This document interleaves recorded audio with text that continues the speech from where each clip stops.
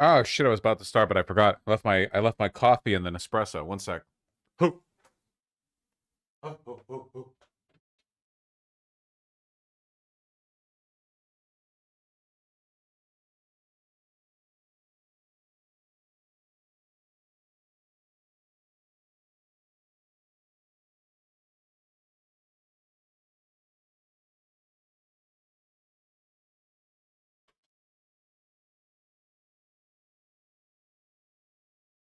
It makes it so goddamn foamy. It spilled over the edge. Like the foam spilled over.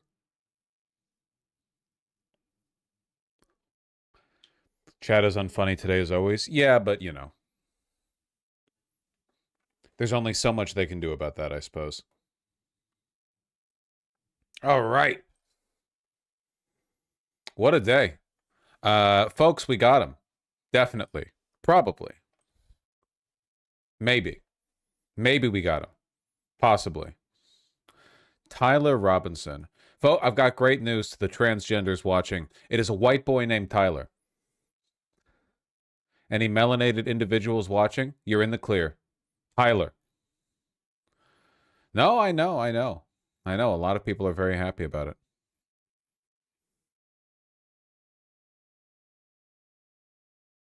Narc dad alert. Yeah, dad turned him in. Oh, we'll get to all of it. Where's the thing I was gonna open to? The video of the news conference that I found is from King 5 Seattle, so I thought I would open with some despicable behavior from the residents of my fine city. Read it. Sick. Do you support his death? I do. You support his death? Fuck Charlie Kirk. You support Charlie Kirk being killed? Yes, I do. On the day he died, you're here at a vigil for Charlie Kirk and you support his death. Do you support a Nazi? No, I don't support a Nazi. Charlie Kirk wasn't a Nazi. You support his shooter? Yep, sure do. It's freedom. You support Charlie Kirk's shooter? Sure do. He did us all a favor. Would you shoot somebody like Charlie Kirk? I would have killed him myself. You would have killed him yourself? Okay. Do you have a job here in Seattle? Nope. I take that for a look. Read it. Nope, you can't do shit. I do love the world we live in, where retards like Ezra Klein, like abundance liberal dipshits, are arguing that Charlie Kirk was actually an exemplar of good politics, when he and everyone around him are just fucking desperate to get everyone they don't like killed, deported, or fired. Yeah, we'll get to that when we get to that. We'll get to that when we get to that. Yes, sir. Yes, sir.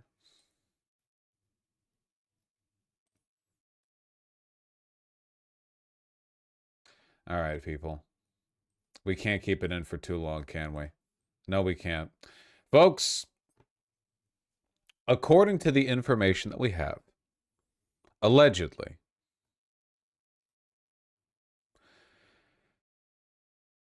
the casings for the bullets that were found in the Mauser 30-06 in the forest were "Notices bulge, OwO, what's this? Hey fascist catch, Bella ciao, and if you read this, you are gay. Lamau." Which, if I'd like, I can get a dramatic reading of that last one. You are gay, LMAO. So we have that now. And we'll watch the full press conference in a bit. Yeah, the the shooter, or alleged shooter, you know, let's believe in due process here as best as we can. New dono sound. That is a really, really good dono sound. That is a shockingly good dono sound.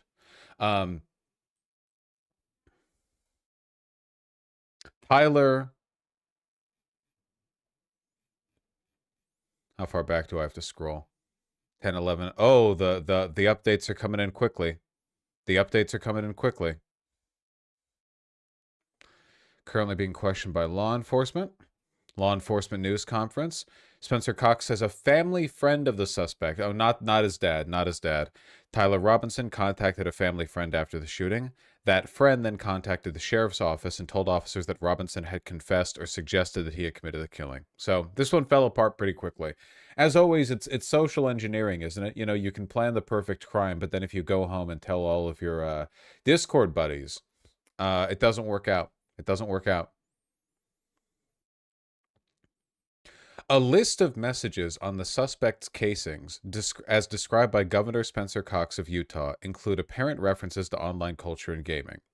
Up arrow, right arrow, and 3 down arrow symbols, as described by Cox, appears to refer to a sequence of moves on the controller that releases a bomb in the video game Helldivers 2. Another engraving, Notices Bulge OwO What's This, is a phrase used for trolling in online roleplay communities. It's a big day today for Gen Xers and boomers who are trying to keep up with the news. It's a big day today for the children of internet illiterate people who are getting texts right now being asked, what is a groiper?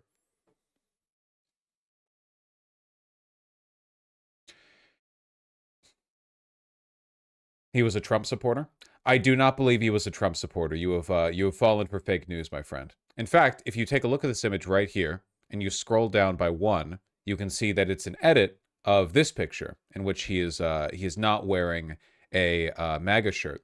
I think this guy he donated to Trump apparently. No, he did not. That is also fake news. It turns out there was another person named Tyler Robinson, it's Utah, on his same block, it's Utah, who donated back in 2020. But he himself did not donate back in 2020. So, you know. But his 2017 Halloween costume, yeah, that was 8 years ago, and that was a Halloween costume of him riding Trump. My guess is that because his family is Mormon and in law enforcement, his family actually did not like Trump back in 2017, so they were probably like never Trump conservatives. I doubt that's still the case now. He is without a doubt in a Chud family. Put the CNN on. Same name, same address, not the same guy? No. Same name, same street, not the same guy. Not the same address. I blame Mormonism for this killing. I think you should.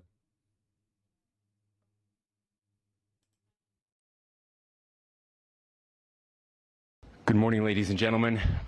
We got him. On the evening By we got him, by the way, what they mean is that they got a tip from a friend of the family. The FBI did nothing.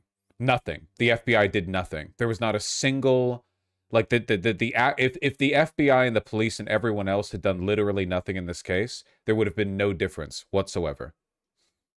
September 11th, a family member of Tyler Robinson reached out to a family friend who contacted the Washington County Sheriff's Office with information that Robinson had confessed to them or implied that he had committed the incident.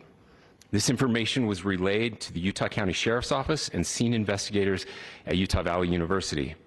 This information was also conveyed to the FBI.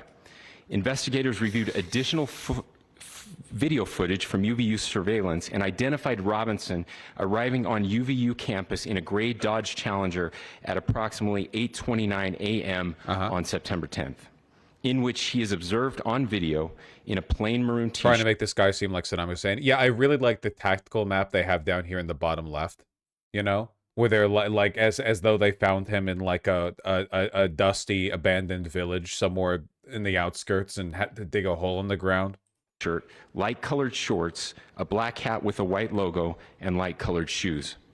When encountered in person by investigators in Washington County on September 12th in the early morning hours, Robinson was observed in consistent clothing with those surveillance images. Rookie mistake. Investigators interviewed a family member of Robinson who stated that Robinson had become more political in recent years.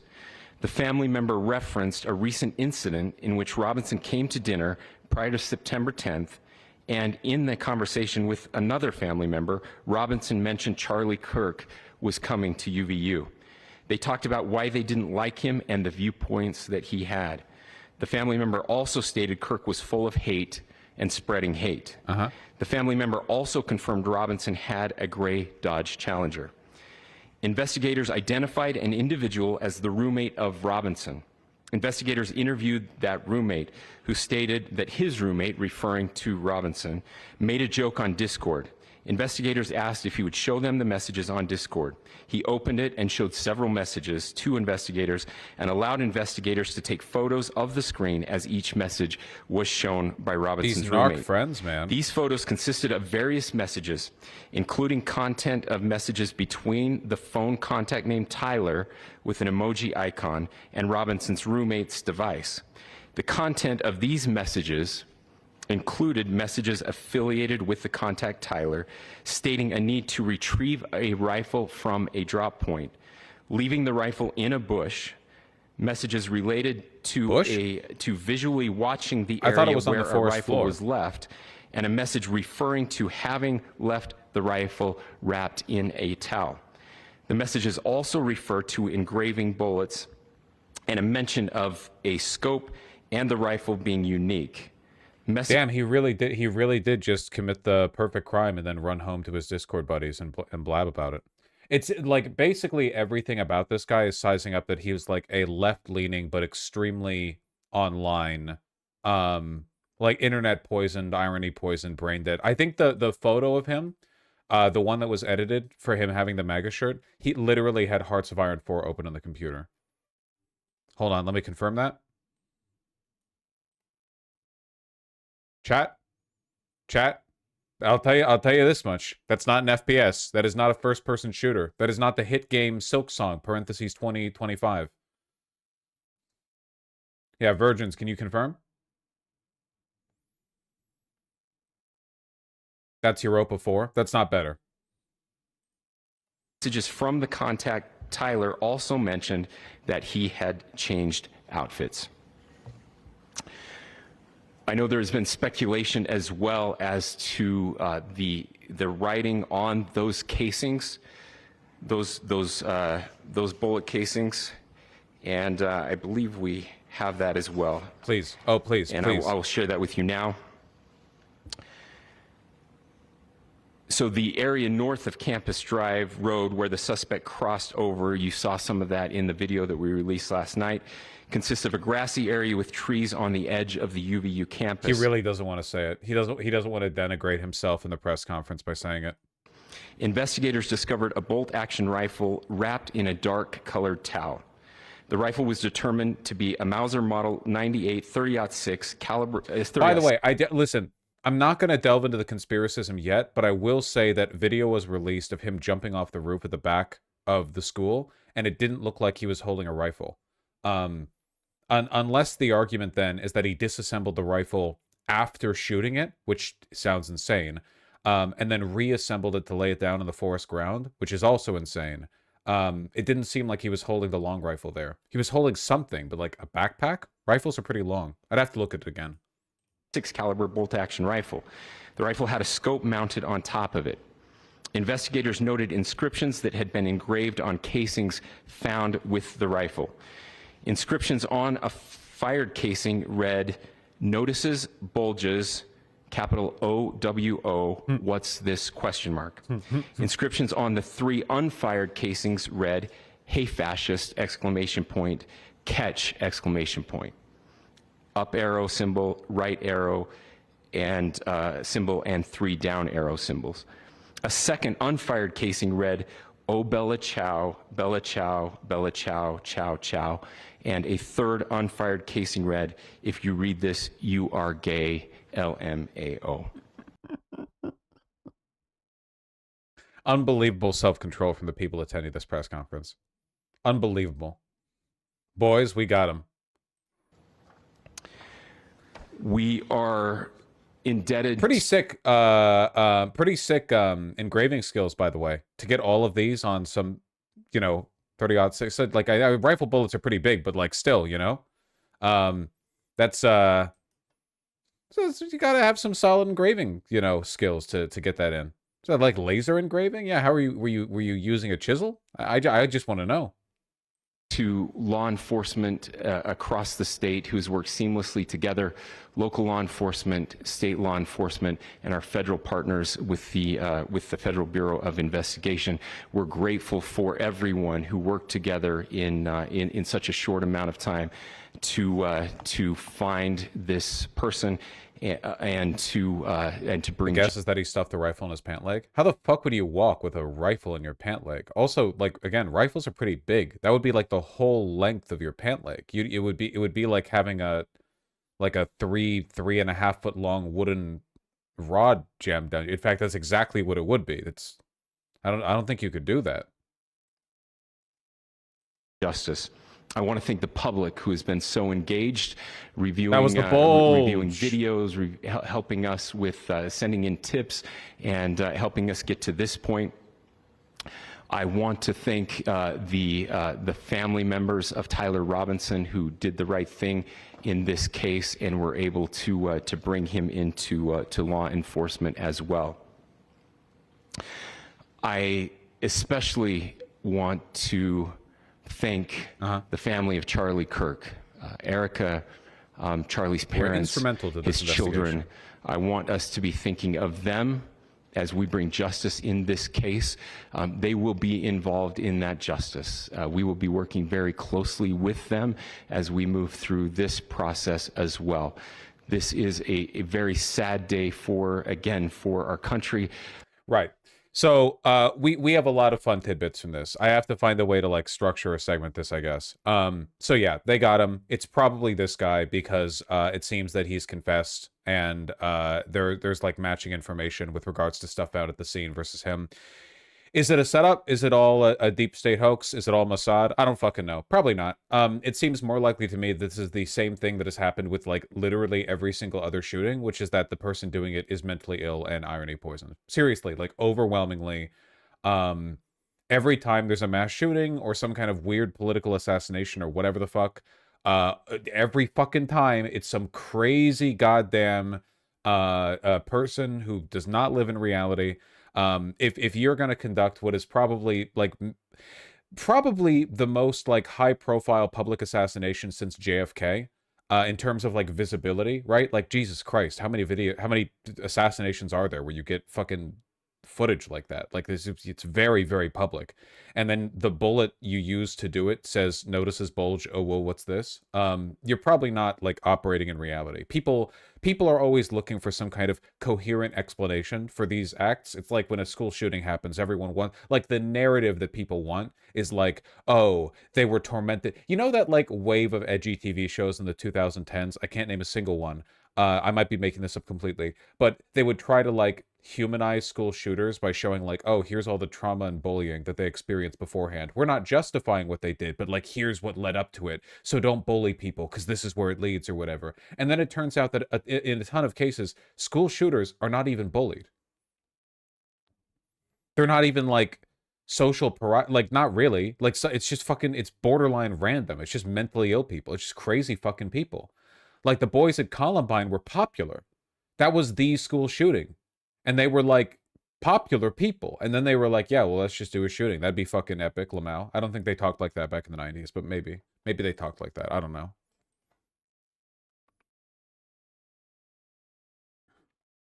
They were bullies and assholes themselves too. Yeah, just like the point that I'm getting at is that people usually look for coherent explanations, and reality usually denies us these. So, you know, I don't think that this person's a Groyper, as incredibly funny as that would be. I think it's far more likely that this is a person who grew up in a repressive, conservative, law enforcement Mormon household, and that he saw internet communities and video games and shit like that as an escape. He's probably like relatively intelligent, probably autistic. He probably has like legitimate beef with Kirk because Kirk is a hate-mongering piece of shit. So his like motivations are probably left-leaning. But I doubt he's a principled leftist. Like, he had fucking Lay Epic Memer engravings on his bullets. People are saying the Bella Ciao song is a Groyper reference. People don't know what they're talking about. Bella Ciao is an anti-fascist song that's been used in a wide variety of contexts. It's been used by fascists. It's been used by anti-fascists. At this point, it's basically like like a political but not politically oriented meme song. It's a nonpartisan political meme song.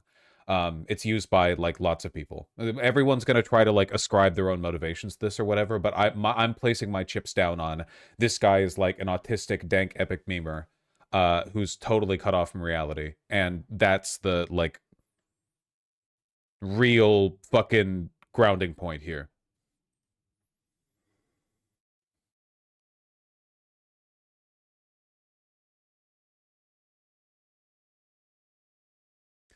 There are credible reports he dropped out of college after one semester. So he was a gifted young student who experienced burnout, huh? Much like a lot of you. A terrible day for the state of Utah, but I'm grateful that at this moment we have an opportunity to bring closure to this very dark chapter in our nation's history. With that, I will now turn the microphone over to the director of the FBI, Kash Patel. Dude, Kash Patel has been so funny at this press conference. Did everyone see the video of him looking like a lost sheep somewhere in the corner? Because he's literally just a podcaster somebody put a badge on. So fucking funny. They dropped his ACT scores and it was high 30s in every subject. Dog, I'm going to be real with you. I am a live streamer and I'm in my 30s. I don't know what the fuck the ACT is. Wait, is 30 high? Is 30s high? Is that good? 30s really high? Okay, cool. So he's a high IQ, autistic dank gamer, epic meme lord who noticed a bulge, OwO.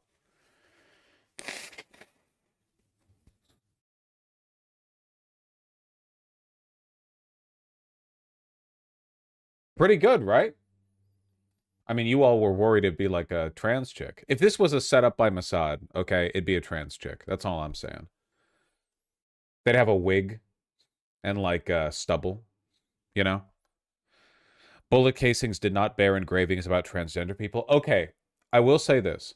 If the bullet casings were found and interpreted hastily in good faith by people from the FBI, I could understand them reading, if you read this, you're gay, Lamau, and notices bulge, oh, whoa, what's this? As transgender ideology. Because transgender people are also insufferable online. Like, I could easily read that. Like, because there's such an overlap between accusing people of being gay and being a furry and being trans. I feel like that's like a decent read. Now, was it irresponsible for the Wall Street Journal to publish that without any confirmation? And did it turn out to be false? Yes, and yes. But I will say, the connecting tissue of insufferability is a legitimate argument there.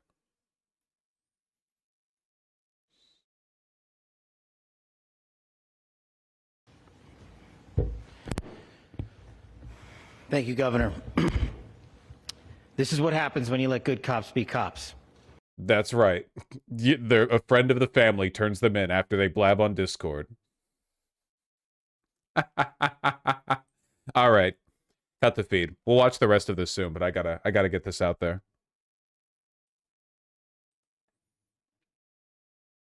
Bro just got here. He wanted to show up for the press conference and nothing else. Let me put that out, and then we'll get right back to it.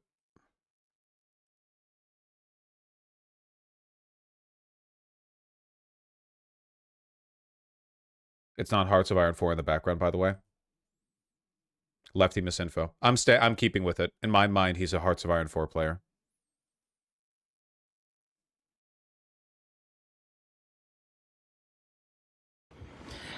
The FBI and our partners are proud to stand here today together to bring justice to the family of Charlie Kirk and honor his memory. I want to express my deep gratitude to President Trump, the Vice President, and the entire White House who have been so incredibly supportive with both resources and just personally to the FBI as a team. They had our backs the entire way, and I just want to express my gratitude for giving us the resources we need to operate in this space to bring this sort of justice at this sort of speed. In 33 hours, we have made historic progress for Charlie. Governor Cox, our partnership has been absolutely incredible these last few days. Oh, we'll get to that, Dana. The way Trump responded to being asked about Charlie Kirk is, and I'm not kidding, like up there in the funniest things he's ever said in his entire life. Your state and local partners, your sheriffs, your DPS community has been unbelievably impressive in the hardest of times. And a case like this cannot be solved, cannot be brought without partnering with your state and local authorities. The FBI has a certain role to play, and we will play that role, and we will lead out for the federal government. But Governor Cox, we are so grateful for your state partnership that led out on this investigation. A little bit of the timeline. Charlie was shot at 12:23 p.m. You really get the feel of like director of the FBI. This guy's really got like that Hoover aura, you know? On Wednesday.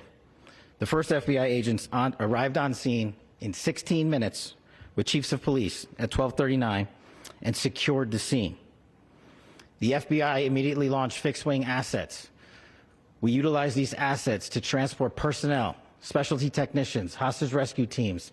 We also utilized these assets to go back and forth from the East Coast. None of which, mind you, Utah, did to anything. Transport forensic Just taxpayer evidence dollars. and other evidence that will be analyzed and is being analyzed at our FBI laboratories in Quantico and other laboratories, including the ATF.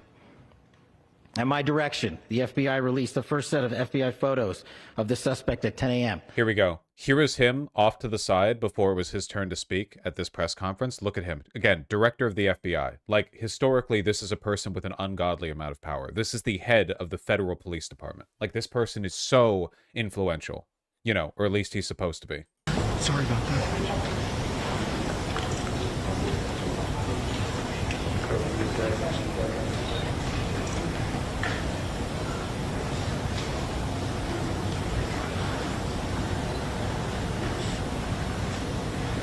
Hi, everybody.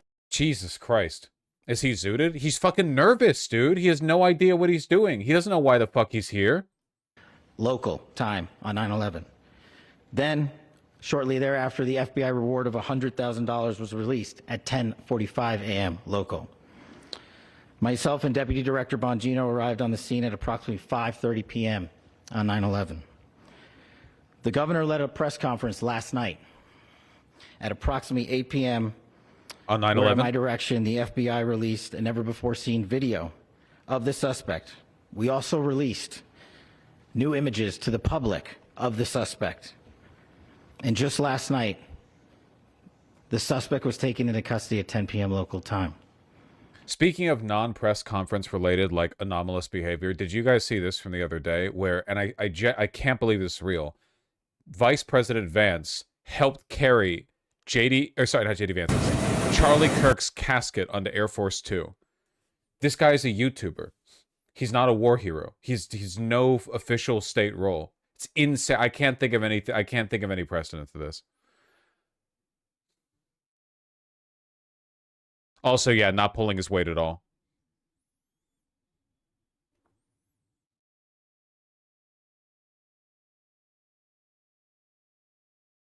He's actually putting weight. He's leaning on it a little bit, yeah.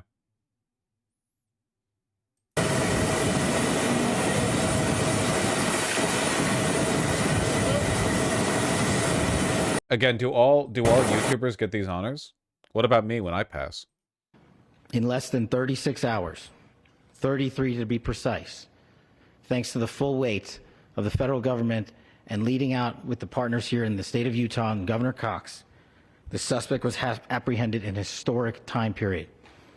And I want to highlight what Governor Cox said. This would not have been possible without you, the media, and you, the public. That's why we went so very public, true. so fast, and we're so transparent, and we're committed to that transparency. The crime scene, just a little bit there. It is a large crime scene. State and local authorities, along with federal authorities, processed that crime scene quickly. And I even had the ability to walk through. He was about to say pleasure.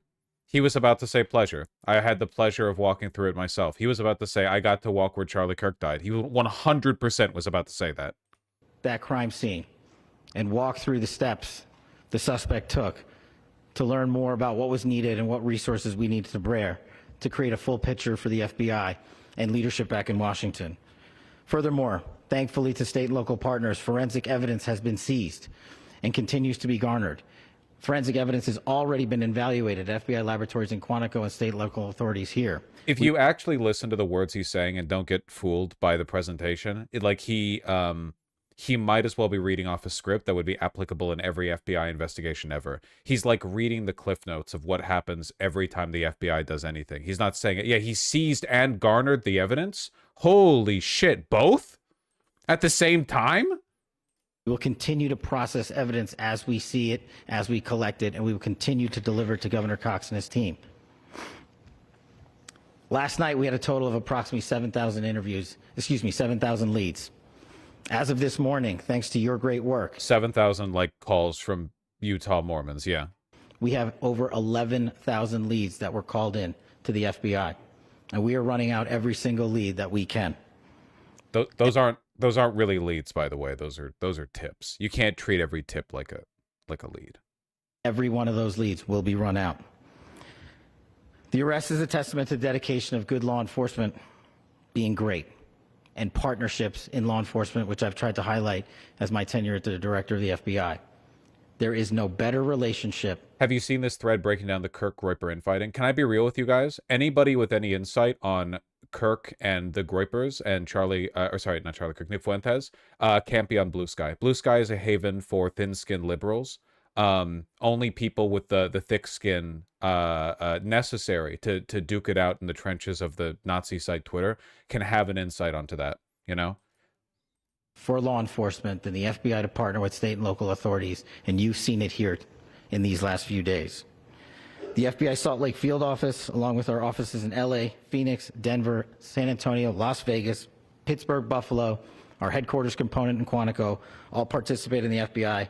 I want to express my deep gratitude to the employees of the FBI, the men and women, the evidence response team tacticians, the special operators, the agents, the support staff. You have done monumental work in historic time when the public, who had a right to demand such an expeditious solving of an investigation. Expeditious, pause, solving of the investigation. The FBI answered that call diligently. We took that family important tip to our nation, and we delivered. And I'm proud to be their leader, and I'm proud to be the director of the FBI. This is a very much an ongoing investigation, as the governor said, and we will continue to work with state and local authorities to develop the investigation, to provide them the evidence they need for their ongoing prosecutions, and we will be here to answer every call they absolutely have, as long as it takes. Every call they absolutely have. For as long as we need to find and apprehend whatever suspects were involved. Oh my fucking God, dude, just listen. To develop the investigation, to provide them the evidence they need for their ongoing prosecutions, and we will be here to answer every call they absolutely have, as long as it takes, for as long as we need to find and apprehend whatever suspects were involved in this crime. Lastly, to my friend Charlie Kirk, rest now, brother. We have the watch, and I'll see you in Valhalla. I'll see you in Hyperborea, brother. Man thinks he's getting into Hyperborea. Now that's a hat. Thank you, and good morning. I would just like to take a few minutes as the sheriff to express my gratitude for everybody who has played a part in Valhalla. You're supposed to be Christian. Dog, Charlie Kirk believes in Valhalla about as much as he believes in heaven, okay? None of these people believe in religion, okay? To them, like, you know the Nazis were also Christian pagans, right? They're all Nazi freaks. I don't actually think Kash Patel's a Nazi. Charlie Kirk 100% was. Kash Patel, I think, is legitimately just a coked out grifter. I think he's just... Word up, brother. See you in Valhalla. He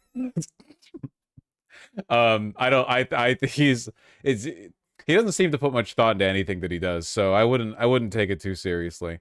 Like I said yesterday, okay, when Charlie Kirk died, if he saw St. Peter at the pearly gates, the first thing he would be is shocked that God is real, and the second thing he'd feel is terror because he knows he'd be going to hell. These people are not believers. this investigation. As you know, it's been a vast, a complicated, and a very, very fast-paced investigation. You're looking... Do you think there are a bunch of, like, Nazis online who are mad that Kash Patel, who is very not white, is doing the We Was Viking things? Like, they don't like the word Valhalla being tarnished by the mouth of a non-white individual? That's really funny. Has it occurred to them that, like, 90% of the people saying Valhalla on Twitter already are Indian? At people standing up here who are running on... If they got an hour's sleep in the last couple of days, they're probably lucky. It has been very taxing. It has been so impressive, speaking on behalf of the local law enforcement, to see the cooperation that we've seen in this type of case. Across the state, sheriffs, chiefs, our state partners have stepped up and have come to the call on anything that we needed. Our county chiefs have been phenomenal. Our Utah County Attorney, Jeff Gray, who's standing up here with us, has been phenomenal in leading us through this investigation. Aren't Mormons overrepresented in three-letter agencies? Yeah, Mormons were like really effective in infiltrating the CIA in particular. They're really good about that. A lot of it is their culture. Mormons have a lot of kids, and they are really disciplinarian, and they're really big on suits and ties. Like, it sounds like a joke, but they're really insistent that their male children are really like you know, starched, basically. Really really stiff-backed. So it lends itself to that kind of professionalism. Also, the Mormon Church has been really insistent on getting agents inside of federal agencies because it's helped them in the past avoid some like stickier situations. Keep in mind that, like, I know nowadays nobody believes in anything, but up until recently, Mormons were not considered like normal. Like, the difference between a Protestant, a Mormon, and a Christian, and like a Catholic today is pretty minimal because all of them are just lay epic Deus Vult posting on Twitter. But 30 years ago, Mormons were treated much more, yeah, like Scientologists would be a better comparison. Like, Mormons were treated like out there. So they wanted to have a much more disproportionate like presence in federal law enforcement and other agencies to keep themselves safe. They still are. They're considered a lot more normal now. They were despised in the 19th century. Dude, they were at risk of being like gone to war with in the 19th century. That's why they fled to Utah. They had, what was it, in Western Pennsylvania? Was it Western Pennsylvania? They had a religious community, and there was like an entire community that fled because they were at risk of being like fucking mass executed by the Christians in the area.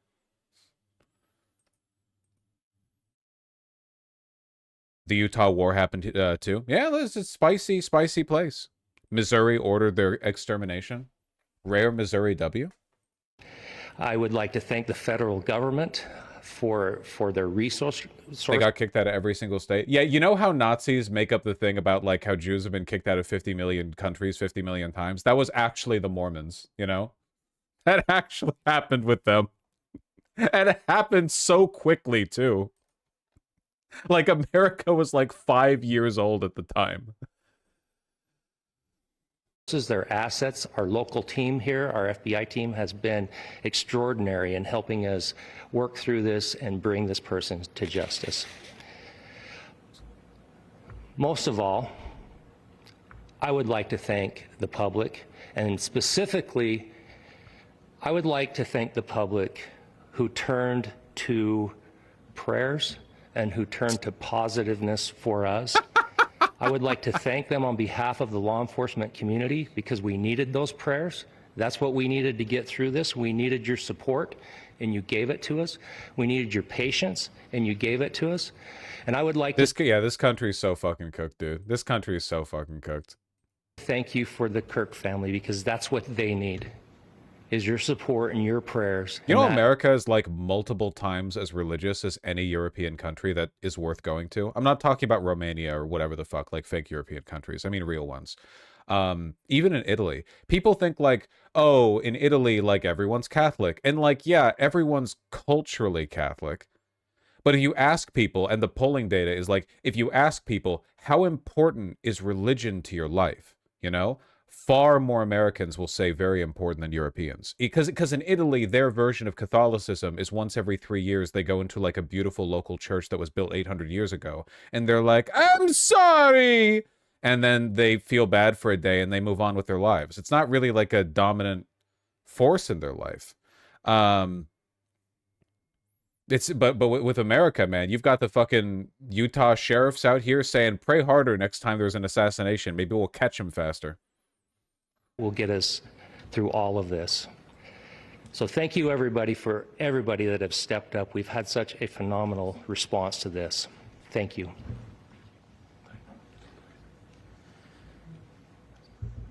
Welcome back. I also want to give a special thanks. Dude, you're really talking after the Valhalla line? Like, was that really not the last thing that you wanted to say? You really couldn't...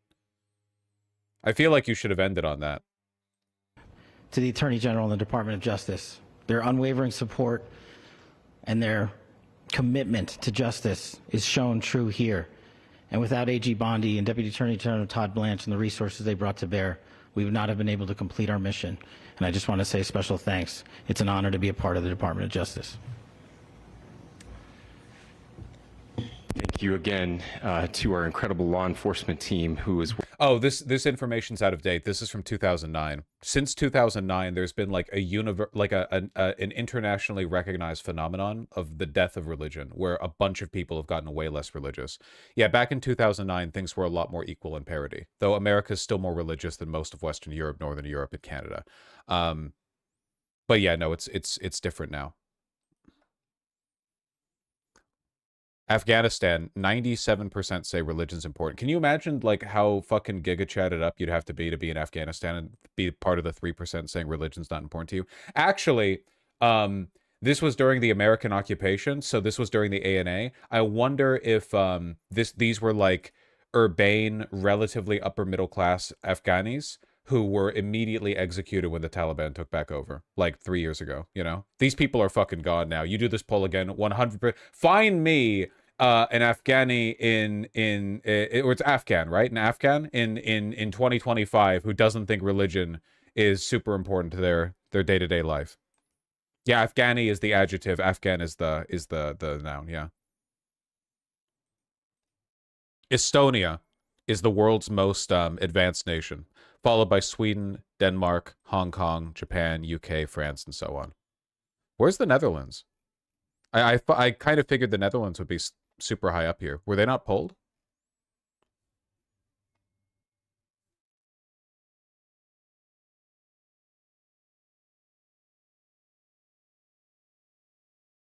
Huh. I guess they just weren't polled for this. Urbane means polite, not city person. Yeah, whenever I say urbane, what I mean is cosmopolitan. I mix those words up. It's super annoying.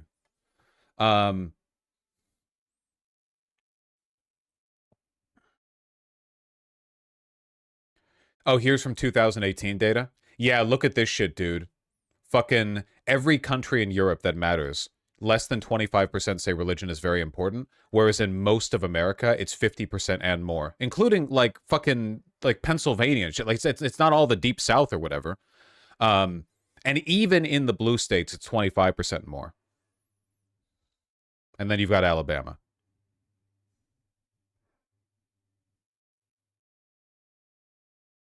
And here we are in Utah. So, you know.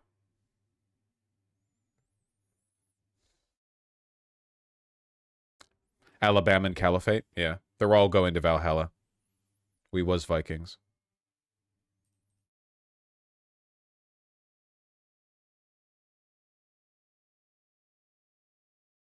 Worked so hard. Sheriff, I got a solid 90 minutes last night, so I'm probably the most well-rested person up here. What? Ladies and gentlemen, I get the microphone, so I hope you'll permit me a moment just to share a few more thoughts about where we are and how we got here and maybe a little bit of where we go from here. I don't want to get too preachy, but I think it's important that we, with eyes wide open, understand what's happening in our country today. Huh? I've heard people say, well, why are we so invested in this? There's violence happening all across our country, and violence is tragic everywhere. And every life taken is a child of God who deserves our love and respect and dignity.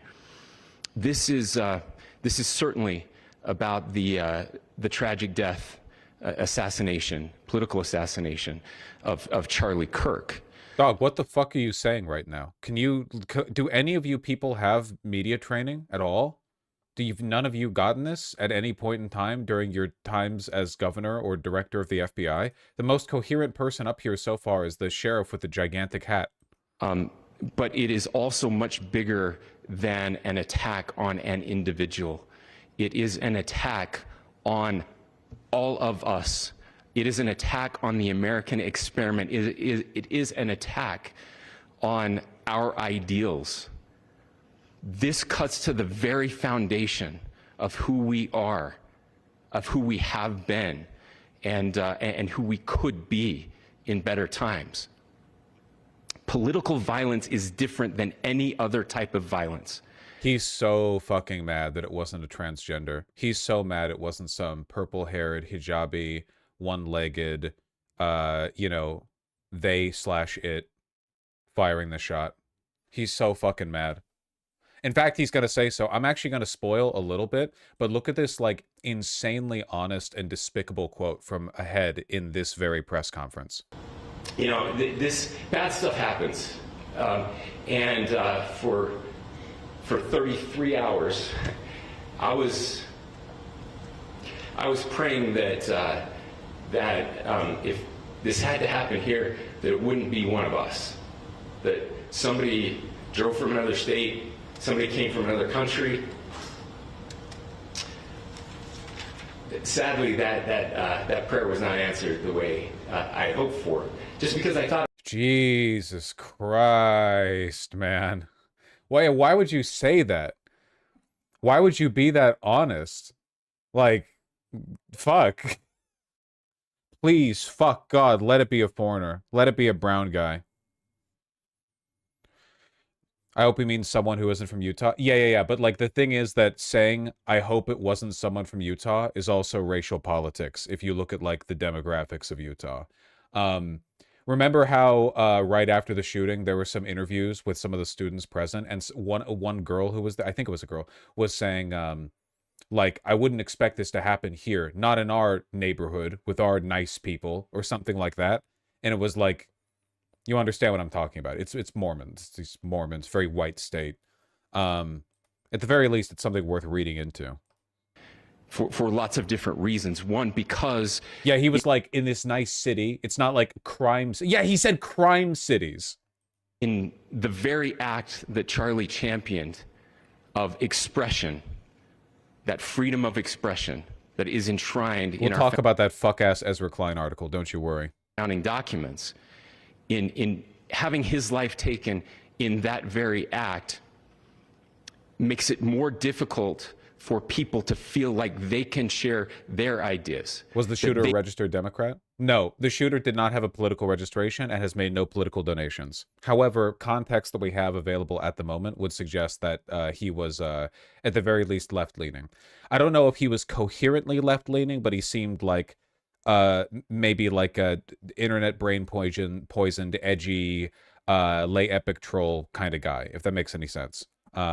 Probably murked or irked a little bit by the fact that, well, Charlie was the one who got murked. Sorry. He was irked, maybe by Charlie being like a objectively terrible human being. They can speak freely. We will never be able to solve all the other problems, including the violence problems that people are worried about, if we can't have a clash of ideas safely and securely. Even, especially those ideas with which you disagree. There's pics I saw of him in a Trump shirt. Those were photoshopped. That's why this matters so much. The guy is so skinny, but his shot was super precise. Being skinny does not make you a worse marksman. He made a Trump donation 2020. That's fake news. That was a person with the same name who lived on the same street, but was not the same person.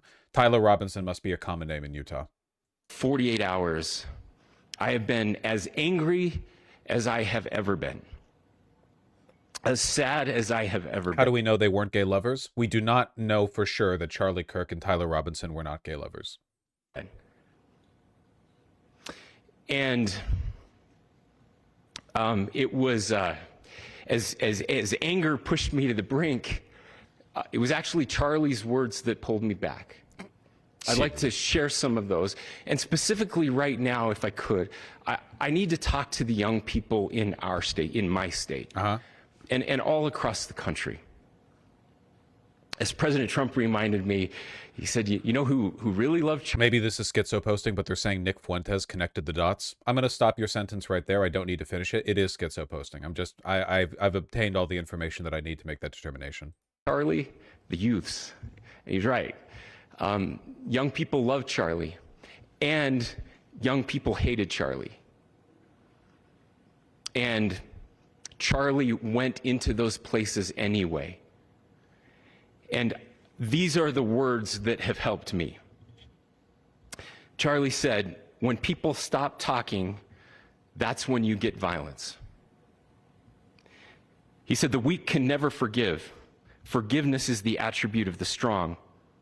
The only way out of the labyrinth of suffering is to forgive.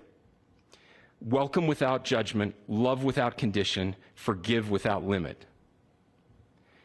He said, he literally said empathy is weakness. He has mocked and disregarded and been conspiratorial about the deaths of his political enemies. He has pushed for the death and arrest and deportation and firing and deplatforming of people who disagree with him. He literally operated a watch list for professors who have conducted ungood thoughts, like who he thought needed to be deplatformed. Like it's again, he hated free speech.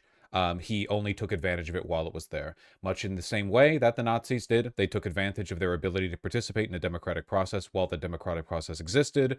They were champions of it only insofar as they were capable of participating in it. The nanosecond they had the power to abolish it, they would have. Charlie Kirk was a Nazi. His politics were not ambiguous. He's literally talked about Jewish money controlling America through Hollywood and the likes, spreading progressive and liberal ideology. There was not really much of a difference between him and Nick Fuentes, and that it's just that Charlie Kirk sacrificed his edgier tendencies in favor of being able to affect a wider audience, whereas Nick Fuentes kind of consolidated and held on to a smaller group. So, always forgive your enemies.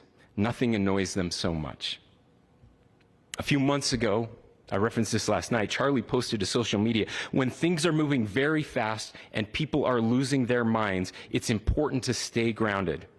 Turn off your phone, read scripture, spend time with friends, and remember, internet fury is not real. This guy is saying don't do political violence and Vosh is mad at him. No, I've said don't do political violence. Charlie Kirk loved political violence and contributed to the destabilization of the country. He actively aided and abetted in political violence. He delighted in it.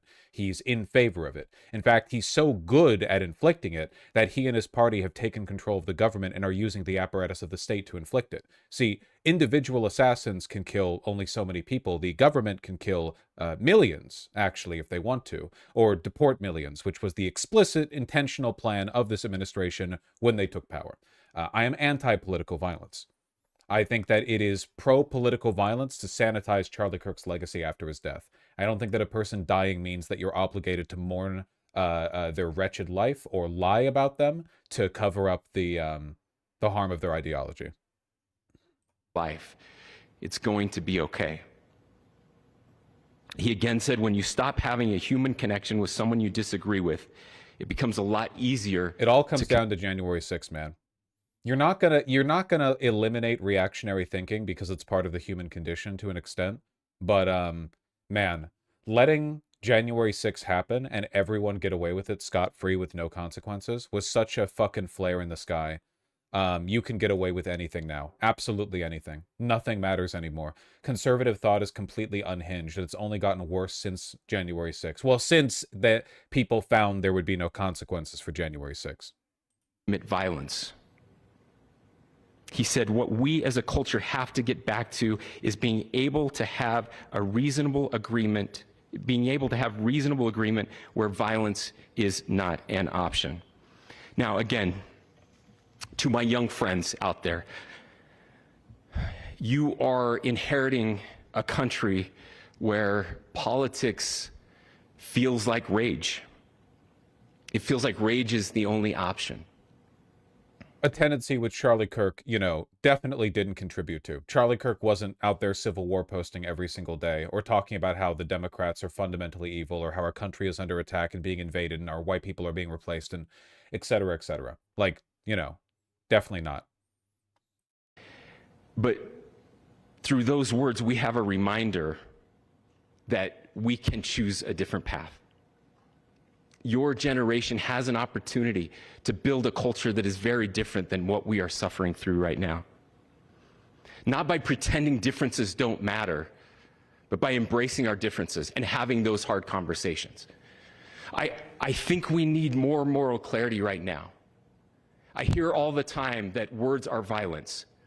Words are not violence. Violence is violence. And there is one person responsible. Who says words are violence anymore? I can't believe we're still having this stupid conversation. Like, was it violence when people called for like the beheading of their neighbors in why am I thinking Rhodesia? Rwanda? Was it violence when Nazi propagandists took to the radio and talked about how Jews are vermin. Like, again, everyone's so fucking stupid. It's beneath me and it's beneath you. The fact that we still have to have our time committed to these conversations, always, by the way, fronted by conservatives and feckless liberals, who we have to keep repeating these long debunked topics over and over and over and over again. What the fuck do you mean? Words aren't violence? Words can be an incitement to violence, motherfucker. Is that nothing? Yeah, it's a lazy semantic argument. It doesn't mean anything. It's like a 2-second trip in a conversation. You overcome it immediately. Oh, words aren't violence? Yeah, definitionally words aren't violence. Can words incite violence?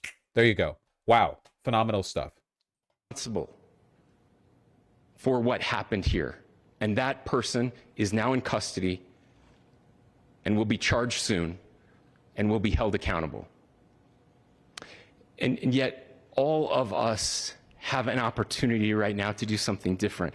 I want to thank my fellow Utahns. You know, this bad stuff happens. For 33 hours, I was praying that if this had to happen here, that it wouldn't be one of us, that somebody drove from another state, somebody came from another country. Would have loved to have been from a black from Detroit or a brown from, you know, from Honduras or whatever. But nope, sorry, it was a white boy in Utah. How difficult. Sadly, that prayer was not answered the way I had hoped for, just because I thought it would make it easier on us if we could just say, hey, we don't do that here. And indeed, Utah is a special place. It's like, even if you ignore the racial element, it's such a naked admission of tribalism over real politics, or like real political advocacy, you know? How easy, like, even if we ignore the racial differences, how easy it would have been to have ignored any cause, any effect, any reasoning, and just gone, well, another group did this, so we don't have to think about it. Another group did this, so it's not important. It's insane. It's knowing open anti-intellectualism. It's like he's admitting, like, I wish we never had to have a conversation. I wish it could be as simple as always just pointing at a different group of people, another race, another nationality. There's always some other group, some othered demographic. We lead the nation in charitable giving. We lead the nation in service every year. But it did happen here. The kid who did the shooting was likely a groyper or somebody associated with neo-Nazi. I don't think that's true. It seems likely to me that the shooter is someone at least vaguely left-leaning. I haven't seen any evidence that they're a groyper at all. The only reason people are saying that is because of, you know, everyone knows about the beef between Fuentes and this guy. And it was one of us. But I want you to look at how Utahns reacted the last 2 nights. There was no rioting. There was no looting. There were no cars set on fire. Why would any of those things happen during an active manhunt for a shooter? Why would any of those things happen? That would be it'd be very strange. Hey, at least we're not like the blacks in here, am I right? At least we didn't go George Floyd and all over the place, am I right, fellas? Anyone? There's no violence. What the fuck you talk? When do people riot over an active manhunt? When the fuck does that ever happen? What are we talking about? There were vigils and prayers and people coming together to share their humanity. And that, ladies and gentlemen, I believe is the answer to this. We can return violence with violence. We can return hate with hate. And that's the problem with political violence, is it metastasizes, because we can always point the finger at the other side.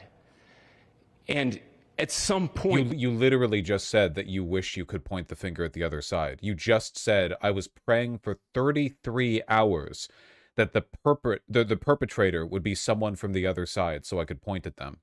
We have to find an off-ramp, or it's going to get much, much worse. Completely fucking incoherent. But see, these are choices that we can make. History will dictate if this is a turning point for our country. But every single one of us gets to choose right now if this is a turning point for us. Get it? Turning point? Get it? We get to make decisions. We have our agency. And I desperately call on every American, Republican, Democrat, liberal, progressive, conservative, MAGA, all of us to please, please, please follow what Charlie taught me.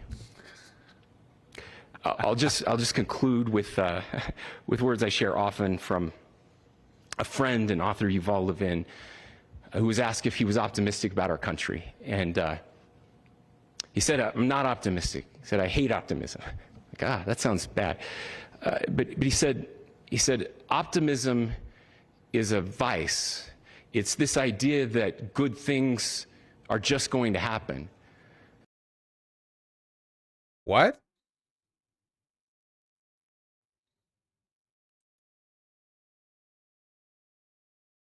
Huh? And he said, in the history of the world, good things have never just happened.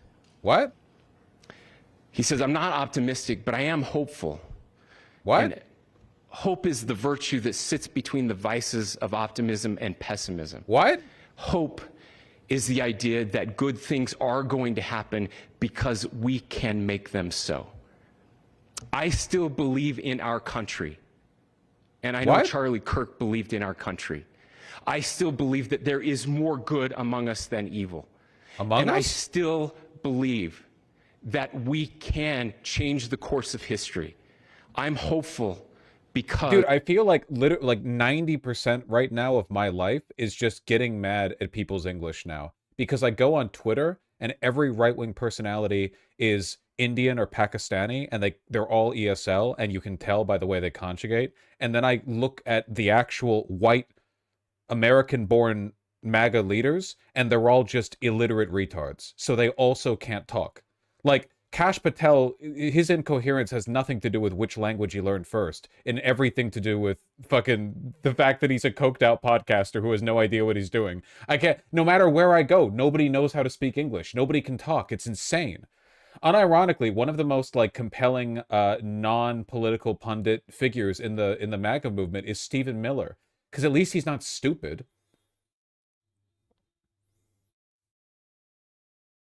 Kash Patel is made in USA. I actually didn't remember whether he was an immigrant or not. I didn't remember. Not that it matters to me. Americans can make it so.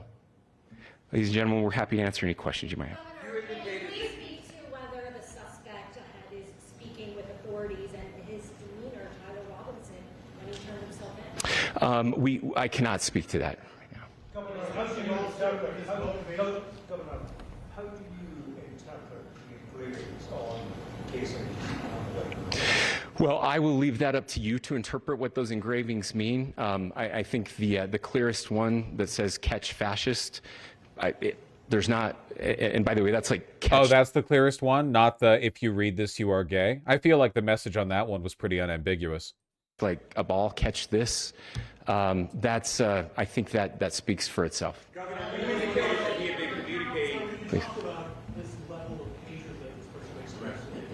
Beyond that, is there anything in your view that you discovered? Bro, hey, fascist catch is a Helldivers meme. Yeah, and also there were the arrows, the doot, the arrows. So yeah, it's again, I think the shooter is probably like left leaning, but I think the motivating factor for their decision to throw their life away on a high profile assassination comes down more to being a brain poisoned internet idiot with a repressive Mormon family than it does to them being principally left wing, you know? I feel like a person who was principally left-wing would probably not waste their messaging and iconography on that. They would either frame the right, or they would, you know, like, we all know how lefty memes are. They're not going to fit on 4 bullet casings, I can tell you that much. Motherfucker would have left a bandolier at that site in the forest with, you know, like 4-point font engraved with lasers on every one. We'd be waiting like 6 weeks for the FBI to come back with a full transcript. That may have radicalized or changed him to prompt him to commit such a horrific. There's nothing more that we can share at this time. Governor, you indicated that he had been communicating with a friend on Discord about the gun. Do you anticipate any more arrests? We do not at this time have any information that would lead to any additional arrests. Do you believe he acted alone?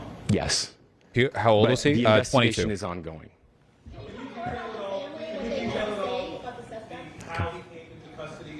Weren't the 3 arrows for a Helldivers code? Yes. Apparently it was like it was the thing you put in to do a bomb. I don't know. I haven't played Helldivers, but between that and a few other indicators, it seems likely that it was a Helldivers meme. So he'll get the death penalty, right? He will likely get the death penalty. It's Utah. Yes. So right now, Mr. Robinson has been booked into the Utah County Jail. You heard the president this morning report that he was taken into custody, that his family and a friend helped to deliver him into custody of law enforcement in Washington County. For those of you that don't know where Washington County is, it is the southernmost, southwesternmost. Also, he really does look a little bit like Jerma, huh? Isn't that crazy? Not to say Jerma did it. I'm not saying this is a bit. But he does look a little bit like Jerma. No, not at all. You really don't see that? Okay. Part of the state of Utah. It's about a 3.5 to 4 hour drive from here, where we are right now. Oh, I know why. It's because you weren't watching Jerma back when he was in the TF2 days. Okay, sorry. Yeah, you're a new gen. You only know Jerma like right in the pre-retirement era, but like I was watching his shit 13 years ago. Jerma versus Star, everyone wants to see this happen. Yeah, I'm sorry, I'm on that old gen stuff. So I remember what he looked like back when he was in his 20s. That's okay. Read a book. And that's where he lived and where he That's right, Unk has joined the call. Please, go here. I can't share any more than what I've already shared. Yeah.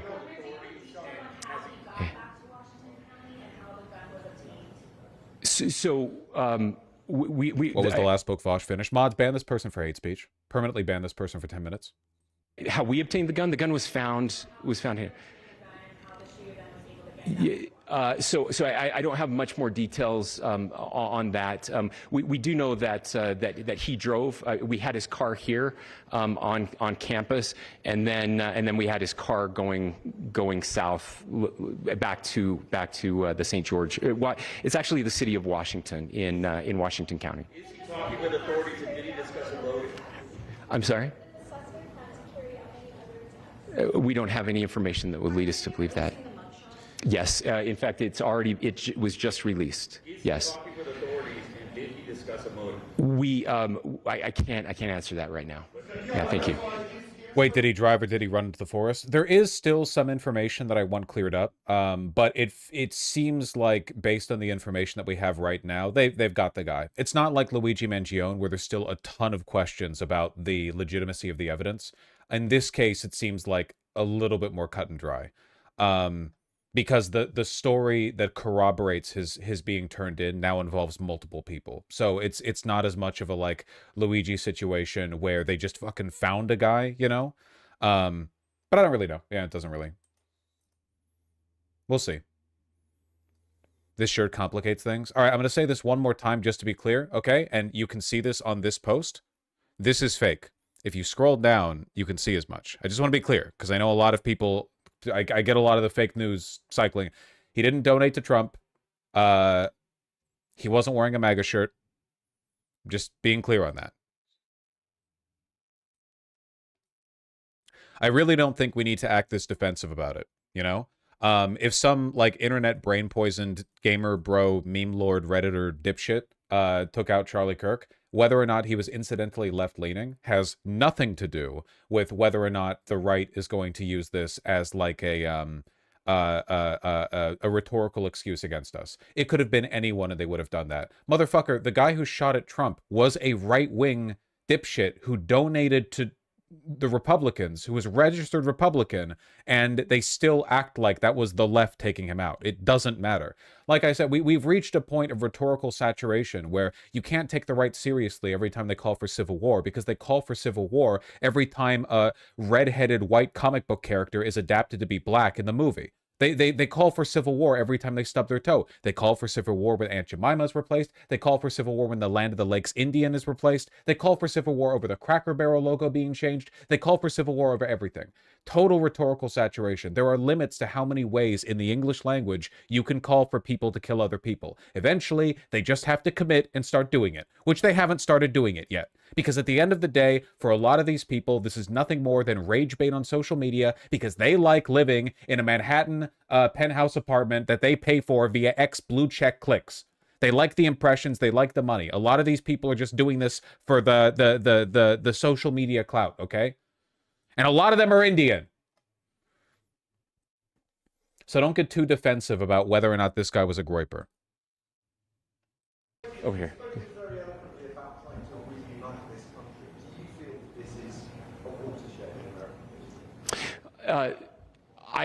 I absolutely believe that this is a watershed in American history, yes. The question is what kind of watershed? And that chapter remains to be written. Is this the end of a dark chapter in our history or the beginning of a darker chapter in our history? Look, I mean, if you look at true political assassinations in this country of someone of this stature, this feels a lot like the late 60s. So was he a soldier? No, but growing up in a conservative household, especially with an LEO dad, it seems likely that he just had a lot of experience training. I think there are some photos of him at the range. If a person has been like casually practicing marksmanship for a decent chunk of their life, they can pull off some pretty sick, nasty sniper shots. You know, it's just not something that like a layperson could do. You would need to be good with guns to do it, but it's not like impossible for a non-super, you know, BlackRock mercenary to do it. And having one so gruesomely displayed on camera in all of our hands and in all of our pockets, we are not wired as human beings biologically.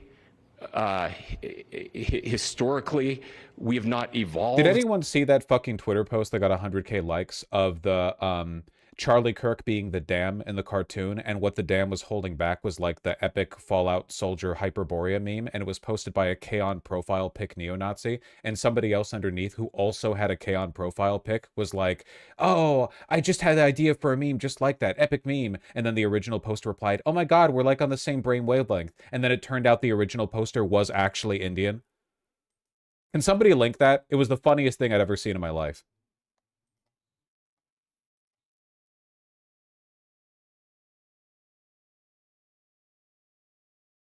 Oh my god, dude.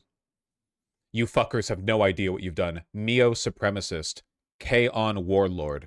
I am racist, sexist, homophobic, transphobic, xenophobic, fatphobic, ableist, anti-Semitic, ageist, classist, pedophobic. You fuckers have no idea what you've done. Charlie Kirk was the last wall holding back the Hyperborea revival. The day of the rope is coming. I was making the exact same meme just now, Keck. Hee hee hee. Great minds and whatnot. Yay! And this person's Indian. But this is the... just please keep this in mind, okay? I had the same idea, but I fumbled it because I had time at the gym, lol. A few others have told me that too. The idea floated through the ether and entered our minds simultaneously. Listen. I'm not giving you guys permission to be Indian phobic or anything. I'm just saying that on Twitter specifically, you have to keep a few things in mind, all right? Look, for a long time, the rest of the world has had to deal with the fact that if you go on the internet, it's overwhelmingly dominated by English-speaking Americans and Western Europeans, right? Like, there was a period of time during which if you were one of the early people on the internet in Africa or Southeast Asia or whatever, you had to deal with the fact that a bunch of the usable internet was, like, English-speaking. We're just living in a different era right now, okay? That's all. We're just living in a different era, and you have to keep that in mind. And they back then were warning you, hey, keep in mind, you're going to see a lot of dumb fuck American opinions if you go looking at the English-speaking internet, and now we have to... I'm just saying. In a way that we are capable of processing those types of violent imagery. And by the way, we've seen another one with a gruesome stabbing very recently that went viral. This is not good for us. It is not good to consume. Social media is a cancer on our society right now. And I would encourage, true, though. again, I would encourage people to log off, turn off, touch grass, hug a family member, go out and do good in your community. There are people, that is happening, and it's happening organically right now. I had a friend in a small city in Utah who said, we're getting together, the Republicans and Democrats in my little town are getting together to have a discussion tonight, last night, just to find a way to find their better angels. So yes, this could be, I mean, you know, again, you have to go back to JFK to have seen a video live of something like this happening. I wasn't born. Yeah, and this is like a lot more grotesque than the JFK video too. It's just really crazy to think about. Like, there are not many videos of high-profile political figures being assassinated. You know, there were cameras like 2 feet in front of Charlie Kirk when it happened. Somewhere out there, there's HD video footage of Charlie Kirk's neck exploding. Like, it's insane. It's literally like history being made, question mark, like not good. Like it's wild to think about how unprecedented it is, you know? Until 1975, but I know that things were really dark in the late 60s. Sorry to some of you. I know some of you were there. But this is our moment. Do we escalate, or do we find an off-ramp? And again, it's a choice. We are probably lucky that this happened in Utah and not like, I don't know, Florida or Texas or something, because Ken Paxton and dipshit Hot Wheels right now would be calling for like a mass pogrom. They would be like preemptively building the camps, you know? Spencer Cox is on like the less insane end of right-wing governors. It's a choice, and every one of us gets to make that choice. Two more questions right here. Clarify that the release of those enhanced images at 8 p.m., the timeline that Director Patel gave us, led to the arrest at 10 p.m. Is there a direct connection between those two events? I cannot comment if there is a direct connection or not, but all I can say is that that through some process, the family came to know that this had happened. One more thing, Governor. Could you just clarify the clothing issue you mentioned earlier? Was he changing outfits? Could Correct. you just clarify this? Yes. So when he's first spotted on campus, he has different clothing on, and then he changes clothing on the roof, and then changed back into that clothing at some point, so that when he was apprehended, when he was arrested, the clothing matched the clothing he had on before the shooting here at UVU. Last question here. Yes. Suspect was from Utah. Can you kind of tell us a little bit more about where, and was he a student here at the student, and is there any history of mental illness? Yeah. So I don't have any information on the mental illness part. He was not a student here at UVU. He was living, and I am interested in a psychological read. We very rarely get psychological reads on high-profile assassins like this, like ones that sort of get a lot of attention. I am kind of curious how that pans out. Autism seems like a guarantee based on my incorrect assessment that he was playing Hearts of Iron 4. I mean, the bullet casing engravings, I feel like on their own kind of suggest some kind of mental impairment. But, you know, apparently his test results, like for school, were pretty good, so not low IQ. And had lived for a long time with his family in Washington County, in the southernmost part of our state. Thank you, everyone, for your great work in getting this information out. I would just say, process-wise, this may be important. I know many of you aren't familiar with the process in Utah. I think it's important that you understand that. Basically, we have 3 days for charging documents to be filed. A CI will be filed. We'll have more information then, more detailed information. I cannot get over the fact that Kash Patel has been standing like this for 20 minutes straight without even turning his neck. It's really fucking funny. It's so fun. Dude, again, like, fascist incompetence really wins out. If they put a competent guy as the head of the FBI, they might have the death camps up and ready already. Kash Patel has no fucking idea what he's doing. No goddamn. You have any idea how difficult it must be to be head of the FBI? Like, listen, okay, I understand that your average pig cop probably doesn't do much high IQ work. But being head of the FBI, that has to be a bureaucratically challenging position, you know? Like, you can say a lot about J. Edgar Hoover. I don't think he was stupid. I think he was fucking evil, you know? As those charging documents are filed in preparation for a preliminary hearing. So 3 days. So, you know, we would anticipate then that early next week, those charging documents will be filed. We will obviously be working, the county attorney will be working very closely with Mr. Kirk. Yeah, crazy stuff. What is this? Neo-Nazi protest breaks out in aftermath of Charlie Kirk's death. White man fight back. What is that? Why is it said like that? White man fight back? Are these people Indian? White men fight back? White man fights back? Like in the present?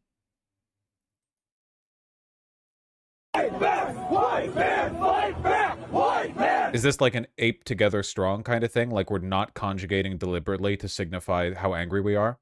Fight back! White man, fight back! White... Also, this is like 30 people at most. If you see a crowd and it's being filmed from inside the crowd, two things. For one, you're seeing it from the back of the crowd, not the middle. And for two, the cheers of a large crowd should be deafening at this distance. The fact that you can make out individual voices means that there are at most like 24 people actually shouting right now. White man, fight back! White man, fight back! White man, fight back! White man, fight back! Where even is this? Like, what's with the total lack of information? Neo-Nazi protest breaks out where? Where is this? Huntington Beach, California? Okay.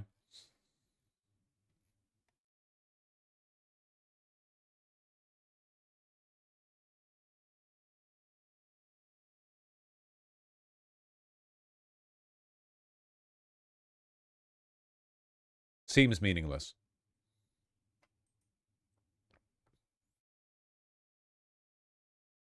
Dude, there's so much to cover. What the fuck? Okay.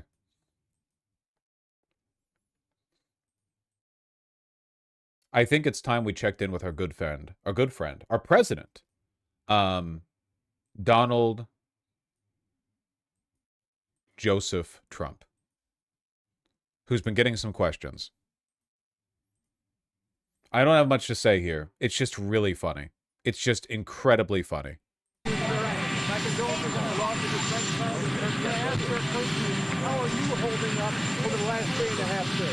How are you holding up over the last 3.5 hours? Very good. And by the way, right there, you see all the trucks. They've just started construction of the new ballroom. Very good. By the way, see those trucks over there? They've just started construction on the new ballroom. The White House, which is something they've been trying to get, as you know, for about 150 years. And it's going to be a beauty. It'll be an absolutely magnificent structure.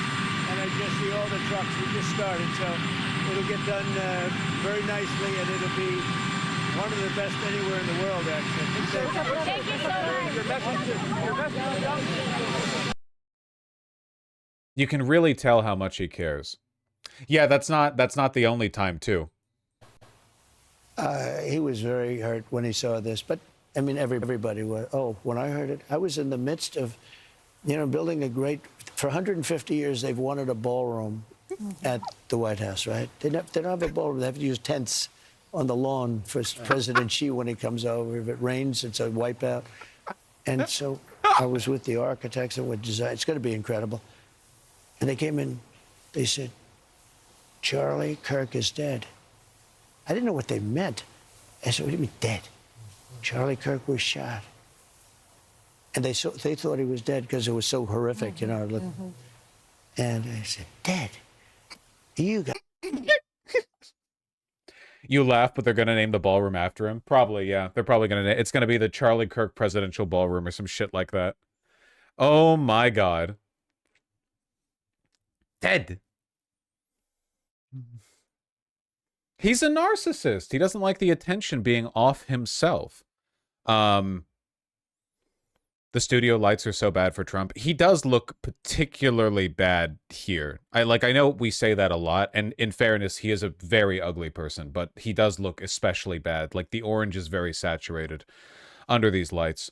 I'm mildly shocked he isn't getting a state funeral. Well, about that, I wouldn't, listen, okay? There have been efforts. We'll get to Nancy Mace when we get to Nancy Mace, you know. Everyone's taking their shot. Because again, nobody believes in anything. Remember that guy from the other day where Charlie Kirk got shot and he was like, live in Utah, just got shot, shooting in Utah, like and subscribe. That guy, that's every Republican right now. Every single Republican, you know?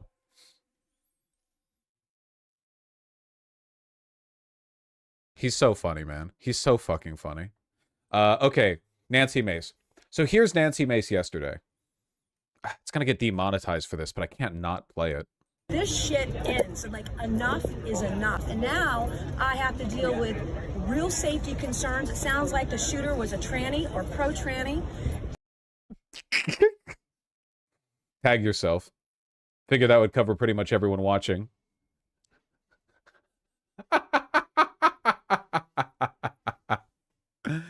And just because I want to... By the way, like, her speaking to the press here, 100% started with her wanting to say that. Like, everything else she says in this, I'm only just show this clip because I saw more of it, but like, this bit right here is the reason she just wanted to say that. I understand. Protect women, that I'm worried about getting murdered? Are you fucking kidding me? It's out of control, and enough is enough, and I'm going to double down on this. See, she has nothing else to say after that. Like, it was all for that statement. I'm going to be more vigilant than ever. I'm going to be louder than I've ever been until this shit stops. It's got to stop. This shit ends. So that's super funny. Anyway, after it turned out the shooter was a cisgender white man, we know Charlie Kirk would want us to pray for such an evil and lost individual like Tyler Robinson to find Jesus Christ. We will try to do the same. So sadly, it didn't pan out. She could have milked this for at least 6 more months of like social media clout. If it had been a trans woman or whatever, but nah, sorry.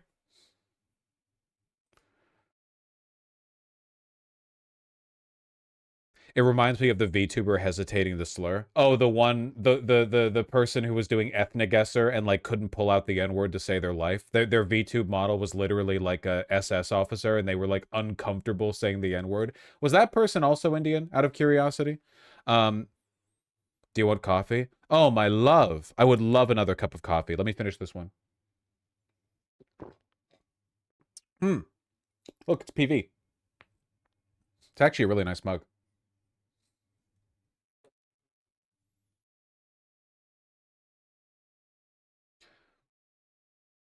It turned out to be a guy with a voice changer. Ah, that's right. Yeah, the VTuber girl who couldn't say the N-word was a guy with a girl voice changer. Crazy how good those are these days, you know? Anyway, Nancy Mace is introducing a resolution to get Charlie Kirk to lie in the Capitol Rotunda, should the Kirk family wish for him to be honored as such. And here we have a very high IQ concurrent resolution written in crayon. Look at the font sizing on this. Jesus Christ. Authorizing the use of the rotunda of the Capitol for lying in honor of the remains of the late Charles James Kirk. This whole time we've just been calling him Charlie, even though his biological name was Charles. Okay. A lifelong advocate for freedom of speech, civil political discourse, and the political engagement of youth. That's true. We need a state funeral. We need we need to see like can you have any fucking idea how funny it would be to watch a state funeral play out for Charlie Kirk? Everyone going up to the podium and like giving their bit. Every fucking clout chaser on the right, which is all of them, trying to like give their spiel, do their little pitch into the microphone or whatever. Ezra Klein will throw himself on the coffin weeping. Yeah. It's true.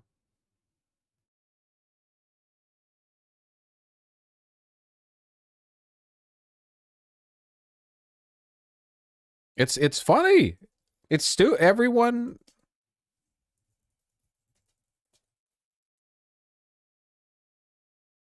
They'll definitely turn him into their horse vessel. I don't think they can. I know it's crazy, but like I really do not think that they believe in anything enough to keep that energy going. They've already reached like a maximal rhetorical saturation.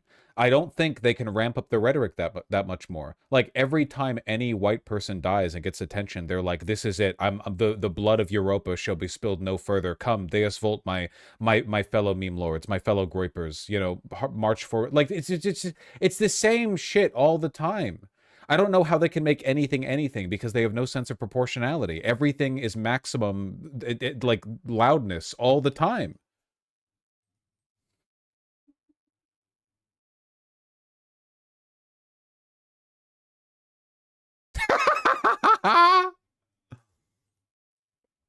From Amber Jones Robinson, 2013. Almost forgot Tyler. He can totally avoid us now that he got all the computer accessories he's been wanting.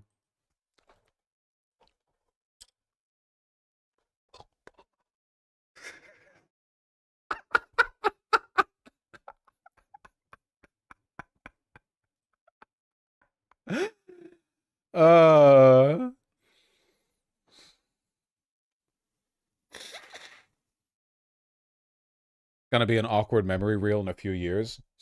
Yeah, fucking me when I'm Amber Robinson and I'm getting pitched a memory reel by my iPhone and this shit pops up. Ooh.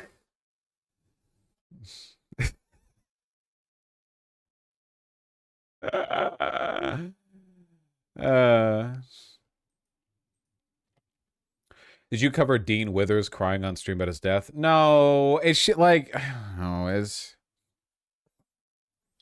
you could camera doesn't cover there, love. Good, my coffee cup.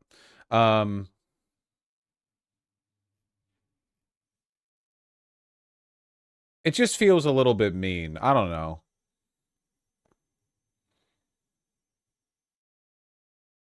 Is this the video? A lot of people clip? are mad at Dean Withers' response to the Whoa, passing. I don't want secondhand bullshit. Where's the first hand? Can someone give me like the video?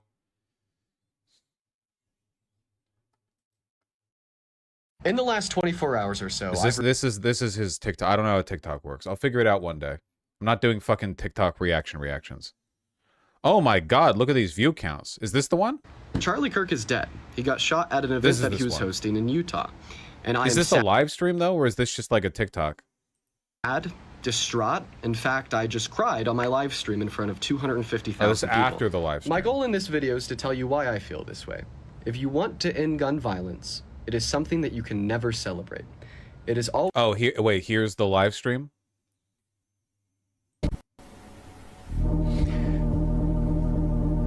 His wife and children were in attendance, dude. Charlie Kirk has sadly passed away. This is his biggest biggest rival? I mean, they debated in a Jubilee, right? I'm sorry, I'm not familiar with all the lore. Not with the fucking music. One of the reasons I can't cover anything related to TikTok is because it's always so fucking embarrassing how low attention span everything is. Like, I watch short form content, but I can listen to a person talk for a few minutes without needing like music telling me how to feel about it, you know? It actually does age me. Imagine, you know, imagine being a 12-year-old. It just seems like he's emotional. I don't fucking like. Are we gonna like attack him for that? Listen, okay. Charlie Kirk was evil and liked evil and wanted to make the world a worse place. He was an advocate for making the world a worse place. You like that. This is objectively true. But like, I don't know. If you were like fucking disturbed seeing footage of his neck exploding, I'm not gonna call you a pussy or whatever. You know, watching your dad fucking die.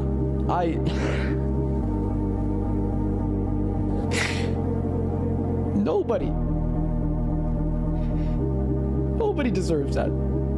Not even Charlie Kirk.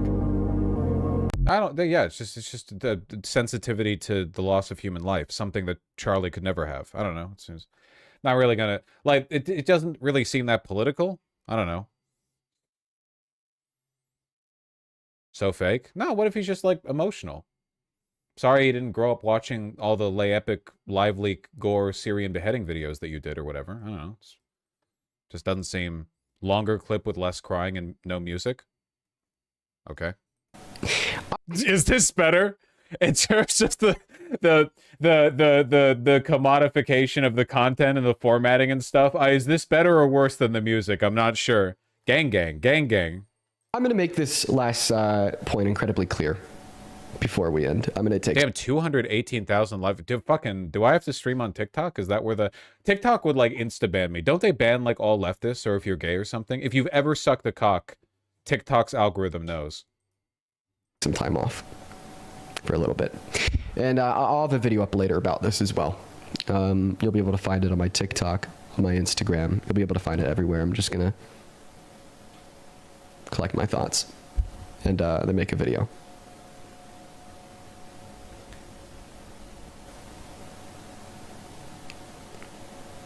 Gun violence is sickening and wrong. And last statement, if you celebrate this, if you don't condemn it, if you're happy. Oh, here's the liberal perspective, I suppose. There's a clear line between me and you now. You are not a fan. I do not support you, and I do not want you to support. Are we being real? I think the music might have been more dignified. Jesus Christ, I can't.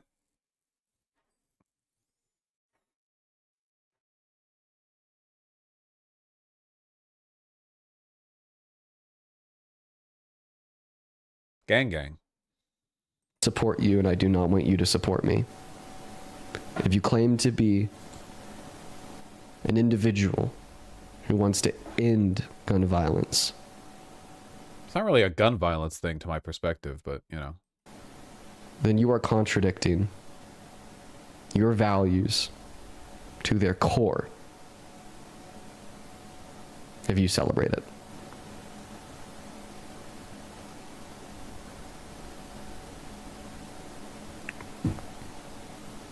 And if you see anybody celebrating it, happy with it, okay with it,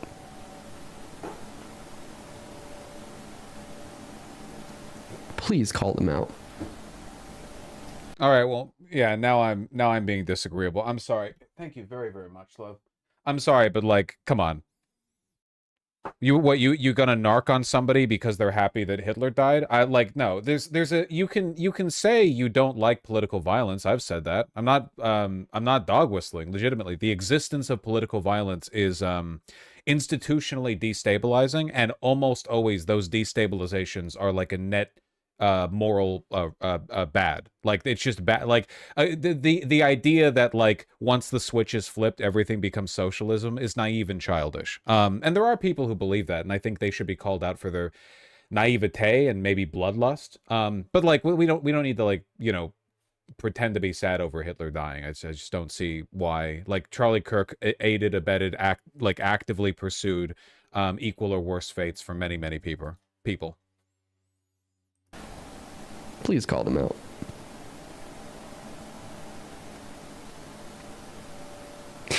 And I don't know of I don't know how long it'll be until I come back and do debates. I just have a lot to go through, you know, mentally speaking. Regardless of the fact that, you know, he was Charlie Kirk, Republican MAGA, that is still a human, a person that I met, that I spoke with, I had conversation and debate with. That is somebody who has kids, somebody who has a life. Yeah, and this is it's just like it's non sequitur slop. The same could be the said of literally. The same could be said of Pol Pot or whatever. Did Pol Pot have kids? Probably. I don't know. You know, the point, it doesn't mean anything really. It's not morally instructive. That is somebody who has a wife. And it's also somebody that my friend Parker had to watch die right in front of him 30 feet away. Yeah, that sucks. What happened to Charlie Kirk today, this will probably be it for me. What happened to Charlie Kirk today is abhorrent. Truly abhorrent. This has to stop. Nobody deserves to be a victim to violence. Charlie Kirk is a victim to gun violence. His kids are a victim to gun violence. His wife is now a victim to gun violence. I really don't think that it's a political violence thing, not really a gun violence. Like, he was killed with a hunting rifle. Hunting rifles are in every country on Earth. We're not talking about like an automatic rifle or something. Like you can get hunting rifles like that in European countries as well. Like it's a almost ubiquitously available firearm that was invented like a century ago. It's not. I just don't really think that gun policy is the direction to take this. You know, this could have happened. Yeah, this could have happened in Finland. This could have happened in the Netherlands. You know, I don't think this guy's doing anything wrong. Well, there's nothing wrong with feeling empathy over a human dying. That's fine. That being said, this like if you see people happy that a monster died, call them out. This is like a no-go for me. Like, imagine if in his community, Dean Withers, there are trans people fully aware of the fact that Charlie Kirk is one of the leading voices in a movement that wants them eradicated. It's not ambiguous what the Republicans want, leaving aside the fact they're militarily occupying our capital, threatening to do the same for Chicago, openly destroying the Constitution and our democracy. Like, from a historical perspective, the idea that anyone should have to mourn over an act like this, like in 100 years, will anyone look back on this and say, you know, everyone should have mourned? Only the sympathizers, right? Certainly nobody would have felt that way in a Hitler was assassinated scenario. You can acknowledge that the shooting is bad, which it is, and also not engage in this, you know, please report to the federal government any people celebrating, you know, the death of Charlie Kirk bullshit. I just don't understand it. Parker and everyone else who witnessed this in person was there as a victim to gun violence. This is fucking disgusting. There's so much evil in this world. And today is a... Somehow I doubt this guy did this whole performative emotion BS when talking about Gaza. I don't know. I don't want to get too personal or whatever. I really hate the fact that everyone participates in the collective illusion that there is a meaningful difference between interpersonal political violence and state-orchestrated political violence. Like, if a murderer goes out and kills one person, everyone agrees that's bad. If it's done for political reasons, that's bad. Whatever, it's a hate crime, it's an assassination. But if a fascist party takes control of the state and uses that power to deport millions, rip families apart, kill people, you know how many people have died in ICE detention facilities? Of people who weren't even given proper due process, people who haven't even seen a judge? Like, and all of that is just government policy. Like, that's not, like, there are people doing this. They are deliberately orchestrating it. And I don't like the semantic and rhetorical difference in how we treat these behaviors is how people like that get away with it. Like, as long as what the government does is just what the government does, and that's fundamentally treated differently from acts of interpersonal violence, we can't solve these problems. And you can still condemn the interpersonal violence, but I am drawing attention to the inconsistency. That's the point that I'm making. You know, the Holocaust was state orchestrated, right? Like, we now look back on government policy and we condemn it, and we certainly don't go, oh, well, you know, it was just like the way the system worked. We recognize what it was in retrospect. There were tons of things the American government did that make sense to us now as acts of hate in retrospect. Our policies against Mexicans, blacks, Indians, or whatever, you know? You look back at those in retrospect, it doesn't really matter whether the order to scalp Indians was put forward by a governor, or whether or not, like, the policy to, like, chemically bathe Mexicans and deport them 100 years ago was federally incentivized or anything, you know? It's all just following orders bullshit. At the end of the day, like, bad things are bad. Again, the overriding philosophical doctrine of good things are good and bad things are bad prevails. And I just think that we should acknowledge that there's just not that much of a difference fundamentally, you know? Charlie Kirk killed no one personally, but purveyed and celebrated and supported and called for and fought for the deaths of many people. Very actively. And not for legitimate reasons. We're not World War II generals fighting against a greater evil here. It's wanton evil. Stark, bleak, morally abhorrent reminder of that evil. Oh, God.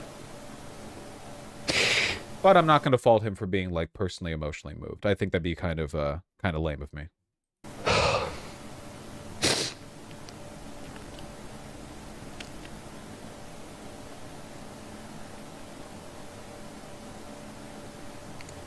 I'm going to go ahead and sign off. You guys have a good one. I don't know when I'll be back, but might take some time. You guys take care. Okay, so that was the live stream, and then there was the TikTok. Charlie Kirk is dead. He got shot at an event that he was hosting in Utah. I heard about this. And I am sad, distraught. In fact, I just cried on my live stream in front of 250,000 people. My goal in this video is to tell you why I feel this way. If you want to end gun violence, it is something that you can never celebrate. That's just, like, even ignoring the context of this situation and the fact that I really don't think gun violence is the point here, do you really think that's true?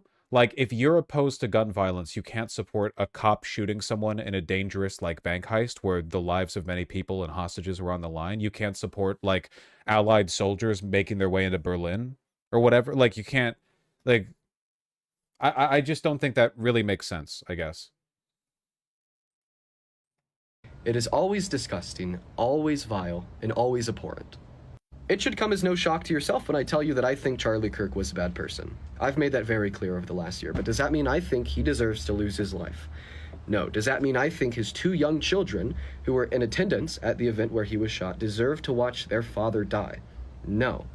Does that mean I think they deserve to grow up without him? I'm going to go out on a limb and assume he wouldn't consider those examples gun violence. That's exactly my point, because they're carried out by agents of the state. So it stops being gun violence just because a police sergeant says that it's okay to go and respond to a call, or because a general tells soldiers to march into a city. Like, that's what I mean. I don't recognize this distinction. The state is just a legitimizing apparatus that allows large amounts of personal violence to be carried out, with permission, quote unquote. That mean I think that his wife, who was also there, deserved to lose her husband? No. And honestly, if you answered yes to any of those questions, there's a very clear line drawn between me and you.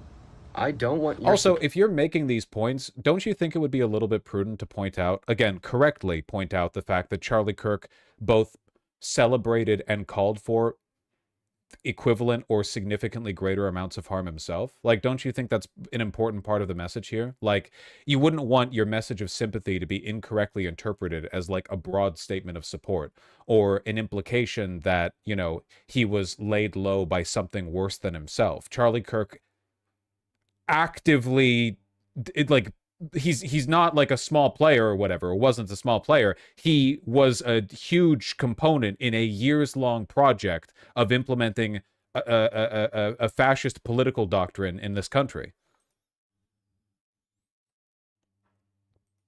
Support, and I don't support you either.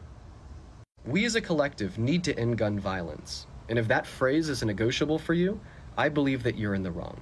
My thoughts and prayers go out to Charlie Kirk's friends. I just don't understand this. I don't understand this analysis at all. I don't get it. It doesn't make any sense to me. It's fine to recognize the irony. Why does it matter? It matters hugely, man. Hitler dies, and the only thing you have to say is that suicide is bad. No one should feel they need to take their life. What the fuck? There's some missing context here? It's a fucking huge deal?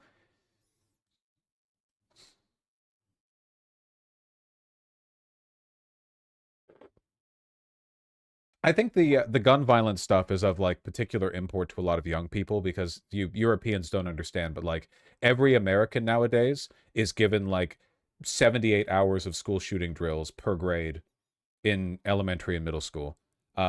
It's every Thursday or some shit. I don't know. Like the gun violence stuff is a lot more entrenched in the minds of young people. Remember when Pelosi's husband got struck by a hammer and this was his response? Yes, I do remember. Why is he not? And why is he still in jail? Why has he not been bailed out? By the way, if some amazing patriot out there in San Francisco or the Bay Area wants to really be a midterm hero, someone should go and bail this guy out. I bet his bail. You want to find me a Democrat right now who's calling for like like we should legally protect Tyler Robinson or something, like, hey everyone, like fucking Chuck Schumer's out there being like, you know, it'd be fucking epic and based and red-pilled. Not that any bail's been posted, but, you know. Amazing patriot. Epic patriot. Would you ever debate a lib? I'm not going to debate somebody on feeling bad that a person died. I think it's important to feel empathy, like, in a broad sense that people die. I don't think there's anything to be gained by being, like, performatively nonchalant. And I don't think there's anything wrong with saying that it fucking sucks to be, like, a kid or the wife or whatever in the audience or any of that shit. Like, that's fine. That's not my issue, you know? There are other things that he said that I think are at best missing context and at worst kind of, like, playing into an opposing narrative in a way that I think is irresponsible. But like, yeah, I'm not gonna argue over whether empathy is good.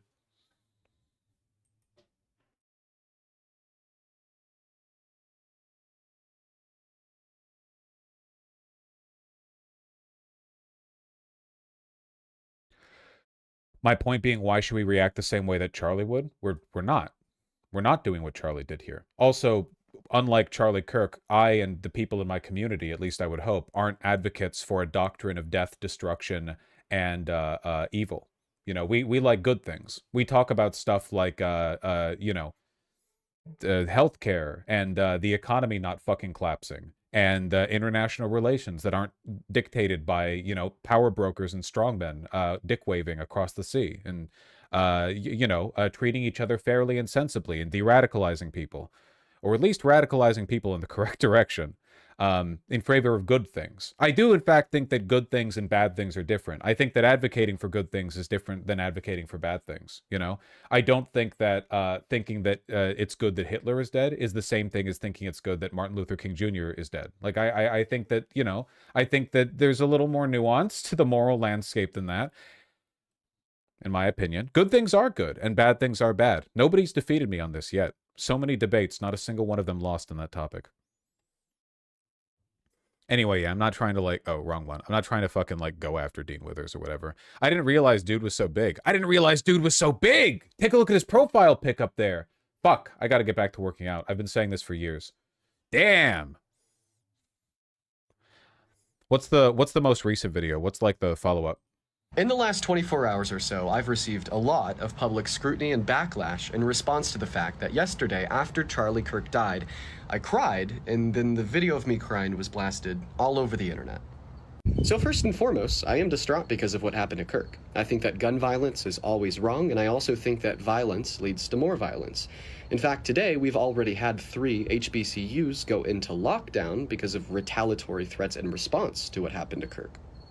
Extremely racist, by the way. The message the HBCUs got, just packed full of N-words. I saw a screenshot of it. Real, like, Charlie Kirk is dead, we're gonna gut you N-words, and so on, you know. My position. That's how I feel. But I'm gonna be honest, that on its own isn't what invoked the extreme and raw emotional reaction of tears that you guys saw that I'm now being criticized so heavily for. There's a handful of things that invoke that Dude, if I was jacked like Dean Withers, I would not wear this shirt, okay?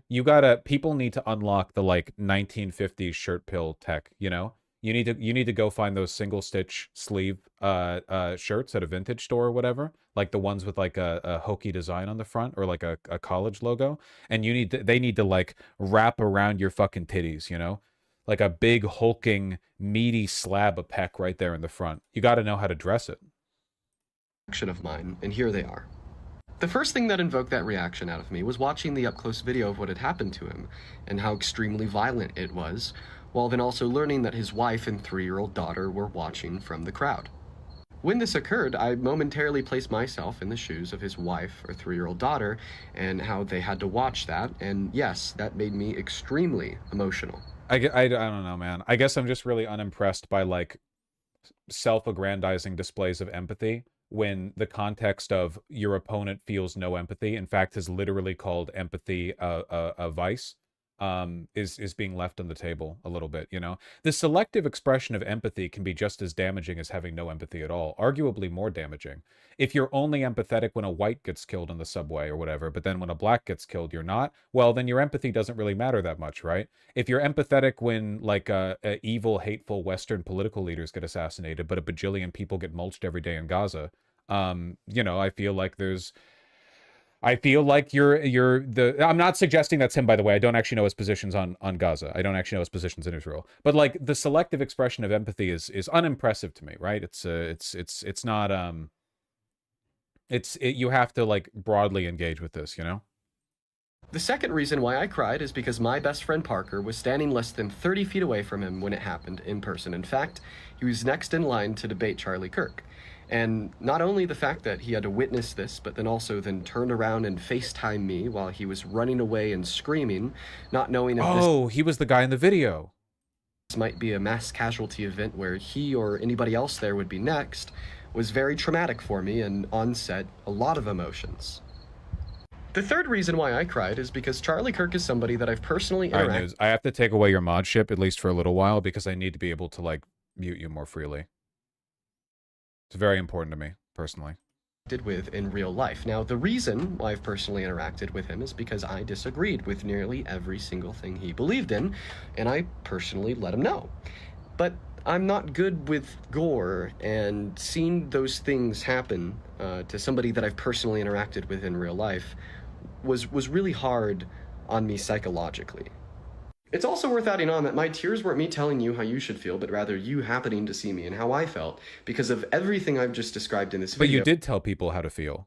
You did. You said people who were being like cavalier or celebratory over Charlie Kirk's death, you'd like to call them out, or that they're not part of your community. You did do that. All going through my head at the exact same time in the moment. All right. Well, that's the end of that.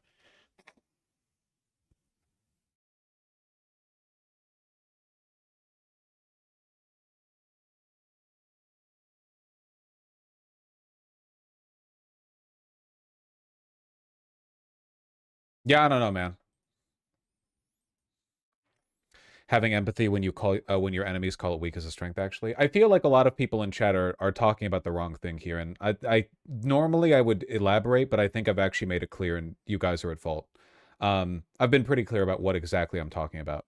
Empathy is great. It's like a good thing. Selectively expressed empathy can be weaponized, and I think that, you know, there's a missing context here, and there are some things I disagree with, but none of it has anything to do with him crying. Yeah, I don't know.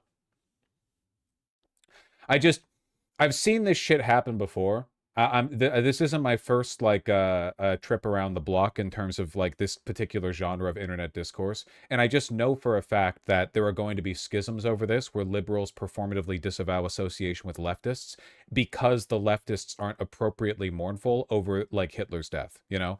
Like, you cannot expect people to be mournful or even prevent them from being celebratory when an objectively evil, powerful political enemy dies. Would you pull this with Kissinger? I mean, Kissinger did a lot more harm than Charlie Kirk did, but, you know, you can't run this, okay? It's just not going to work, and you will gain nothing. The liberals will gain nothing. We'll talk about Ezra Klein in a second, but, like, I promise you, no air is being held. No space is being held for, like, the good liberals who are appropriately mournful.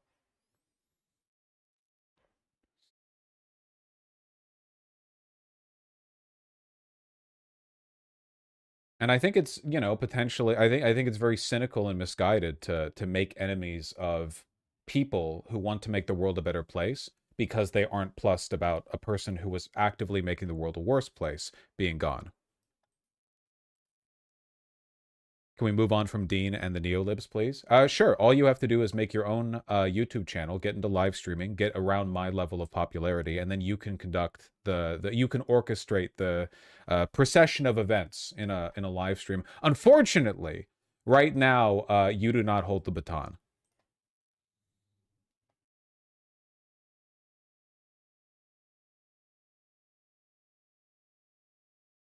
Trump speaking. Number two, the tariffs are protecting them. And number three, they want to avoid paying tariffs. When they build their cars here, they don't have any tariffs to pay. Is this live? You know, when you build here, you don't have any This looks tariffs. old. Mr. President, Go ahead, in please. light of the Minnesota This looks like a live stream replay. Times Now. Is this live? shooting last week, the Department of Homeland Security threats and So violence. religious liberty is so important, and we're talking about every religion now, and we're doing things on that nobody else has ever done, and we're going to be announcing, we're going to be having a big announcement. Yeah, this is old for sure. This is old for sure. God, he's so fucking funny, dude. He's so fucking funny.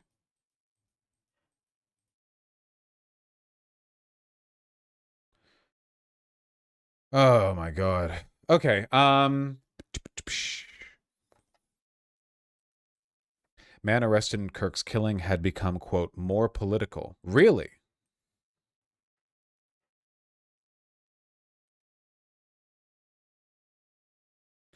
Registered to vote, not affiliated with any political party. His parents both registered as Republicans. Family member said Kirk was full of hate and spreading hate. Robinson's education. Attended Dixie Technical College. Third-year student in the Electrical Apprentice Program.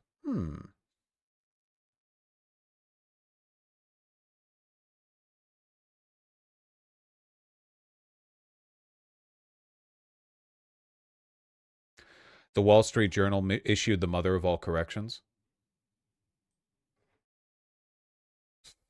Yeah, I editor's note, an earlier version of this article detailed internal expressions of transgender and anti-fascist ideology.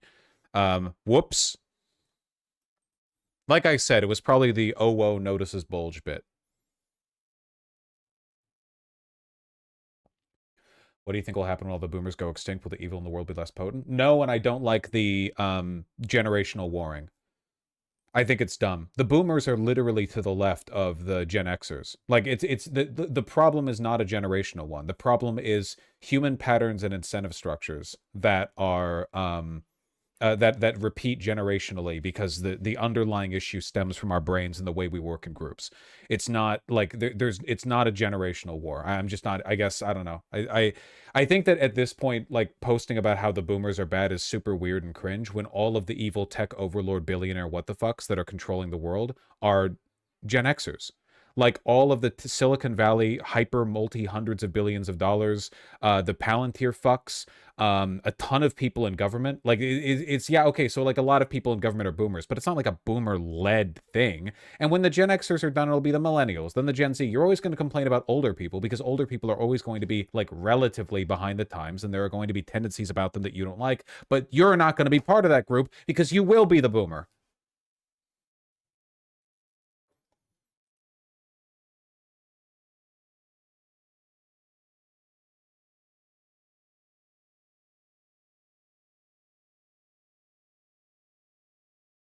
Suspect's mother's social media posts portray a happy family. Oh, you know the perp was white.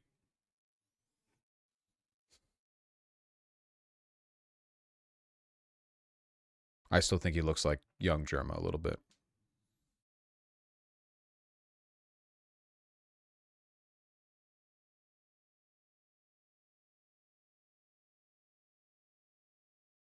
All right. You want to be done with the neolibs, we'll engage with this slop. Ezra Klein is generally an intelligent guy. Whatever disagreements I have with him, I can't really deny that fact. This post is embarrassing. It's super, super embarrassing. By Ezra Klein, one of the left thought leaders, and has been for a while, at least since the Obama years. Charlie Kirk was practicing politics the right way. I think this is like a... I don't want to say it's a grift, but it's like an abundance bro thing where they're willing to capture the center and they want to capture the right. Like the abundance bros have made an effort to go and talk with a bunch of right-leaning people. They have been performatively anti the left, basically since the book came out. Newsom said the same thing. Yeah, but you should just say Newsom. I don't like it when people do the funny haha names. The Big Orange Cheeto. The foundation of a free society is the ability to participate in politics without fear of violence. To lose that is to risk losing everything. Charlie Kirk and his family just lost everything. As a country, we came a step closer to losing everything too. Okay? We've been edging closer for some time now. In 2020, a plot to kidnap Gretchen Whitmer, the governor of Michigan, was foiled by the FBI. In 2021, a mob stormed the Capitol in an effort to overturn the result of an election, and pipe bombs were found at the DNC and RNC headquarters. In 2022, a man broke into the home of Nancy Pelosi, Speaker of the House at the time, intending to kidnap her. She was absent, but the intruder struck her 82-year-old husband, Paul, with a hammer, fracturing his skull. In 2024, President Trump was nearly assassinated. That same year, Brian Thompson, the chief executive of United Healthcare, was murdered. In 2025, Molotov cocktails were thrown into the home of Governor Josh Shapiro of Pennsylvania during Passover. Melissa Hortman, the former House Speaker of Minnesota, and her husband were murdered, and State Senator John Hoffman and his wife were severely injured by a gunman. And on Wednesday, Kirk, the founder of Turning Point USA, was gunned down during a speech at Utah Valley University. So far, nothing's really wrong. You can dislike much of what Kirk believed, and the following statement is still true. Kirk was practicing politics in exactly the right way. No. I don't agree with that. I don't think that's true at all. I think that both the content of his politics and the way he engaged in them were wretched and evil. He was showing up to campuses and talking with anyone who would talk to him. Yeah, like the way YouTubers do. He was one of the era's most effective practitioners of persuasion. No. He would post edited compilations. He deliberately went out of his way to challenge uneducated, non-media trained college students. He's received a fuck ton of media training. They haven't. And even then he would edit around them to make sure he always looked good. He was disingenuous and bad faith all the time. He was not out there seeking honest debate. What kind of insane grift, what lie is Ezra Klein trying to push here? To insinuate that Charlie Kirk was engaging in good faith here. When the left thought its holds on the hearts and minds of college students was nearly absolute, Kirk showed up again and again to break it. No.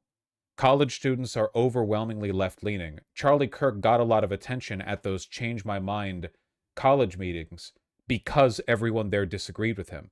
What the fuck? He went over there to rabble. This is like arguing that Milo Yiannopoulos is like the ultimate advocate for free speech, because when he would go to Berkeley, everyone there hated him. Slowly, then, all at once, he did. College-age voters shifted sharply right in the 2024 election. Everyone shifted sharply right in the 2024 election. The idea that Charlie Kirk was the reason for it is laughable. It's because Donald Trump is a main character and Charlie Kirk isn't. This is a ridiculous thing to suggest. Charlie Kirk was the reason why. So what's the implication then? Like, Charlie Kirk went to every university in America and changed their minds directly? Like, the fact that he was proximate to colleges meant that he changed the minds of college students? How does that work? Is this guy high or something? No, but he's grifting to the right. Like every liberal who betrays us over and over again. Betrays us in America, by the way. Like all treasonous fucks, like Ezra Klein. The left is like an unknowable, unappealable to entity that should only be disregarded, whereas the right has to be capitulated to nonstop. I've seen even like milquetoast liberals go after Ezra Klein for this, by the way. Like, I think that like Ezra Klein has received a lot of backlash for this, and not just from the left. This was not all Kirk's doing, but he was central in laying the groundwork for it. I did not know Kirk, and I am not the right person to eulogize him, but I envied what he built. A taste for disagreement is a virtue in a democracy. Insane take. Absolutely insane.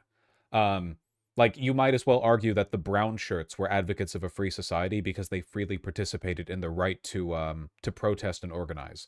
Just like a laughable... I don't believe Ezra Klein actually believes this. I have to assume it's lying. You would have to be either very low IQ or very uninformed to think that Charlie Kirk was engaging in anything even approximating free discussion with an interest in promoting liberal values. Liberalism could use more of his moxie and fearlessness.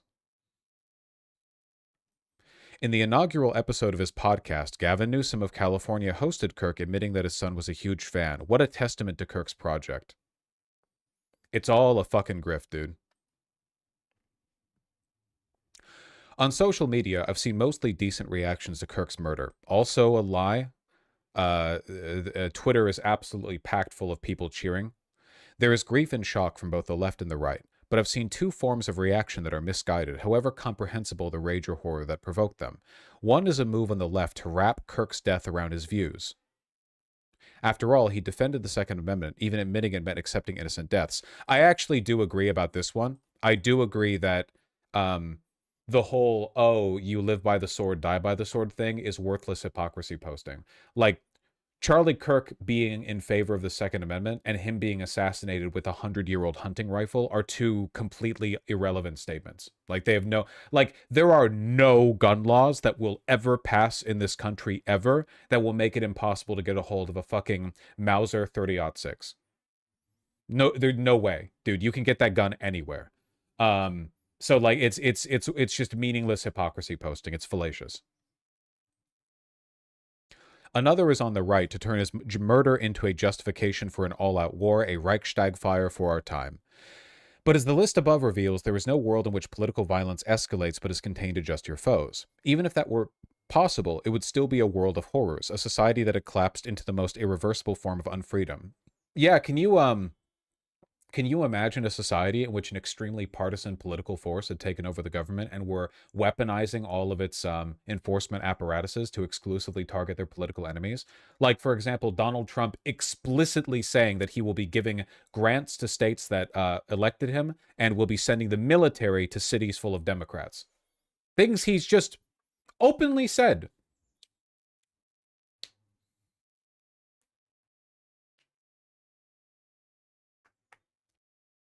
Political violence is a virus. It is contagious. We have been through periods in this country where it was endemic. In the 1960s, there were the assassinations of JFK, Malcolm X, Martin Luther King Jr., Robert F. Kennedy, and Medgar Evers. In the 1970s, George Wallace was shot by a would-be assassin but survived. Gerald Ford faced 2 assassination attempts in 1 month. In 1981, Reagan survived after Hinckley Jr.'s bullet ricocheted off his rib and punctured his lung. These is pretty words that mean nothing. These assassins and would-be assassins had different motives, different politics, and different levels of mental stability. When political violence becomes imaginable, either as a tool of politics or a ladder for fame, it begins to infect hosts needlessly. Notice how this paragraph has nothing to do with the title of the article. Charlie Kirk was a hate-mongerer and fascist who weaponized every tool given to him by a liberal democracy to remove that liberal democracy. He was openly dishonest, preached hate, and celebrated the violence of people directed against people who were political enemies.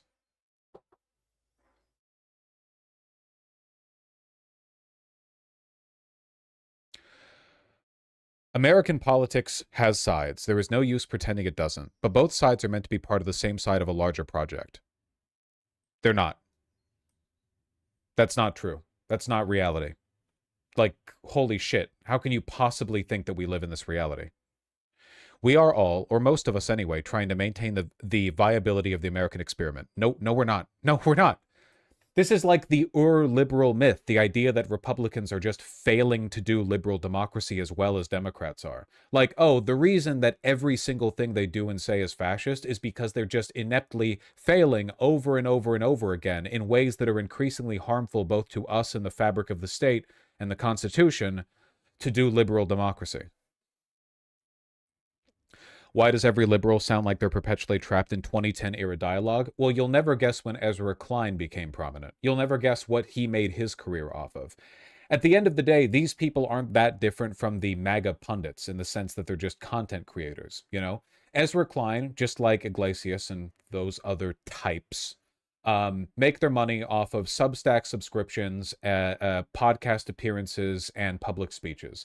They make their money off appealing to a certain demographic. You can think of them as like an old band, you know? Maybe they're not as big as they were back in the old days, but, you know, if you're like a hair metal band from the 1980s, you're not going to try to appeal to a new audience by mixing up your sound and putting out like a prog rock album or hip-hop or whatever, you know? You're going to keep appealing to your old fans. You're going to try to milk them for as much money and attention as you can get. And a lot of them will love you just because they're used to the same.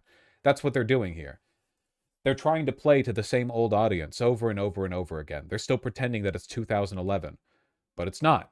And over time, the attention they've gotten has dwindled. Hence the abundance grift. Hence the appealing to the right.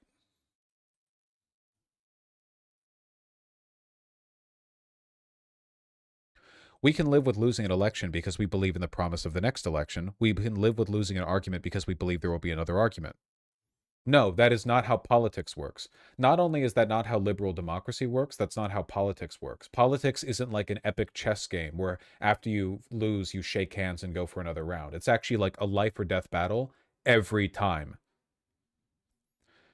Political violence imperils that. Kirk and I were on different sides of most political arguments. We were on the same side of the continued possibility of American politics. No, you were not. Charlie Kirk is explicitly anti-democracy. He was an open, avowed Christian nationalist who supported anti-democratic policies. There's no ambiguity here. He wasn't dog whistling. He was really open about it. It is supposed to be an argument, not a war. It is supposed to be one with words, not ended with bullets. I wanted Kirk to be safe for his sake, but I also wanted him to be safe for mine and for the sake of our larger shared project. The same is true for Shapiro, Hoffman, Hortman, Thompson, Trump, Pelosi, for Whitmer. We are all safe, or none of us are. Thank you. Great. Phenomenal.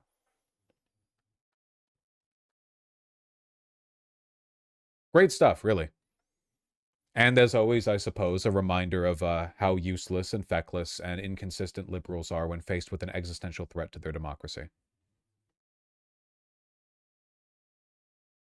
Speaking to avoid as well, there just isn't as much of an audience for this particular kind of grift, which is why he's trying to appeal to the right here, you know? There are not that many Obama-era liberals who are waking up every morning and thinking, you know, well, at the end of the day, the Republicans and us, we're on the same side. We're just pursuing different paths towards promoting the American experiment. There just aren't that many people engaging in that bullshit rhetoric anymore. So, like, the audience dries up, and eventually you kind of have to grift to, like, to the right. Never to the left, mind you. These people never, ever, ever, for some reason, they never grift to the left, you know? And if you want reason for that, I think their enduring support for the increase in corporate power, their support for deregulation, their selective deregulation, their support for public-private partnerships and Obama-era, you know, seed Wall Street bullshit, I think speaks for itself, you know? They would have to really challenge their principles to move to the left. But does this rhetoric even work on rightoids anymore? No, it does not.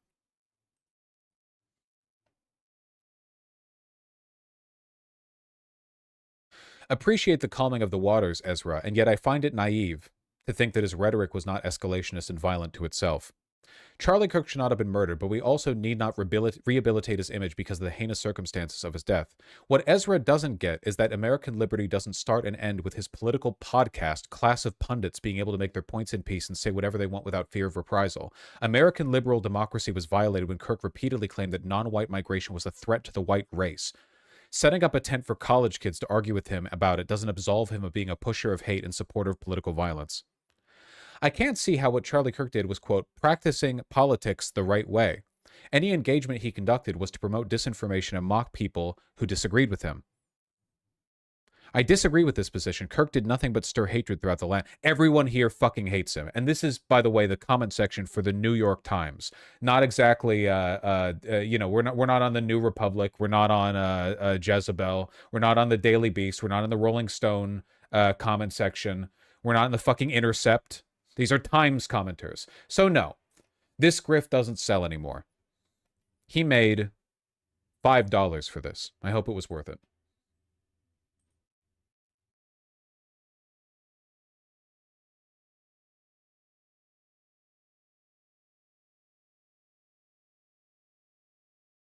And some bubblegum. Gonna do a rare thing, something that I've never once done before, but if you're watching and enjoying the stream, you should like the stream. It makes a huge difference to discoverability, which is increasingly important now that YouTube is aggressively censoring even remotely political content, especially left-leaning content. Even mentions of queerness or race are getting videos automatically removed from the restricted content filter that AI places on your account, unless you manually remove it in some cases.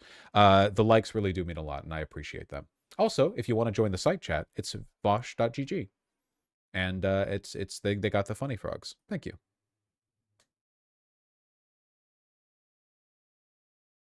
What happened to I'm hitting the money button? Fuck you. Maybe I should hit the money button more often. The Democrats don't want the National Guard there because they say they belong in war zones. But our cities, Chicago, 6 people shot over the weekend, killed. The weekend before that, 11 more. And that's a good weekend. Right. This is happening in every major city. There's a lunatic that's on the street that some Soros DA that is allowed out. What's going to happen? So I think maybe I'll be the first to say it right now again. We're going to Memphis. Have I covered the Nepal stuff? I did yesterday, though it did get wait, not yesterday. I did the day before yesterday, but it got interrupted by the assassination of a high-profile political figure. I was literally mid-covering the Nepal stuff when somebody in chat in all caps typed Charlie Kirk has been shot. So I'm not going to revisit the topic. I mean, I might, I guess. I'm not going to immediately revisit it, but that's the next city. Deeply troubled. And it was the mayor is Poland happy. He's a stuff. Well, we'll cover mayor. that. We'll cover the that. mayor is happy, and the governor, Tennessee, the governor is happy. Deeply troubled. We're going to fix that just like we did Washington. I would have preferred going to Chicago. I had a man in the head of a big railroad. They're doing a merger, and he wanted to come see me and all that stuff. And I asked him, because, you know, it's one of the largest train companies, maybe the largest, so you can figure out who it is. Okay, Union Pacific. And he was in my office, and he started off. So are they not going to Chicago? Is Chicago too hard of a target?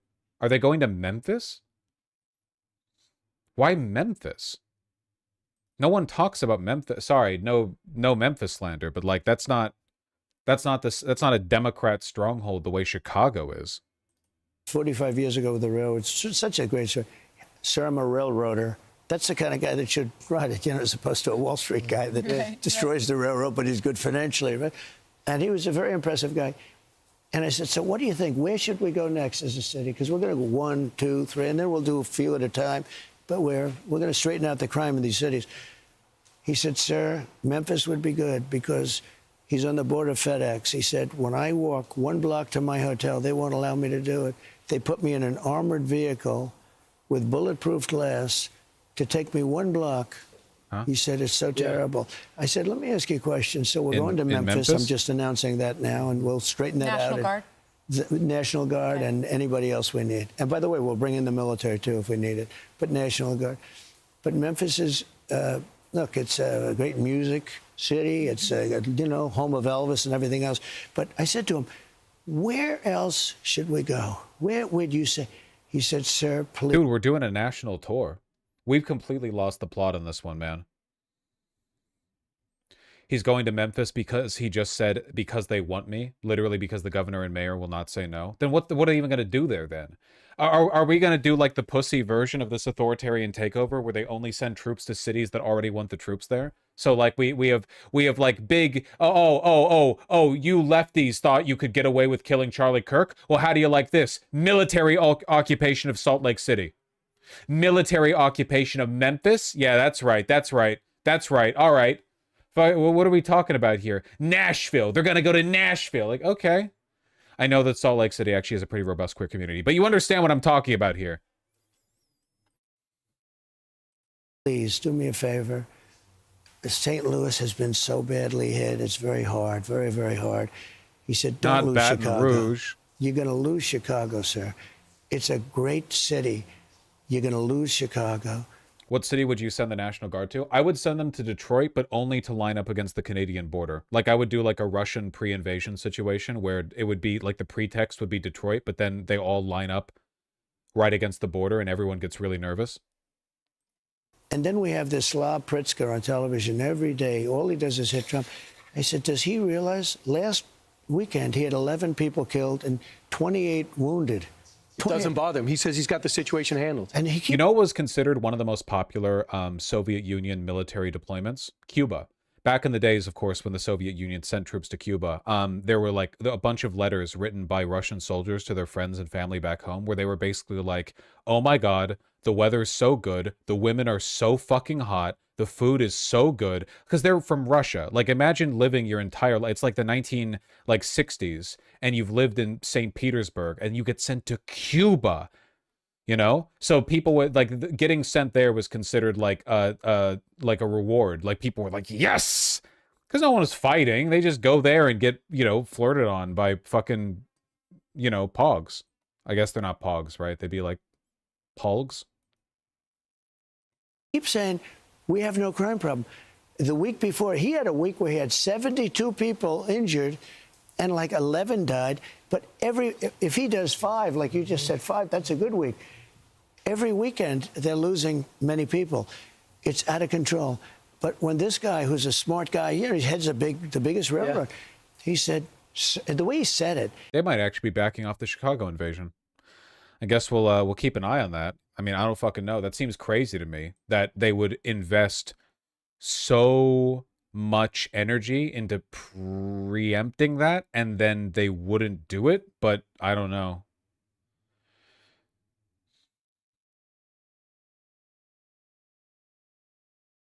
Trump said he couldn't care less about bringing the country together. Yeah, I saw that. It makes sense. If you think of it from his perspective, like he probably understands that the left or like outside of his cult, nobody in this country is ever going to like him. So outside of their usefulness to him, he doesn't really care. But also the video's not loading, so who knows?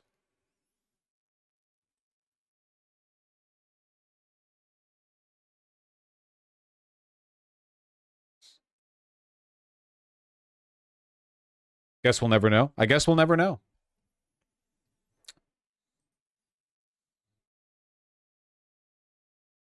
Don't say unaliving in my chat, please. Don't do that to me.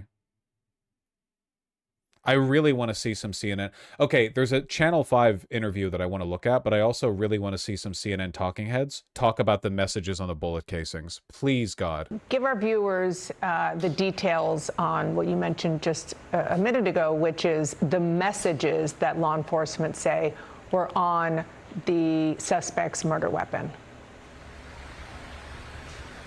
Right. So apparently, Shu finally went full chud. You kind of got to cover this, I think. Do I? I disagree with you from like a first principles perspective. I don't actually think I have to cover it. I don't think that's necessary.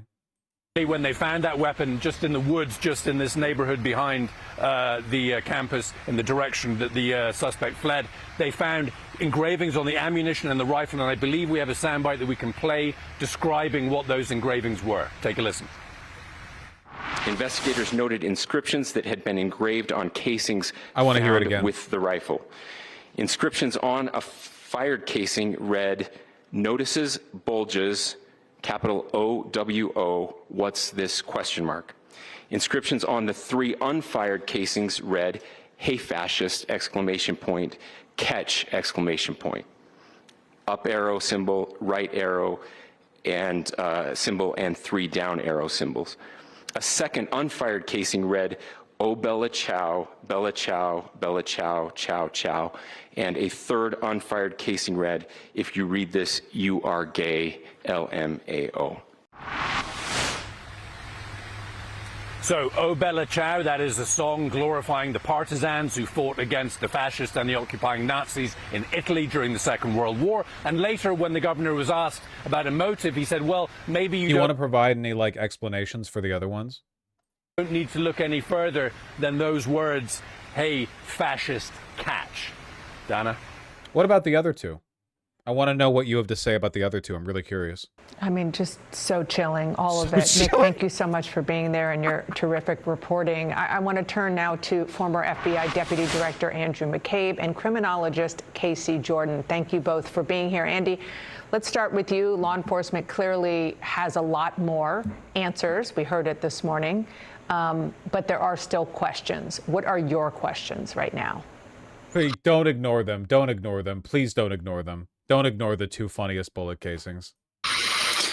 Yeah, so we have so much more to work with now as a result of the press conference. Law enforcement will have an infinitely greater amount of details as this day goes on and we roll into tomorrow, because what they're doing right now undoubtedly are executing search warrants at locations relevant to he has on any electronic. This remarkable exchange that they got when they investigators interacted with the crime and then changing back to try roommate. No, why was he included? Is it true the one he died from is the OwO one? Yes, the one he died from is the OwO one. Charlie Kirk got slimed in the neck by the notices your bulge, OwO, what's this? Bullet. Yes.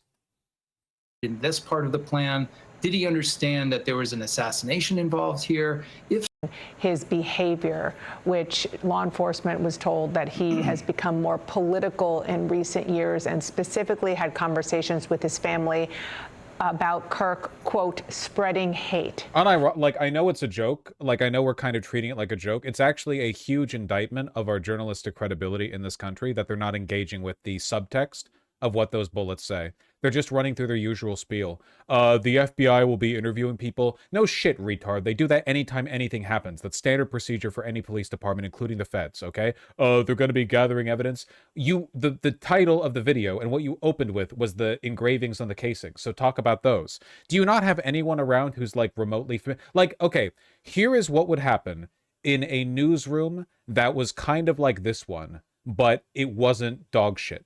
They would hear about the engravings on the bullet casings, and they would go, what the fuck does this mean?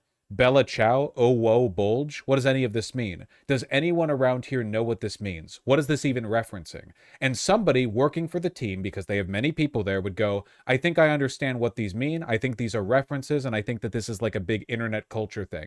And they would go, okay, let's get our internet culture guys on. Let's get people on who have subject expertise so they can talk about it. But nope!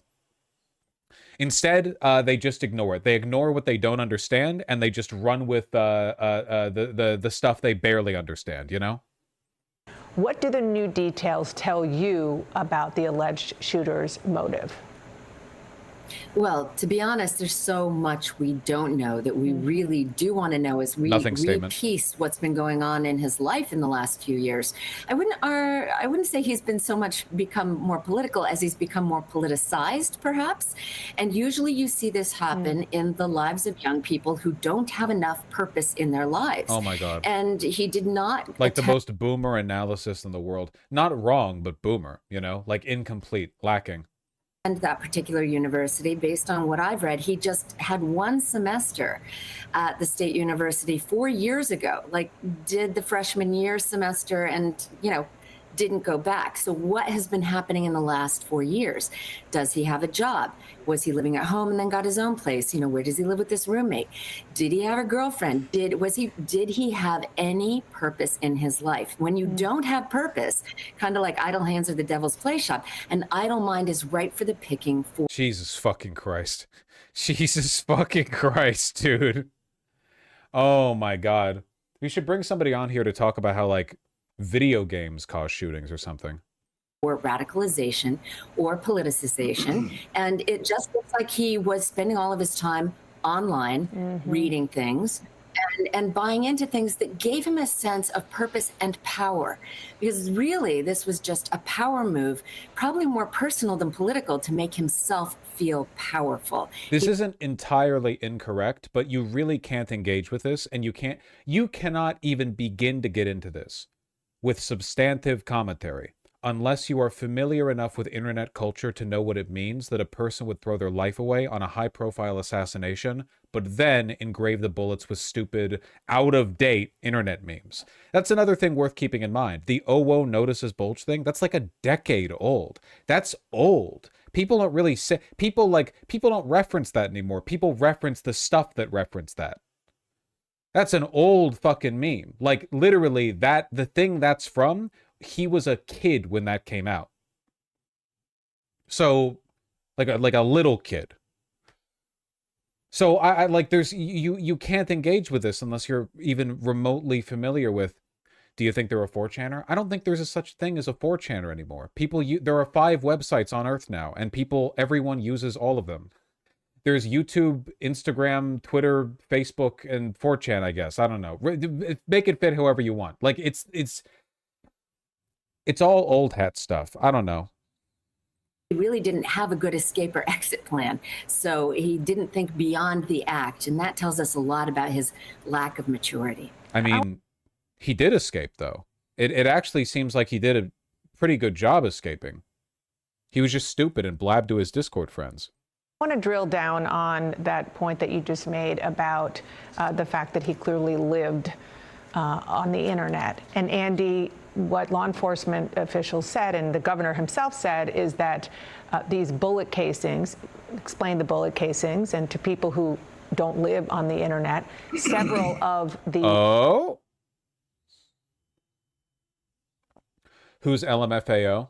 A hacksaw, a Chinese hacksaw? Yeah. LMFAO, of course, is a reference to a famous band. The notorious hacker Anonymous. It's the markings were specifically memes or sort of ideas that are found in internet culture. And we cannot, I think, drill down on this enough, how much this is potentially playing into not just this horrible tragedy, but society. What the lady, what the fuck are you saying? Give me your paycheck. I don't make enough money, okay? Give me your paycheck. Mail me a check written out to the amount that CNN paid you for this. Whatever the direct deposit was, do the math and average it out for the day and give it to me. Jesus. We do live in a society. It's fucking true. It's absolutely true. Nowadays, I would have expected the femboy cat face. Oh, the boy kisser. Like the FBI agent squinting in the dark, the light of the flashlight glinting off the brass of the cylinder, turning it to see the entire image scroll upwards, and it's the boy kisser saying, "You like to kiss boys, don't you?" Bead of sweat forms on the closeted Mormon Utah FBI office worker who showed up at the scene. Yeah, absolutely. I mean, it's so I'm dating myself a little bit here, but when I was running the counterterrorism division in the FBI, we were confronted with this awful tidal wave of radicalization as ISIS kind of came to prominence in Syria and Iraq. We started trying to identify those key radicalizers that had an impact on people who we had arrested and convicted for terrorism offenses or offenses related to terrorism. And we had a laundry list of all kinds of environmental and historical biological factors. What? And there was only one that was absolutely consistent among all of our convicted terrorists or terrorist associates, and that was the consumption of online propaganda. And this was Yeah, that's true. The ISIS fellas got radicalized basically the same way that any American school shooter does. That is true. Of course, earlier days in online propaganda started with AQAP, with Inspire magazine, and then ultimately ISIS elevated. They have their own version of the internet, man. Every time an Iranian military leader got killed in Syria or whatever, they would probably post the Iranian military leader is the dam, and then a AI generated image of a glorious caliph is the water behind the dam, and they're posting you Westoids have no idea what you've just unleashed, and they all have K-On profile pictures. Well, no, actually, the ISIS guys actually did something. They're a lot less attached to their lives over there. Game, they were producing videos of beheadings and things, and what we realized from that was the consumption of that propaganda, which we know on social media is actually targeted to you based on its outrageous content, because the people who put social media and the internet, they understand that people react more strongly with content that they find to be objectionable or outrageous or what have you. So whether at this point today, whether you are you lean politically right or left, you are drawn to by the way the social media is set up, content that is more likely to push you in a radical direction. And I think this is not just... I think an element of this analysis that's missing, not the only one that's missing, but one of them that's missing, is the fact that we're living in an era of irony and irreverence, people misuse irony so often. Irony means so many things, so maybe it's not even misusing it. But more and more people don't care about stuff and don't have plans for the future. And I think that's because they lack direction and they lack hope. If a person has no real plans for the future and doesn't really have strong convictions, is just kind of guided by emotional impulses, but doesn't have broader principles or a driving life doctrine or anything like that, I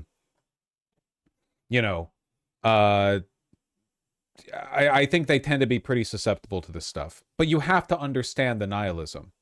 It's always been a big part of school shootings, all the way back to Columbine.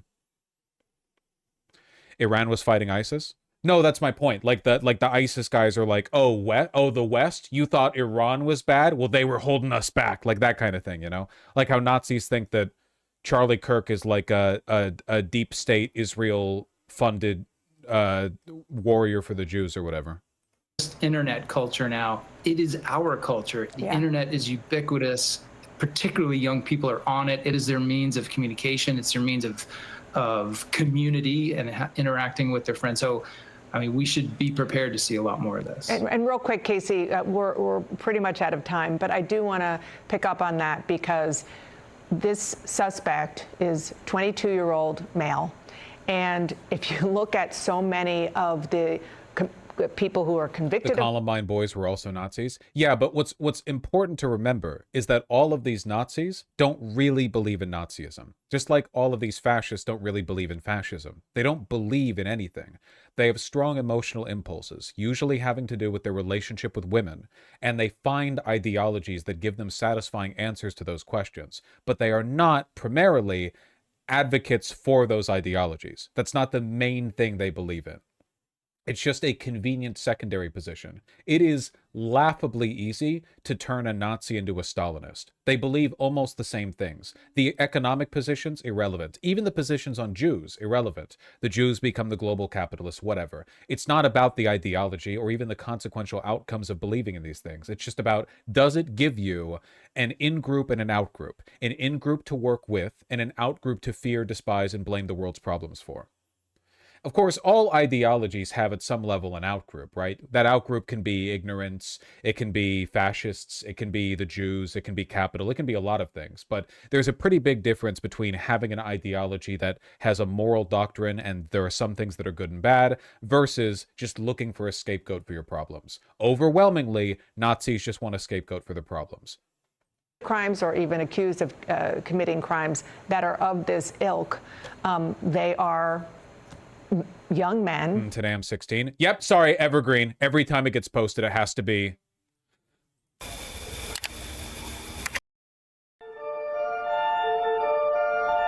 All right. Yeah, anyway, it's pretty much every school shooter. The actual thing they believe is irrelevant. What the messages engraved on the bullet casings could mean. 5 minutes ago from CNN. Memes are supposed to be read by meme audiences. They're meant for in-group communication. That's true. Yeah, for sure. Up arrow symbol, right arrow, 3 down arrows is a reference to Helldivers 2. Hey, fascist catch. I think it speaks for itself. But it could also be a reference to the Helldivers game, which itself is a satirical commentary on fascism as something the player says when they drop a bomb. Yeah, don't they call the bugs fascists? Like, the whole bit is that in Helldivers, you're fascist, but you call them fascists, right?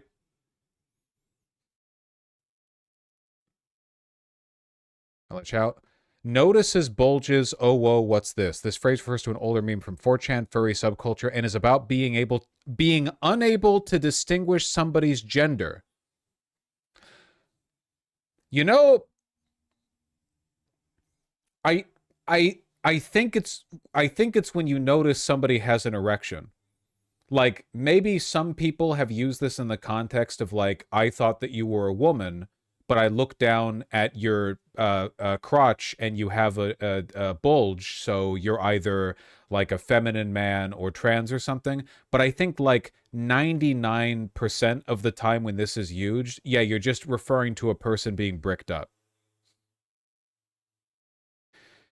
Actual journalistic malpractice. I mean, I don't like the fact that they're implicating trans people here with gender politics when this is just like a furry meme. I've never seen it used in the context of questioning a person's gender or physiology. It's literally just like you're bricked up, you know?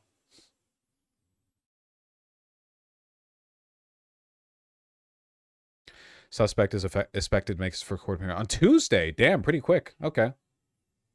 Just an arraignment, right? Yeah. Oh, it's a virtual hearing. Gay. Hold on one second. My love, if you're listening to my stream, you have to put me on earbuds. I guess I don't really need to shout that. I can just talk into the mic. Gay? You're gay.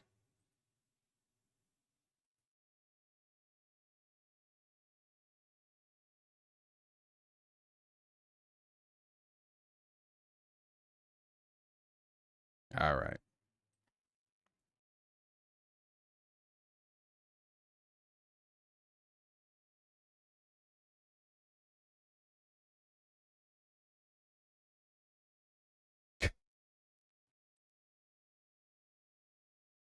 All right, hold on.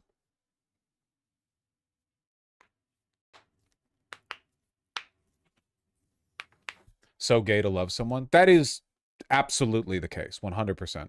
100% true, okay? Hold on 1 second. This could end up being relevant down the line. ICE target is shot and killed after injuring officer, DHS says. The following breaking news out of the Chicago area. Homeland Security officials say an ICE operation left an enforcement officer severely injured and the target of a traffic stop dead. Let's go to CNN senior crime and justice correspondent Shimon Prokupez. Shimon, what are you learning about this incident? Yeah, so Boris, we just got here a short time ago. This happened several hours ago, but the information is just now coming out about what exactly happened here. And all of the information, I should point out, that we have right now is coming from the Department of Homeland Security. We're in the Franklin Park suburb of Chicago, about 15 miles outside of Chicago. And what we have learned from the Department of Homeland Security is that they were targeting an individual as part of their enforcement action here in the Chicago area. They've been surging ICE officers into this neighborhood for enforcement action, and that this individual was targeted as part of that enforcement action, and that when dragged one of the officers in essentially an effort to evade the ICE officers. What they tell us is that this was a vehicle stop, that the individual resisted arrest, striking an officer, and then the Department of Homeland Security says that one of the ICE officers was dragged during that time, and that is when this individual was shot by an ICE officer. This is the most boring retelling of this. Sorry, I actually like drifted out there. Holy shit. You'd think you could make this sound interesting. Suspect struck officer, fled, got shot. Jesus Christ. They're so used to their fucking cop language. You know what I mean? Like talking without saying anything.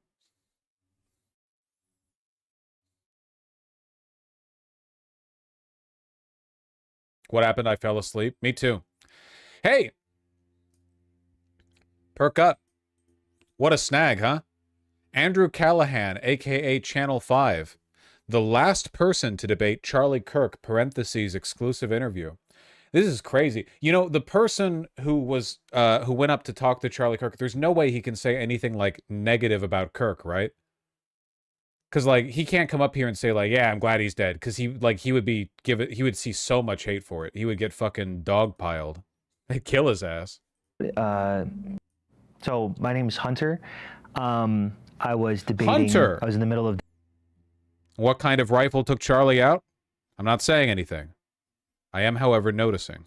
Debating Charlie Kirk in the middle of the assassination at Utah Valley University. Do you know how many mass shooters there have been in America over the last 10 years?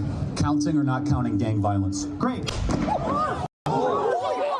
What brought you to the event that day? Last fucking words, racial dog whistling. How many mass shootings are there? Including blacks or no?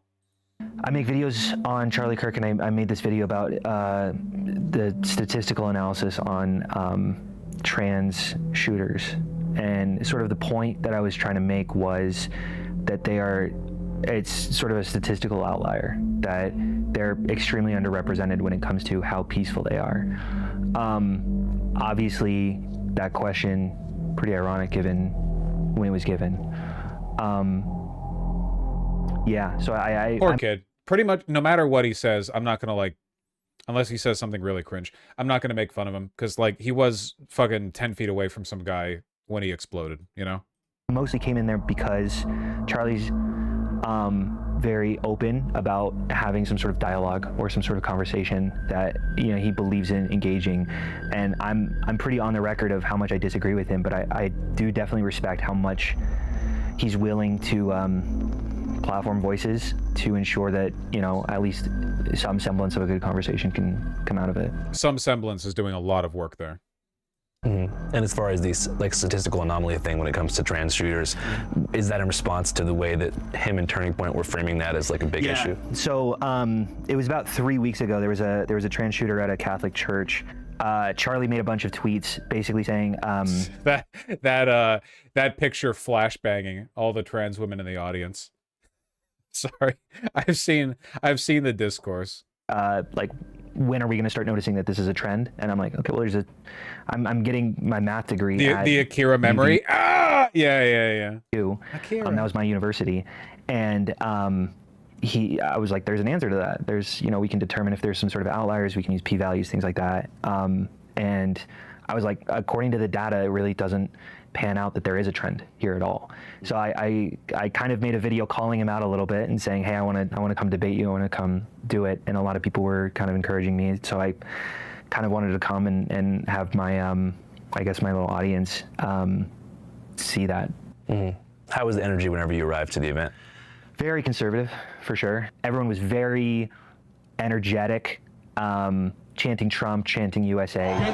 Yeah, normally when Charlie Kirk has these appearances, the crowd's really adversarial, but this was more of a rally, right? Like, I usually everyone there, they're there to, push back or whatever. This one, it's in Utah, it's more it's more agreeable to his demographic. Bring the best libs that Utah has to offer.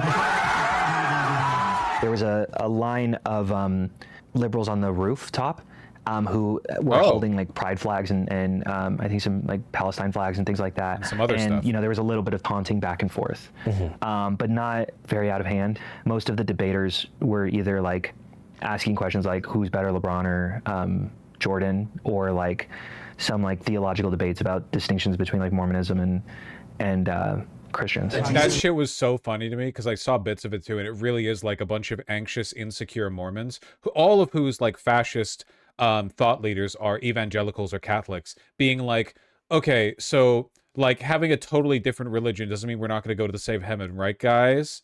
The fact that we follow like a completely different theological scripture with its entirely different rules and expectations, that's not like we're all like together in this, right? Christ was a real person.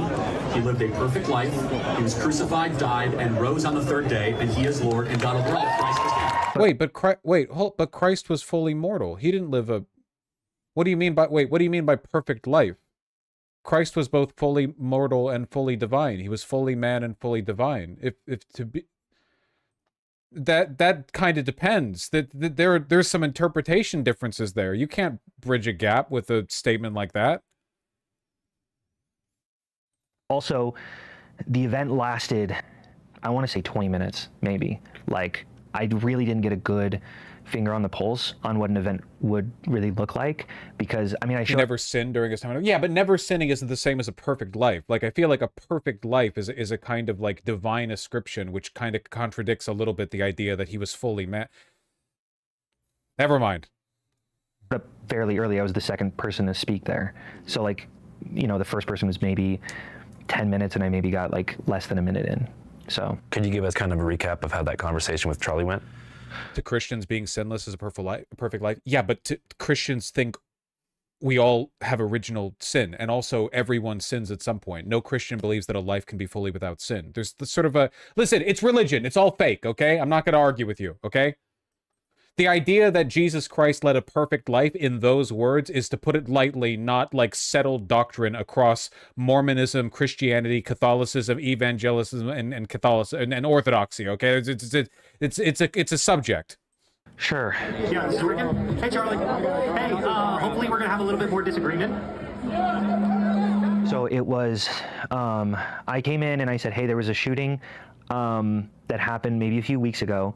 In Minneapolis. And ever since then, about 3 weeks later, the Trump DOJ said that we should start talking about revoking gun rights for transgender Americans. Great crowd. Great crowd. Do you think, you agree with this? Is that a fair assessment or something like that? And he said yes. And then I said... So, do you know how many transgender Americans have been mass shooters over the last 10 years? Too many. This guy is mocking the crowd, by the way. Stone cold.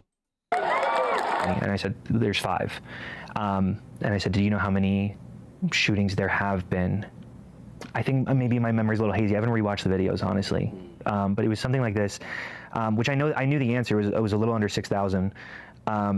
He said something like, "We need to account for gang violence," and I think I was like, I was in the middle of saying, "Great, did you run a statistical analysis on that?" Right, like essentially saying you have the burden of proof. And I think I was in the middle of saying that when he got shot. Do you know how many mass shooters there have been in America over the last 10 years? Counting or not counting gang violence? Great. I remember that. Thank you. I went down pretty immediately, and everyone near me, everyone in the rest of my line, who I'd been talking to for the last like few hours, dropped down with me. I remember, I have a brother who was in a school shooting, and I was talking about the distinction between these.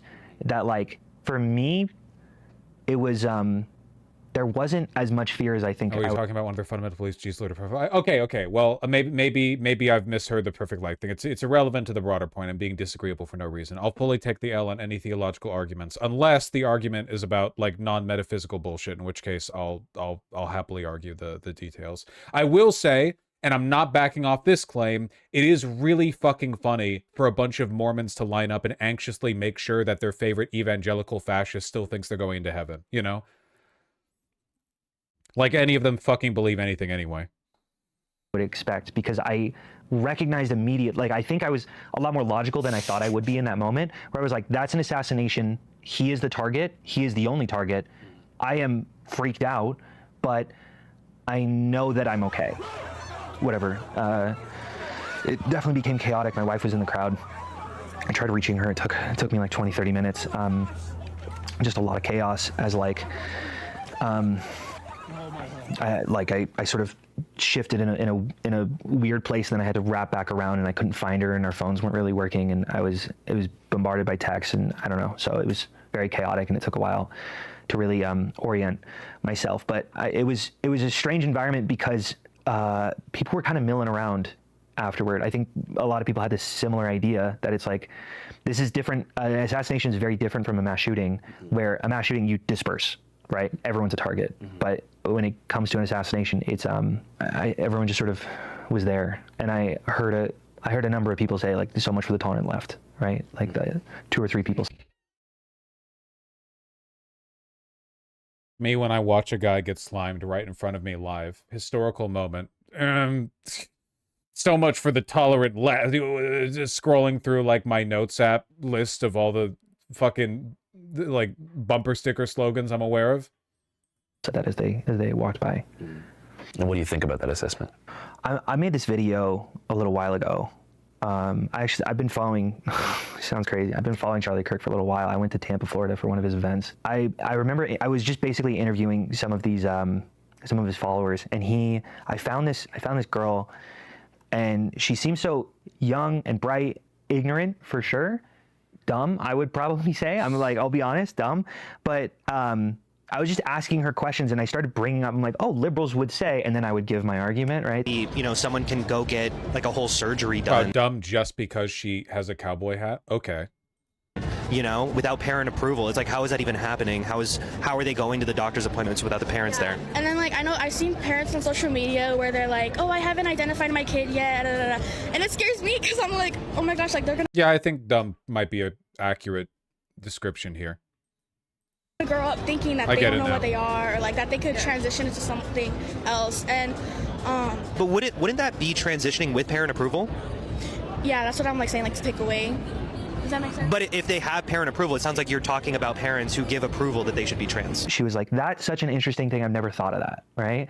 She gave, and I was like... Again, like I've said this many times, but one of the big political reckonings that we're just going to have to deal with is the acknowledgement that our enemies are, by and large, at very least, like supported by a mass of low IQ, proudly ignorant, borderline illiterate, dumb fucks, right? Like genuinely, you can't get past that. It's just like, it's considered rude to say, but like this is the case historically. Like what if there was a political disagreement back in the 1930s, back when not as many Americans were literate, don't you think it would be relevant to bring up to a party supported overwhelmingly by literate people that if the other side is overwhelmingly supported by illiterate people, that might be something you have to factor in with your rhetoric? We should acknowledge the fact they are stupid, you know?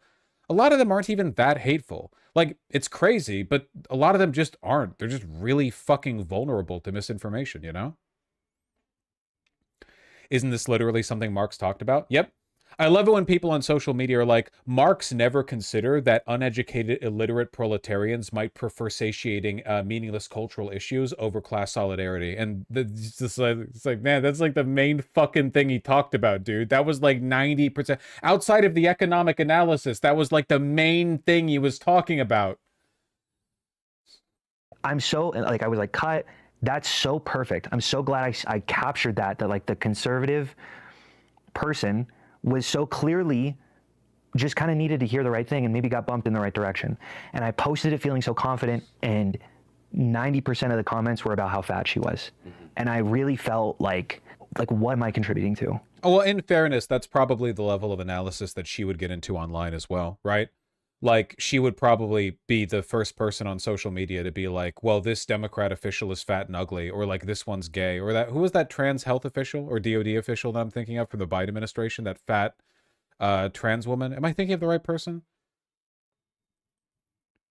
In this culture. And like, in some ways, I'm extremely proud of the left. I'm extremely proud of the people that I've met organizing. And you said Nazis don't believe in the rhetoric. Why is there a correlation to the right wing and school shooters? Nazis don't believe in the ideology of Nazism overwhelmingly, because there's a lot to that ideology. What they believe in are a set of core emotional principles that allow them to use tribalism to reorient their thinking and blame people for their problems in life. Nazism is like an easy one they all fall into because it is very hateful, very emotionally satisfying to the people who fall into it, and it has like a bunch of pre-existing conspiracies that can explain why everything isn't going your way. It's like the path of least resistance for a lot of these people.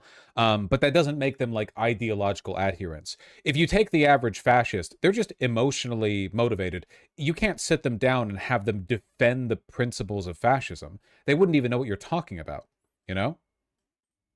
And being in these conversations, and I don't want to throw out the baby with the bathwater. And I would also say that the right definitely has its issue with violence, right? We talk about political violence, like, you know, Gretchen Whitmer, Josh Shapiro, Paul Pelosi, you know, I could go on and on. But like, I am startled very often by how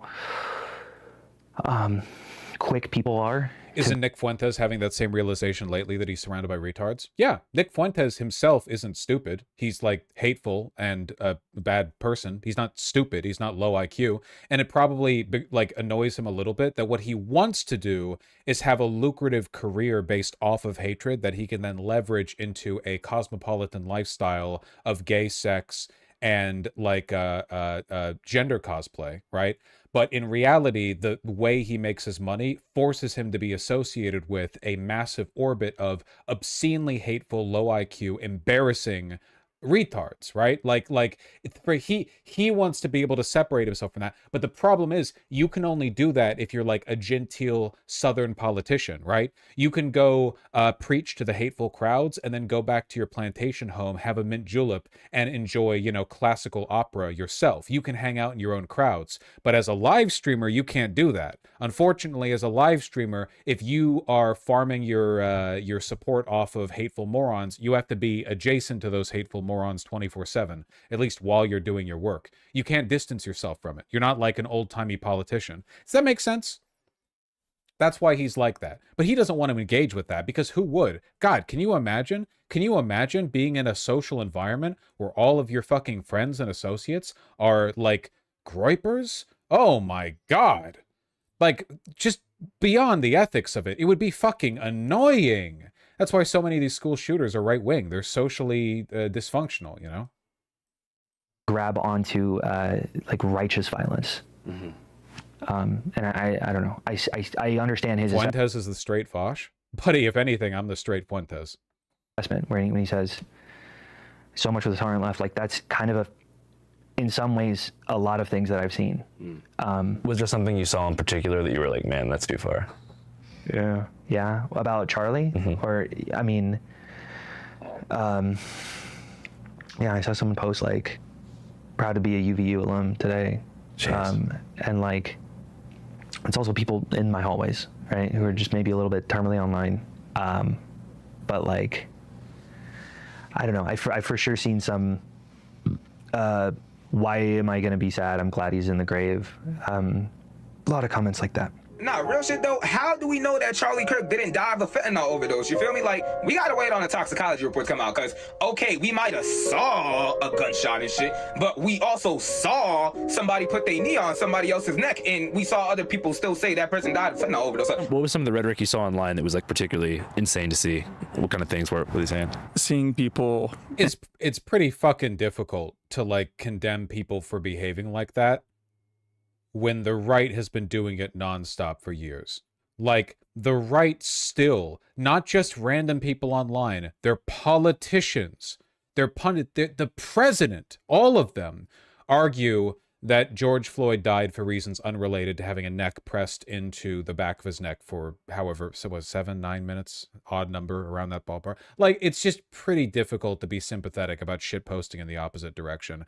The difference, though, is that the right wing actually believes it, whereas the people on the left saying, well, his neck just did that, are shit posting. So I would say that even here in this moment, still pretty difficult to equate the two. It's difficult to authentically match the level of retardation on the right.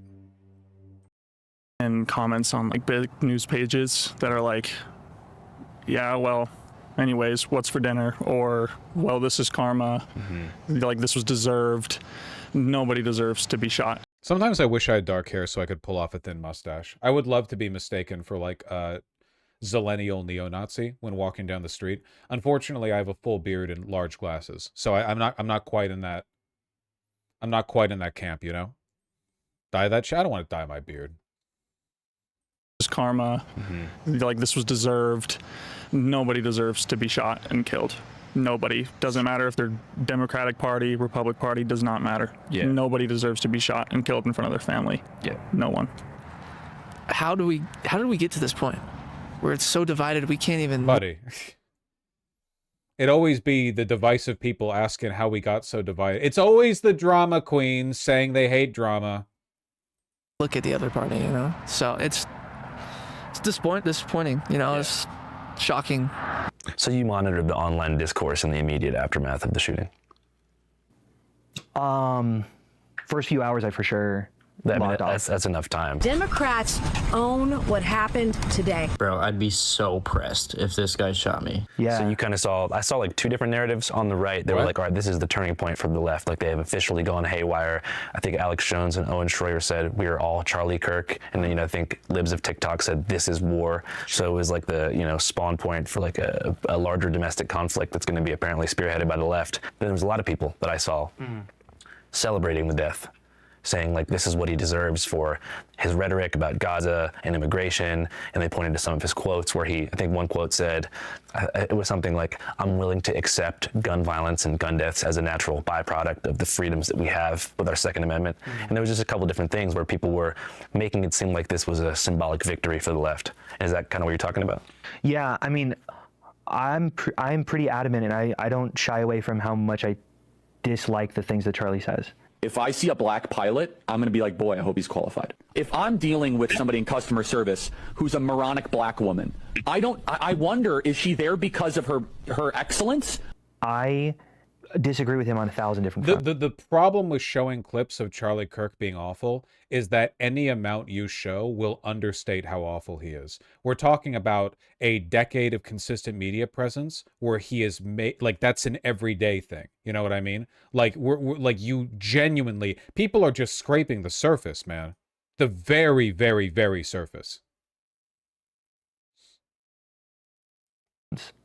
And I feel like, I don't know why it's so hard to not hold that in one hand and in the other hand hold, that's a human being, that's a father of 2 children, right? Like that both of those can fully coexist. It's again, he can't really say anything else, right? Because if he said anything else, he would get they would get his ass.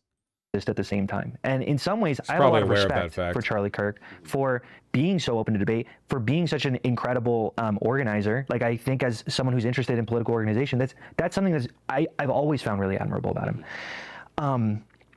But like, he's about my age. He's got a 1-year-old boy. I've got a 1-year-old boy. I've got. Did you see Shuan had saying Charlie Kirk is more moderate right-wing coworker believes? Yeah, but Shu only says that because she hangs out with a bunch of like embarrassing Curtis Yarvin types. Like that's something they like to say. It's the same as that like Charlie Kirk is the dam holding back the based and red-pilled Sonengrad, you know, or a neo-Nazi or whatever. Like they're all the types of people to write think pieces about how they have the high IQ version of your average Appalachian redneck retard who thinks whites and blacks can't get along. Like they're all self-consciously talking about how like having tested for 112 IQ when they were in elementary school means that they're the ideological visionaries of the right. It's not like, to them, sure, Charlie Kirk is moderate, but usually it's because they don't even understand. Charlie Kirk was the farthest right you could be, advocating for the things they believe in. It's like the Nick Fuentes Charlie Kirk division. Like, Charlie Kirk believed the same shit Nick Fuentes did. They weren't different. Nick Fuentes chose a cult audience. Charlie Kirk chose like mass appeal. But that doesn't mean that Charlie Kirk was more moderate. It just means that he was always pushing like the furthest he could on the limit. And Charlie Kirk's views did get more radical over time. Back in 2018, 19, Charlie Kirk was a lot more moderate in what he said. But as the right got more and more powerful, Charlie Kirk could get away with saying more and more, especially after there were no consequences after J6. So like, that's not because Charlie Kirk was radicalized to the right magically as soon as it became possible for him to get away with being more right-leaning. It's because he was always that right-leaning, and he would have sent us to the death camps, and he was waiting for the opportunity to, and he was pushing the envelope as far as he could, day after day, year after year. You know, we're about the same height, and like, I think about how that boy is not going to have any memories of his dad. And that to me is like that's everything. That's They don't understand that outside of the TikToks and Instagram reels that they see of him disagreeing with what they believe is a father of 2 kids. Yeah. I can't engage with this rhetoric. It's just so it's just so low IQ. It's everyone is a relative of someone else. That's how being born works. My brother in Christ, that came with the process of being fermented in a womb. Yeah, okay. And a son of a mother, that their kids are going to bed tonight. His kids are going to bed tonight without a father, and his wife is going to bed without a husband. Yeah. And that to me is just it's sickening. It's sickening to see that this is really what it's come to, and people really think that like this is what they have to do to get a point across. Additionally, I mean, the conditions that created Charlie Kirk's views are still existent. Yeah. The undercurrents that led to all of the opinions you disagree with. And you ever consider Hitler had a dog? No, I'd never thought of that. The left disagrees with. You know, it's you can eliminate Charlie Kirk, you know, but it doesn't take away the rhetoric that led to Charlie Kirk. I think that's what's so irritating about this. Like, on the one hand, this is evil, this is tragic, this shouldn't have happened. On the secondary hand, if you're not even convinced by that first argument, it's also counterproductive. That doesn't even do anything. He's a conservative commentator. He doesn't even have, like, Trump has been given every opportunity right now to crack down on the violent left. For years, those on the radical left have compared wonderful Americans like Charlie to Nazis and the world's worst mass murderers and criminals. This kind of rhetoric is directly responsible for the terrorism that we're seeing in our country today. And that, like, my whole point about making a video about how nonviolent we are only can exist if we stay nonviolent. It just doesn't solve anything either. Like, I don't understand how you walk away from that. Like, what did you solve at all? Everyone is now more angry and justified in their anger. But people aren't talking about this as though it solved something. People are talking about this as though, like, they're celebrating the death of an evil man. Those are two separate things. Those are two different things. Or at least more so than before. And I just, I don't know. I get so angry at these wannabe activists, these assholes, these disturbing, evil. I don't know. I think that one of the key words is antisocial. Sure, yeah. And I'm not saying that, you know, I grew up around a bunch of violence, but I've seen shootings before. Yeah. I've lost people to gun violence, whether it be in the street or from police. A few people in high school and past that. Andrew Auld, I just talked about it like a second ago. Thank you. So to me, it's something horrible. Universally should be recognized as a bad thing, but there's this weird kind of antisocial undercurrent that I think is running through like early Gen Z, like 18 to 22. I'm not sure if it was because they were socialized during COVID and they missed like a bunch of formative years, but the things that they're tweeting about the situation and just their dissociation to like the horrific violent imagery, to be able to watch something like that and be like, hell yeah, that's dope. Buddy, the entire right wing has been doing that with Gaza for 2.5 years now. 2 years, sorry. Again, this isn't like the desensitization thing. They're like right now, every single white 55-year-old Republican screams frothing at the mouth for cops to crack down on black protesters harder. Every time they see a clash in the police, they're like, fire, get them, get their asses. Like the idea that the desensitization to violence is brought about by like a wave of antisociality happening now with young people is just not, I don't think that tracks. That indicates some kind of antisocial, psychotic, sociopathic disorder. Like literally at the RNC, everyone was waving fucking deport 20 million people. Like these are Holocaust numbers, more than Holocaust numbers. Like they were waving signs. We're talking about like there's a difference between people being blasé about the death of Hitler and like Hitler, the Nazi party. Sure, and like whatever. Why do I have to keep repeating this, man? Wow, it's crazy. I don't understand. I don't get it. When your belief basically ostracizes anyone who disagrees with you and you have no one left standing, it makes sense that you don't have a lot of connection, so maybe you lose that human value. I don't know if that makes sense. Say it one more time. Like, I think it's become very common now to cut off your parents or cut off your siblings if they say maybe the wrong thing or sort of come across things. Dude, fuck off. Why are we what is this conservative talking point shit? Like, oh man, the liberals will cut off anyone. There are lots of fascists in this country. The political agenda here is not like tax reform, okay? It's mass deportations, which involves separating millions of people from their families. We're talking about the eradication of queer people, of calling them degenerates and pedophiles. Over like a significant portion of youth homeless are gay people who have been disowned by their parents. Why are we pretending? What is this, man? It's a little different. And, you know, you cut these people off and then you go, you know, you're left standing and you're an island. It makes sense that you're like, well, what is a father really? And you guys are all like 18 to 22 range, right? Yeah. Is he a pretty popular figure among your guys' demographic? Yeah, I mean, if you go on, especially TikTok, he's everywhere. So, even though it's someone I've never met, it's someone who I feel like I've been almost consuming his content for a long time, and so it's a familiar face that we're losing, and and he's someone that shares a lot of the same values that we share, religiously and politically in a lot of ways, and so. He was very devoted, and you have to appreciate devotion because he was trying to.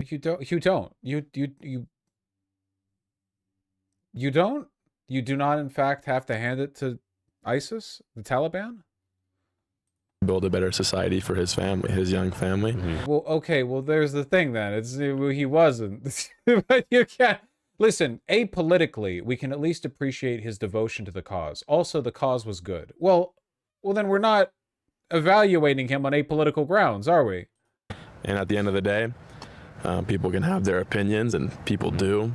There's extremists on both sides, but this is really an opportunity for everyone to kind of mend and realize what happened and mourn before we go on and take a moment to realize what has happened and what we can do to prevent just certain things like this in the future. I mean, it does sometimes feel like I am one of the few, definitely not the only, but certainly maybe a minority of the left that really cares still about life or family or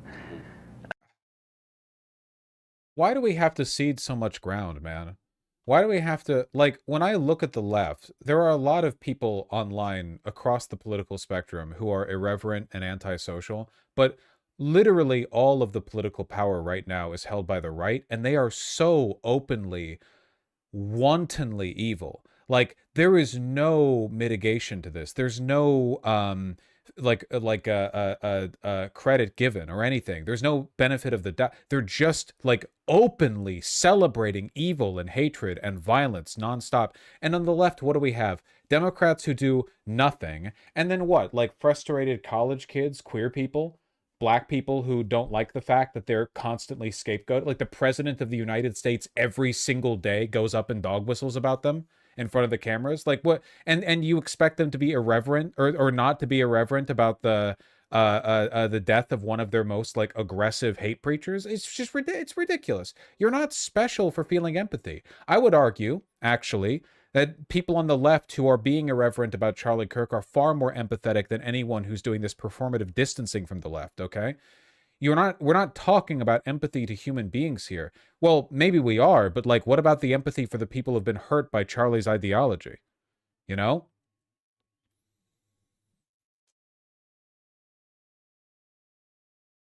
America, I don't know. No, it's a good point you made. Like these political divisions have infected people's family dynamics, and it's become more important in those bonds. So you have, you hear it all the time, especially if you're in like a hipster neighborhood. You hear someone be like, "Oh, my dad voted for Trump. He's such a piece of shit. I can't wait to chew him out at Thanksgiving," if they're even going. Okay, what's wrong with that? Like genuine, like leaving aside the partisanship, what is wrong with that? Morally, what is wrong with being related to a person who has materially supported fascism, an ideology that covets death and destruction, deportation, alienation, and saying like, I am upset with them for that, and I want to talk to them about those political beliefs they have. I want to chew them out for it. Can somebody explain like what is wrong with that? Whereas, you know, it's not saying you shouldn't have a political discussion with your like I'm honestly uncle. all for chewing out your Okay, I'm glad we agree on this. dad if you disagree. Like, I don't know. Chew out your dad, but don't abandon your dad. Yeah. Especially if you're No, fuck the dude. What the fuck? If you're like a gay kid and your dad is ooh-rahing to the in Florida, them like eradicating memorials to the victims of a queer club shooting or whatever, like what the fuck? If your family's full of pieces of shit, you can cut them out. That's fine. I guess maybe Callahan would have something, you know, a particular bias on this subject, but with, you know, him having been canceled and all. It is, in fact, okay to separate yourself from people in your life. Dude, like, come on. A bunch of the people watching this right now have Republican family members. You know what they're like. Let's not pretend that they're like normal, perfect, loving people moment to moment, and they just incidentally believe in fascism on their, you know, on their off days or whatever. Come on. Dad's in like a Facebook QAnon hole. Try to figure out how he got there. No, for sure. And maybe if you can give him enough love where you can pull him out. Yeah, no, 100%. And I do maybe genuinely feel, and like whatever, conversation isn't everything, right? There's a lot more that comes to politics than just conversation. But like, Charlie was certainly onto something there that like conversation does fuel quite a bit of. They think your conservative dad is basically Hank Hill. Yeah, see, like it's so out of date. Fucking yeah, like your dad just has like earnest different opinions about fucking tax policy, trickle down economics. Or we're like, no, come on. What does the MAGA movement preach? Like, what are they talking about? What are they advocating for? Why are we pretending? Why are we doing this? It fuels something that I think we've, I don't know, maybe discarded. Do you think this is a legitimate turning point for discourse in America, or do you think this is something that's just going to be remembered more as like an individual tragedy? Do I look like I know really what feel an like it could go OwO either is? way. I feel like if we're lucky, we can just kind of memorialize it and move on and be better from it. But I definitely have a pretty sick feeling that there's a lot of bad repercussions that are going to happen because of this. Yeah, I think on both sides too. You make a martyr of somebody, I mean, people will do a lot to avenge them. Exactly. Yeah. Especially the entire Republican side is, of course, not happy, and nobody should be happy. And the people that are have something wrong with them. Yeah. Really. Do you know Charlie Kirk? Yeah, I do. And what do you think of what happened to him? You know, sometimes revenge is a dish best served cold. I hate to... He died in a world that he wanted. Motherfucking animals! You liberal, progressive, deranged fucking animals! You are so hateful in your hearts. Worst things have happened to people. And you know, when you've turned a blind eye, you want us to erase the Confederacy, you want us to erase all these different things, but why should I have more sympathy for something that you clearly, you don't know pain, really. This is the worst thing you could think of. You don't understand what other people have gone through. Do you think this could be a powder keg moment that starts like an internal major civil dispute between right and left? Probably nothing more than what we've seen since 2020. Same shit. Yeah, same shit. Damn smart. Okay, yeah, I agree. Again, the rhetorical satiation, it's at its like maximum point. If you can't really do anything more when the right's already calling for death camps and civil war every day. It's really just like, are they willing to commit and expend whatever political capital would be necessary to fully like invoke fascism? And they've been like dancing on the edge for a while now. They're making steps, but you know. Different story. I mean, I don't think anything like, you know, we had the George Floyd, we had the January 6th. Yeah. I don't think it's going to be anything more than that yet. Here's the only time we're going to have real civil disputes is when we are starving. Yeah. You know, when we lose access to clean. Okay, well, hold on. I'm liking this guy actually. I think that his assessment is correct. I think materially, like the reason the Civil War never happens is because everyone's comfortable. Like for the most part in America, people get their meals and people get their paychecks and the electricity works and the water works and everything. So you're basically waiting for the contradictions to mount to a point where people's basic necessities break down. And then all of a sudden, when people's lives are literally on the line, that's when life gets a lot cheaper. Water, when we lose access to electricity, you know, that's when things change. But right now, we're comfortable, right? Yeah. And that's ultimately, this is going to make people upset. You know, sure, it is going to create more tension between the left and the right. However, it's unfortunate that we even see in this two-party democratic system anyway. Right. Yeah, it's a good point about basic necessities being met. Like, people can talk a tough game about Civil War, but until people are like, can't go to 7-Eleven, they're not really going to kill anybody. Yeah. No, yeah. It's just not going to happen. I think that's true. It basically has to get to the point where you have more to lose by not doing anything than doing something, right? That's all. That's what it's going to take, you know? Do you think that events like this will make people more scared to interact with their political opposition in a public forum? Sure. I mean, obviously, for sure. I was at there was a protest there were two protests, one in Provo and one in Salt Lake. It was the No Kings protest. And I went, and my mom was so scared. She's like, do not go. Why are you doing this? And I was like, I have people that I care about who are, you know, undocumented. Like, this matters to me. And then there was a shooter at Salt Lake and someone got killed. In the middle of a No Kings protest that brought thousands of demonstrators downtown, sudden gunfire stunned everyone. He fired several shots. The crowd dispersed. I got to cover. And it's like, how can I really blame my mom? You know, like I can't be frustrated at that inclination to be terrified to go outside, to have some sort of discourse. Like sometimes I think about it. I'm like, I know someone who's right near the person who got shot at Salt Lake. I was right near Charlie Kirk, and my high school alma mater, the one that my brother went to, got shot while he was there. Like, it is crazy how many events I'm a part of, and I don't think I'm necessarily an anomaly for that. And that's sort of the point of the video that I was trying to make, was that when you have 6,000 data points of of mass shootings that happen in America, you could pick anything that you want out of that. Like, that's an overwhelming amount of constant shootings that occur over and over and over and over again. And it's horrific that I was trying to point that out, and Charlie died.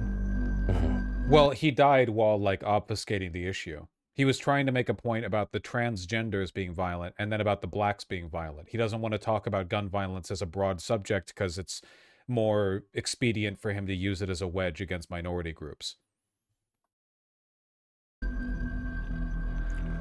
Did the gravity of that situation immediately sink in for you? That you were the last person to talk to him? Took a while, for sure. I was driving away. My wife and her sister and her mom were on campus, and they found us, and they drove away. And she turned to me and she said, "You know, you're gonna be on every news station in America tomorrow." And I was like, I don't know if I realized it until right then that I was like, no, that was me. That was like, I don't know. Maybe I'm just being paranoid, but I'm like, dude, I read too many comments on some video about me that was like, dude, this guy's in on it. He was asking about shootings right when the shooting happened. Like, let's go get this guy. I mean, every mass shooting or assassination is like a powder keg for conspiracy theories, because everyone's paying attention. It's got all the elements that, there's an old Joseph Pulitzer quote that's, if it bleeds, it leads, and so everyone wants their own conspiracy. I've seen people blame every single type of person in the world for what happened. Totally. Let me tell you why I don't think it was a crazy leftist, because there was hundreds of people there who had the same exact political views as Charlie Kirk, but they only killed one person. They only killed Charlie. I don't think that's necessarily good analysis. Even if it was like purely politically partisan, you would there's a huge difference in terms of setting a message between an assassination and a mass shooting, right? If there was other people, like, it's fine. Well, We you grade see on with, like, a lot of averages. deranged, like these transgender shooters who've been going around. Oh. They kill as many people as physically possible. This guy. Wait, hold on. Is this guy like a chud? I figured he was because of how he looks, but he was cooking earlier. Is he like a?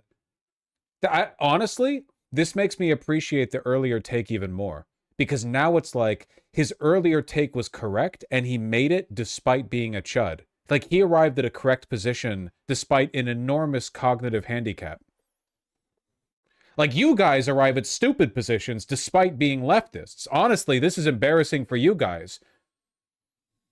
Whoever he was had to leverage the vantage point to take out as many people as he could have. But no, he just took one person. It was a one and done, and that was it. And that's why I don't believe it was someone who was a radical, like just a leftist radical acting upon his own. I think this was a professional job. Yeah. There is a tweet out there. I'm not sure who tweeted it. I could fact check it real quick. Who's talking about the Israeli government killing Charlie Kirk because he was having some second thoughts or something like that. I think that is a possibility. Jeffrey Epstein was not a financier. He was not a hedge fund manager. Jeffrey Epstein was a key player in a multi-decade blackmail operation against the most powerful people on the planet. Along with Candace Owens and Tucker Carlson changing their views on Israel. However, well, he was all three. Like, those aren't mutually exclusive at all. You can be a financier and also a participant in a blackmailing scheme. Those are related. Charlie Kirk received quite a bit of money from AIPAC to support Israeli interests in the United States. I've been to Israel twice. I love Israel. I love Israel, the place. I love Israel as it protects access to biblical archaeology. So hopefully, and it's not a good thing he's dead. I'm not going to say that, but hopefully he died because he came to his senses and did the right thing and put America's interest above Israel's, not the other way around. What was the security situation on the ground? Wait, what? Is he suggesting that... is he suggesting that Charlie Kirk felt bad for being a Zionist shill, so he orchestrated his own hit? I don't understand what the implication was there. He's saying Mossad... he's saying Mossad took him out because he, like, internally stood against Israel or something? That's crazy. That's crazy. Dude, he's operating with such a cognitive handicap, and he still mocks you guys.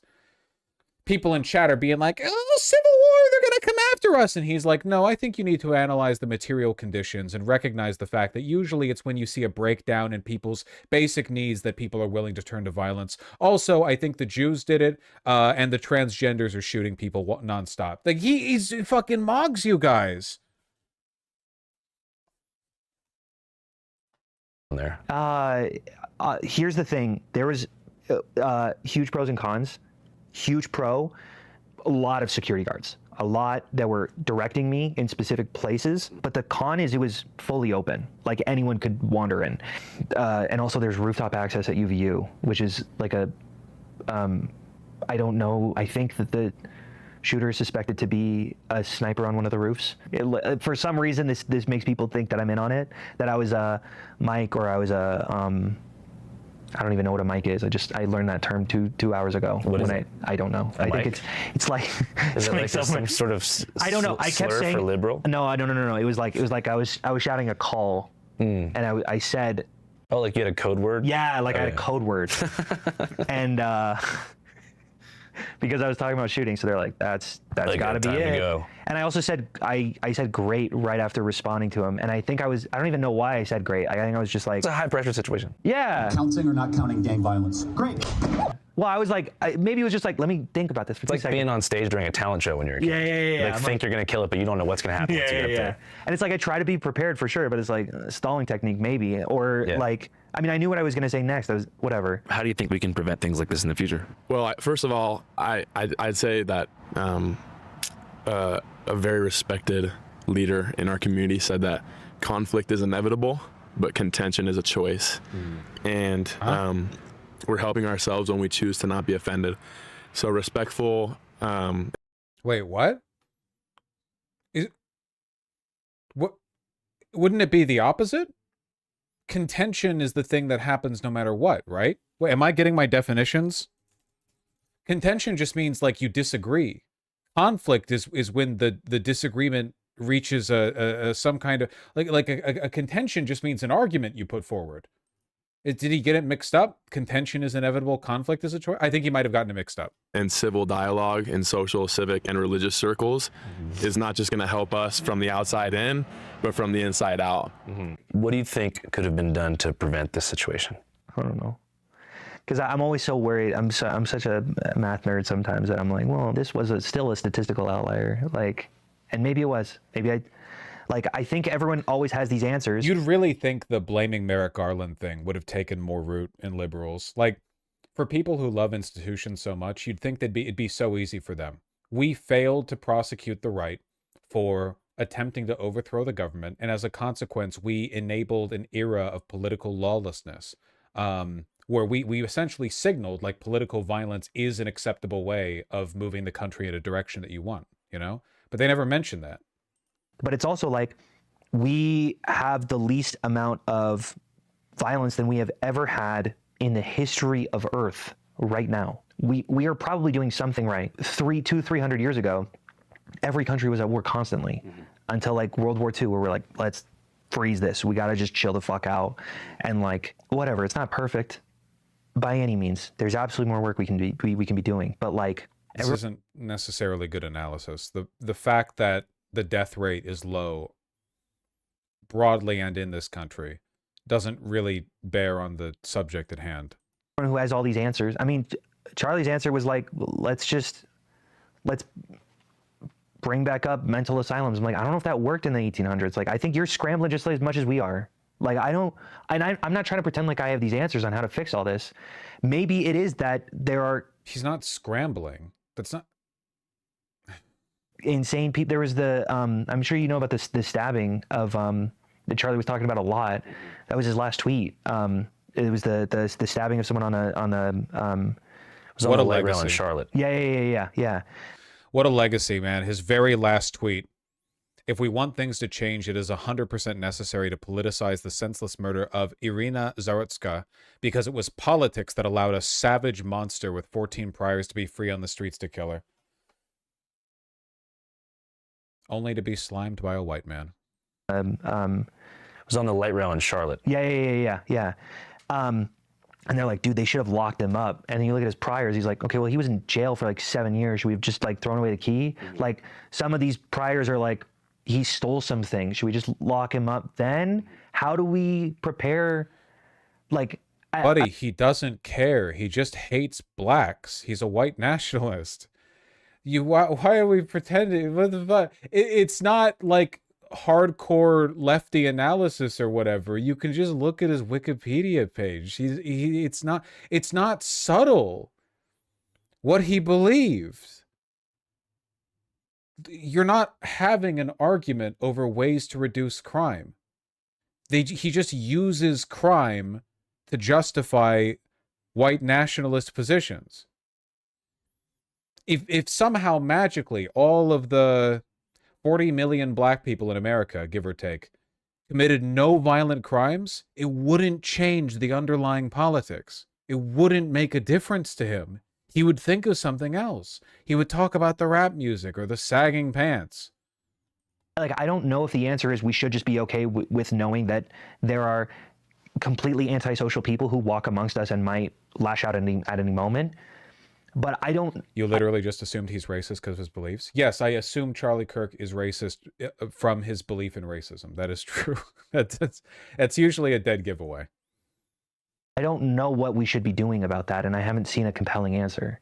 I mean, one thing that I've heard is like more readily available psychiatric services. Sure. Gun reform. Sure. Mass buybacks. Yeah. I'm in favor of all of those things, but I also know in my ideal world where I have all of the policies. Does anyone else remember when there were those Haitians in like Ohio who did fucking nothing wrong? And then the vice president of the United States, then in what he later acknowledged was a straight up lie, made up and propagated a story about them killing and eating pets, and it was based on nothing, and that group of Haitians was actually stimulating the economy of that town, and they were legally there, and the literal only reason they did that was because they were black. Do we seriously think that we're doing this because of crime? That was just one of an innumerable list of, like, it's just the skin color, man. It's just the skin color.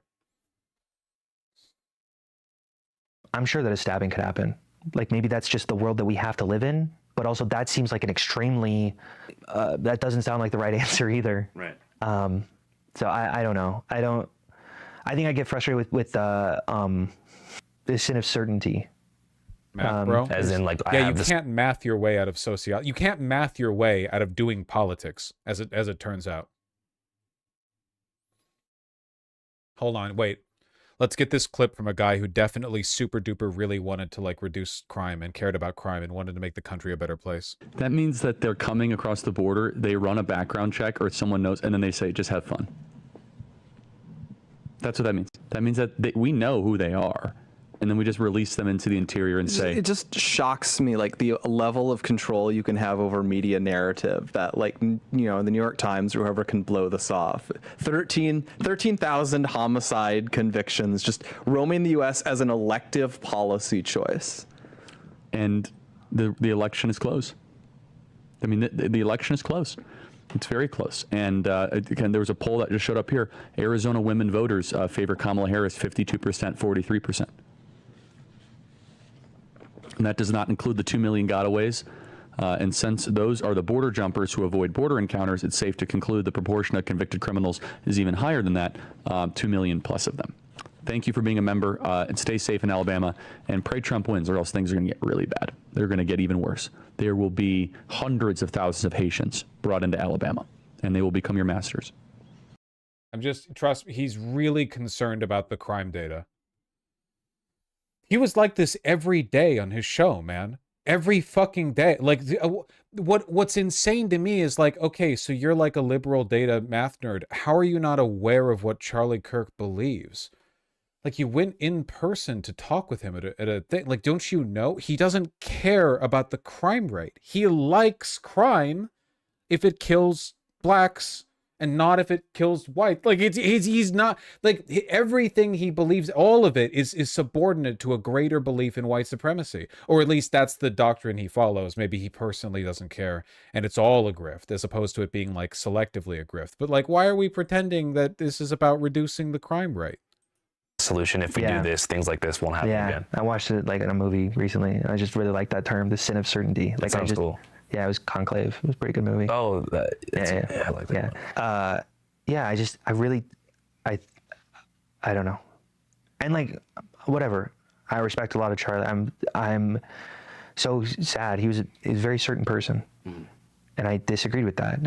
I think that we can move forward a little bit more uncertain. I think we should have less gun laws, not more. I know people disagree with this.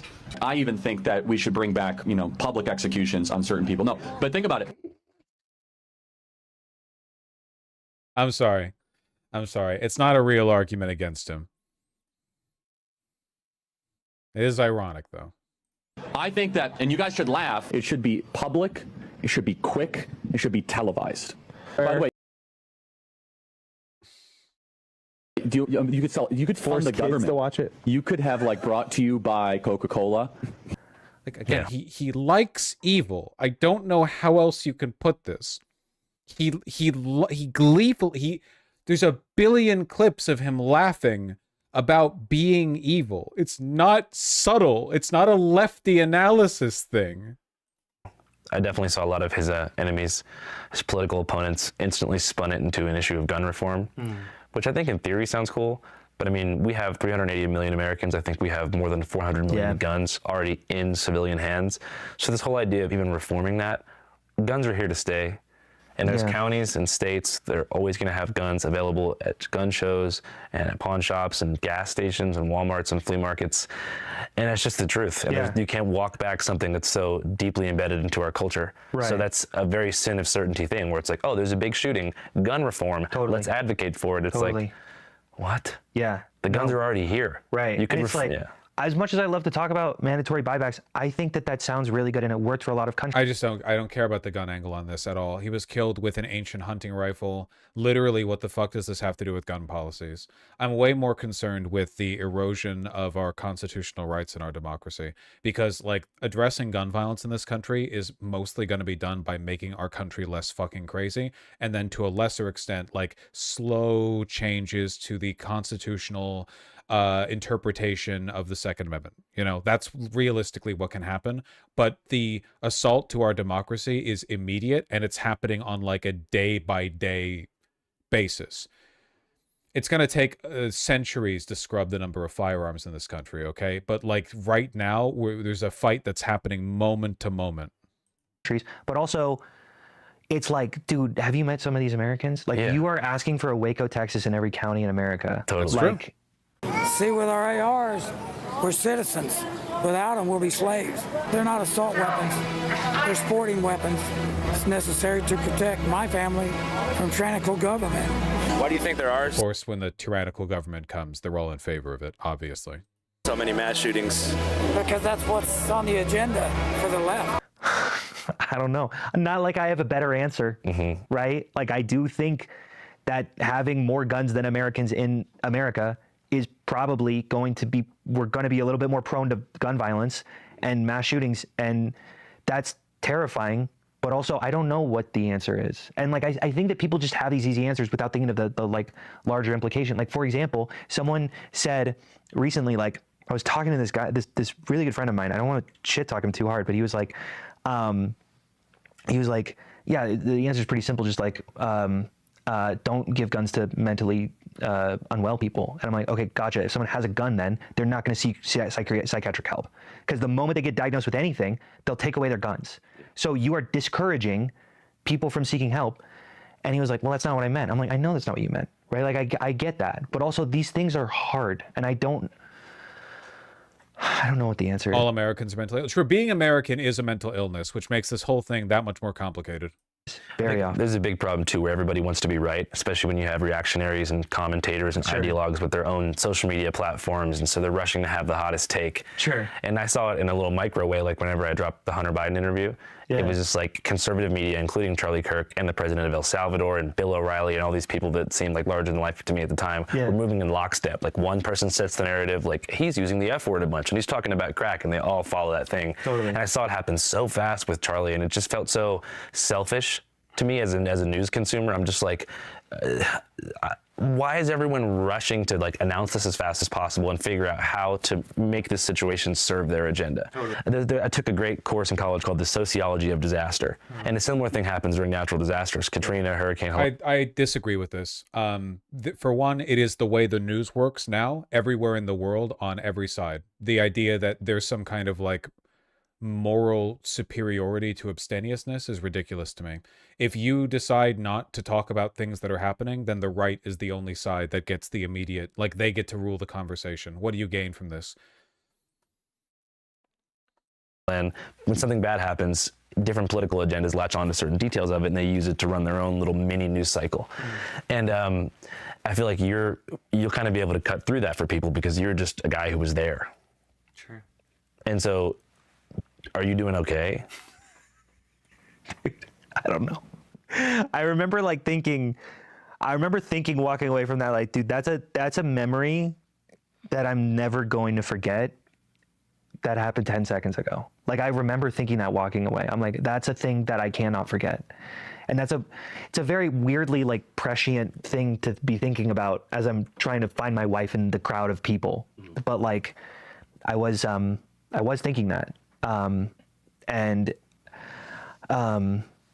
it was hard. Like, I was definitely trying to, like, I was keeping it in, and we got a call from the hospital that we had to go see my daughter like 2 seconds after we were sitting in traffic as everyone was piled in. It's like, oh, now we got to go to the hospital. And I get there and I misread the charts and I think that she's doing a lot more poorly than she is. And I'm like, I like break down in the hospital. I'm like, that is, I don't think that I can handle today. Like, I feel like an emotionally. I feel like the rest of this might be a little bit beyond the scope of political analysis. We have watched quite a bit of it. Put together. Grew up in LA, but I moved here because, I mean, that was his goal. Yeah, the rest of it seems pretty personal. Not to say that's not like worth watching or not interesting, just it's not something that I have much to say about.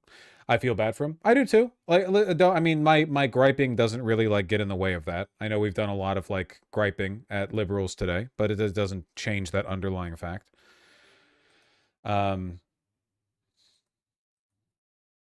We gripe a bit. We love our griping here. We do love to gripe.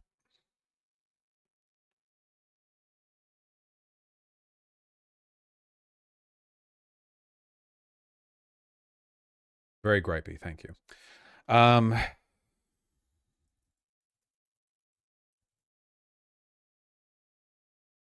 Okay. It is. Hold on 1 second. Let me mute.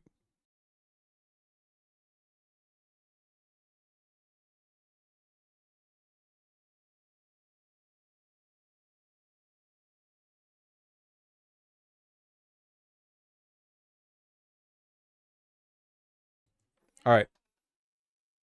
I'm being informed that I in exchange for information, I'm owed, or sorry, my partner is owed a hug. So 1 moment.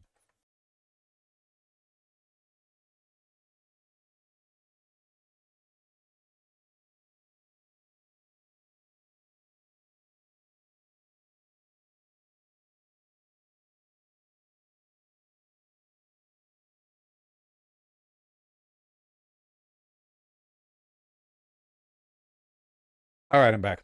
I'm going to read donos, and then I'm going to play some Silk Song, because otherwise I'm never going to finish this game, and Hades 2 is coming out soon, so I need to finish this goddamn game, and it's an infinitely large game, so I have to play the game to finish it. For everyone who is only here for the politics, I appreciate you being here very, very much. If you enjoyed the content, please consider leaving a like on the stream on your way out, and also subscribing. I know that not everyone who is watching right now is subscribed. And I think that's wrong of you. You know, in these dark and tumultuous times, it's more important than ever that we stand together. And frankly, you're kind of leaving me holding the bag right now. I'm going to read donations, and then I'm going to play Silk Song. I'll play it at a very high skill level. Don't worry. Okay. Oh, I also have to pee. I should have done that when I first got it. Isn't this shirt really nice? I feel like I'm letting it down by not being jacked, but I really like the color. I like charcoal a lot. Looks cozy. It is cozy. I guess it looks very basic. The fabric feels very nice.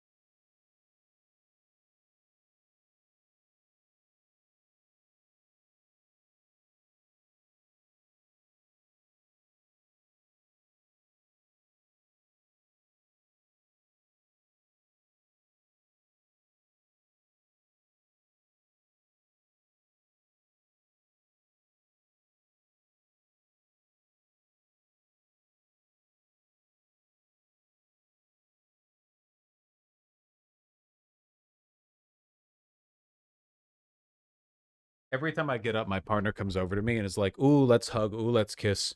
And I have to remind them, you lose like 200 viewers a second when you're not in front of the camera. It's rough out there. Hardest job, even. Snap it, crack it, pop it. Thank you for the tier 1 sub. Likewise, Comrade Whiskers. I really appreciate that. Brunhild Verts, thank you for the $5. Fungi Fior, thank you for the $10. Good things are good and bad things are bad. Many such cases. I agree completely. Fuster Clucked, thank you for the insanely kind $50 donation. Wait, let me try to do the voice. Drama failed. Cash Patel, I'll see you in Valhalla, brother. Morale -1. How was that? Did that sound right? I feel like that was the best. I don't have like the French, I don't have the French intonation, but I feel like that was still...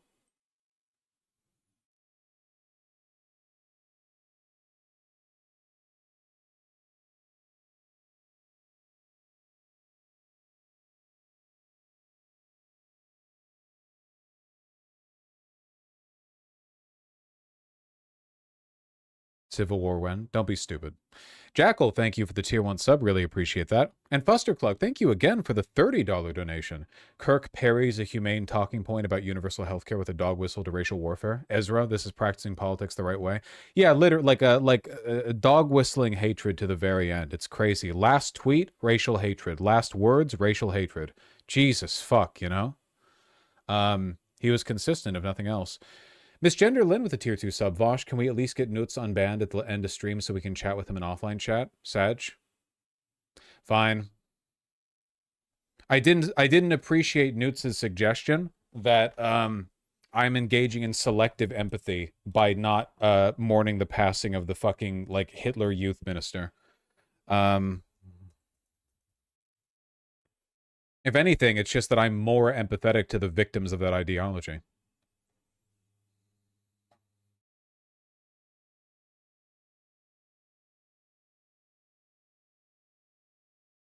Zara Ashagao, thank you for the very kind $50. Remod? I didn't say remod. I said unmute. Who's LMFAO? He's a hacksaw, Chinese hacksaw. Fucking true. We haven't left that era. We have not left that era. They're still out there boomer posting in the media, man. Employee ownership, thank you for the incredibly kind tier 4 sub. Leaving my day job for my janitorial business. My team is growing in size, skill, and buy-in. I will nurture this growth for eventual employee agency and ownership. Nice! I hope it goes well. You know, I actually feel like there's a huge market in this country for like more robust janitorial services. Like, I know that professional cleanings can be very, very expensive. And people don't always want like a fucking maid or whatever, but there's like a middle ground. I don't know. I've seen people talk about it, but I'm not by any means a professional or knowledgeable in this field. Telomeres, thank you for the $5. No, Hades is a great example of the hot plus sexy dynamic. Wolves, thank you for the 10 tier 1 subs. Water posting again. Y'all drink water. Everyone drink water.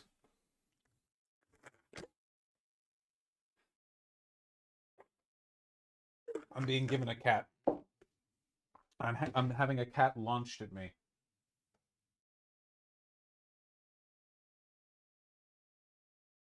Hello, River. Hello.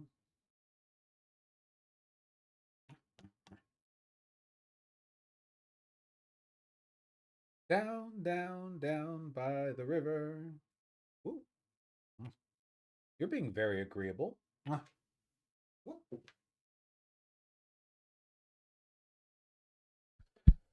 How many cats? There are 2 at this house.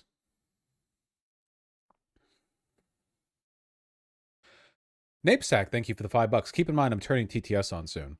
I paused my Discworld audiobook while power washing at work to tune in the moment I saw those shell messages. Yeah, they're pretty fucking wild. Jesus. Senua Psychosis, thank you for the $5. Severe Weather Center predicting approximately how bad the winter of 2025 will play out if you want to skim. Like climate-wise. I'm not going to watch this right now, but I'm going to keep the tab open because I'm interested in the subject. Hopefully that'll do. Thank you.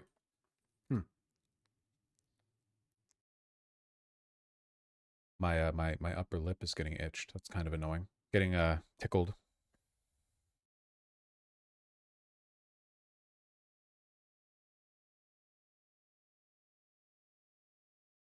Oh my goodness, there are a lot of super chats. Okay, I'm gonna have to read these a little bit efficiently. Sorry.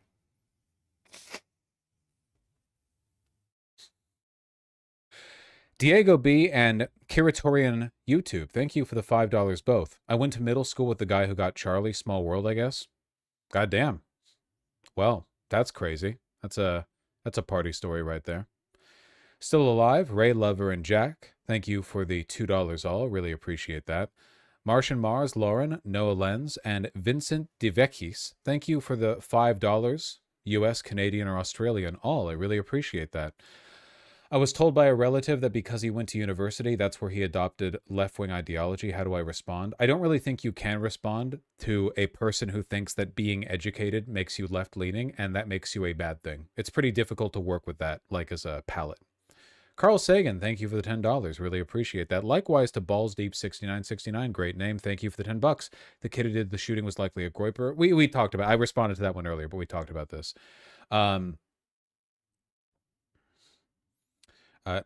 German Ajari, thank you for the €10. There was violence. Some guy walked by a vigil and said "fuck Charlie Kirk," and the crowd went full boot party on his ass. Huh? I didn't see that. Interesting. So much for the tolerant right, huh? Still alive, thank you for the $5. Dear Dragon Warrior and Galactic Moth, thank you for the $2 both. Fear, thank you for the $20. Bro, hey fascist catch is a Helldivers meme. Yeah, I mean, he's still left-leaning, it seems, but yeah, definitely very internet brain poisoned, you know? Zan Sampson, thank you for the €6. Imagine how much more vile a speech would be if the shooter was actually black. Yeah, I mean, or trans, for sure. Bonnie SPL and Alamo Andretti, thank you for the $10 both. I really appreciate that. When the shooter was apprehended, some of my friends tried to argue with me and say he wasn't the real shooter and that it was an FBI planted plan. Oh my god, the fucking flight path. People are really conspiratorial these days. I don't fucking know, man. It's really annoying. It makes it really difficult to talk about real issues. Really, really, really, really, really, really difficult. Beer, thank you for the $20. Bella Chow is from Hearts of Iron 4. Yeah, I've heard that. Definitely an HOI 4 player. Why am I saying that? Because those people are fucking unhinged. Taijirai, I'm calling Livagar out or something. Taijirai, Photometric, and Melon Miller, thank you for the $5 all. Really appreciate that. Thank you, thank you. To get a state funeral, don't you need to be in the government or a soldier or do something good as a civilian? Well, being a YouTuber should get you in there, right? Once you hit 1 million subs, you're in, baby. You're in. Jake, thank you for the $2. The Dude, thank you for the 14 Canadian. I really appreciate that. Geralt Snake, Elira, and Justin Kosuk, thank you for the $10 all. I really appreciate that. Thank you. The TikTok from Therapy Jeff seems to be the only sane take on how people can feel if you want to pull that up. No, I can only do so much TikTok a day. We did cover a lot of insane takes right now. No. We have covered a lot of insane takes today, though, for sure.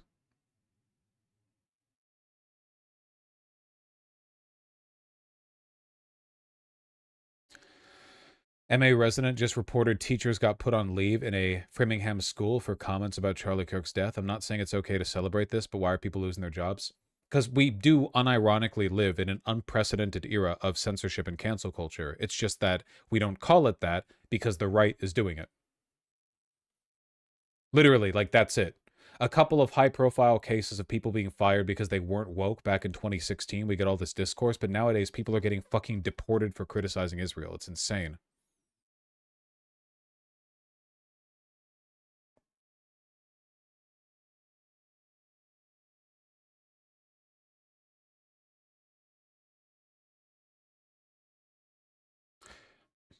You were just mentioned on BBC Newsnight. It's on live. They said Vosh has advocated for violence against the right. Was I like on my own or alongside Hassan and what have you? Who was the person speaking? Sorry, BBC iPlayer isn't available in your region. You are outside the United Kingdom. Oof. Alongside Hassan and Destiny? Ah, the trio. That's crazy. Dude. I have like one stray mustache hair that's fucking poking my upper lip. That's scary. Nah, it's okay. It's the UK. They don't have guns over there. Hello. No.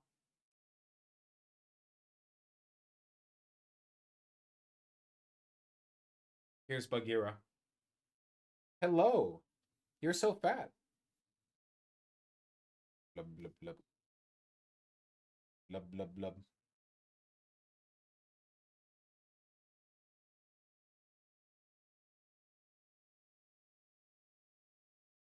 Mwah.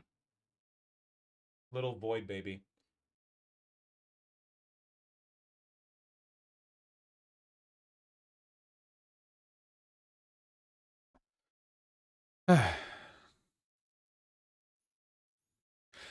Anyway, does anyone know the name of the commentator from BBC Live who mentioned the late epic lefty YouTubers such as myself and Destiny who are propagating violence?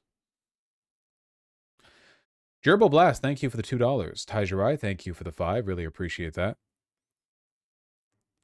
I'm worried that Gavin Newsom's L take on continuing Charlie's work will hurt his chances for 2028. Gavin Newsom is not an ally of our movement. I mean, like, if his chances are hurt because he's celebrating the life of a Nazi, I mean, that's kind of on him, you know? Melon Miller, thank you for the $10.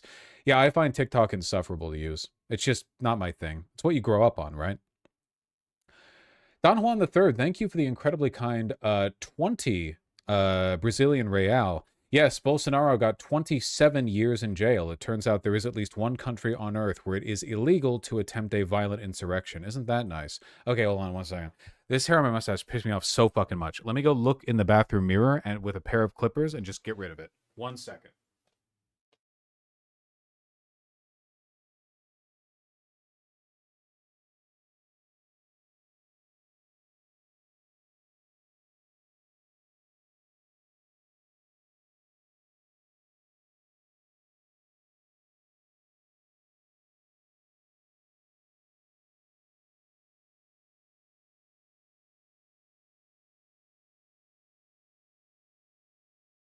I found it. It was the thinnest little hair in the world. It was invisible. Oh my god.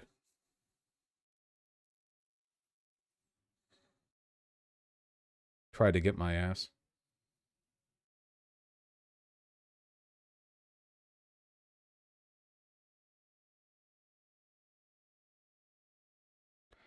A tweet saying the family is saying the shooter hated Kirk for not being right enough. That is misinformation.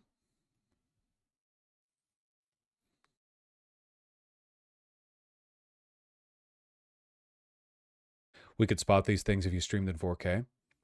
If you stream in 4K, you can't stream with ultra low latency. YouTube chat would be, you'd all be super delayed. Lasagna Killa and Corin Kivish, thank you for the $5 both. Likewise, still alive. Thank you very, very much. Israel and neoliberal voices are just getting more and more drowned out. I just really hope that Charlie Kirk's assassination isn't a fucking rallying cry for them, where they, like, performatively demonstrate how, like, not celebratory they are over the Hitler-Jugend minister passing. And try to, like, win back a broader audience, you know? Mortal Wombat, thank you for the $10. The real abundance liberalism was the abundance of cuck chairs. Ezra Klein wants to be able to sell himself out to the right. Yeah. Yeah. 6'4 Crusader, Memory Suit, The Dragon Warrior, and Sai Dayor Productions, thank you for the $2 all. Really appreciate that. Malin Miller, thank you for the 5. John and Vlogo, thank you for the 5 as well. Really appreciate that. Thank you, thank you. Andrew Alt, thank you for the $10. I addressed that. Melgard, thank you for the 10 Brazilian real. Parasociality means hundreds of thousands will feel like losing a personal friend. Yeah, we'll see. I imagine that a lot of people are gonna, you know, care for Charlie Kirk, like, kind of on that parasocial level, but I imagine that to a lot of them, he was just, like, someone they broadly thought of as on their side. It's a big country, you know? Big country. Still alive, thank you for the $5. I think we have reasonable reporting at this point. That the shooter was left-leaning, at least. New Zealand Meta with $2 New Zealand dollars. Do you consider yourself a performative man? Not really. I mean, I like theater, I guess, in the sense of you know, being loud and what would you call it? Not performative, but like expressive with your beliefs. But I don't really think I act that differently on stream than I do in person. Gwyneth, thank you for the very kind $20. I really appreciate that. That's very kind of you. Cute emoji.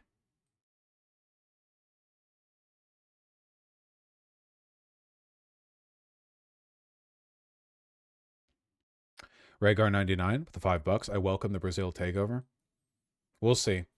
We'll see if Bolsonaro's arrest does anything to like disempower his movement. Lula is not that popular in Brazil.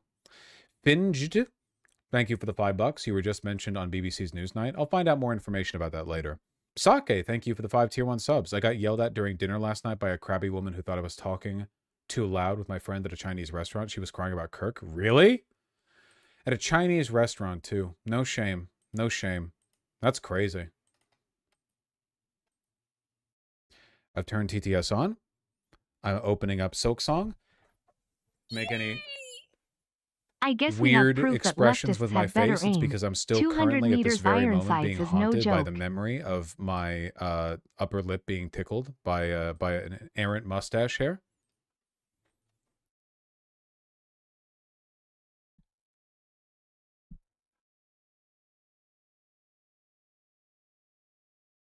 Switch players. You have to change the dono sound to that guy. We'll see.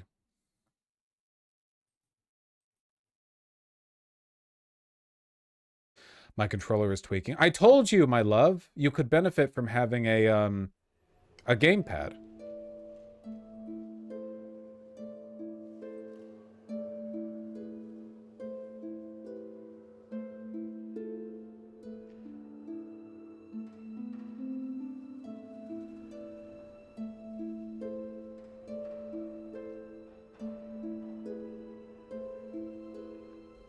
We're pretty far along in the game. Though, of course, that's just my perception. The way the game has been going, for all I know, I'm in the first third. Probably not. I don't want any spoilers. I think at this exact moment, we are looking for ways to complete the... We are looking for ways to complete this quest right here. The Great Taste of Farloom. We are trying to get all of these rare delicacies over here. We need a lot of money to get the vintage nectar. The courier's rasher is probably gotten by completing a quest that I know of. My guess is the pickled muck maggot are from the 2 Australian bugs, and the crust nut I have no idea. The next thing I'm going to do is go up and try to complete a path right over here, because I think I can get there with my double jump. We also need to get as many, as much dosh as possible.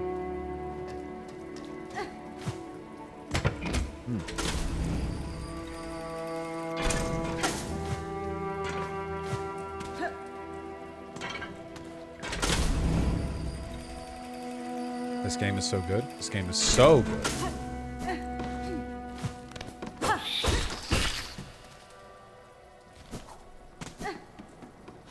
I 100% of the Chiefs in this game. If you need hints, I'll give. I do not need anything right now. I promise you that.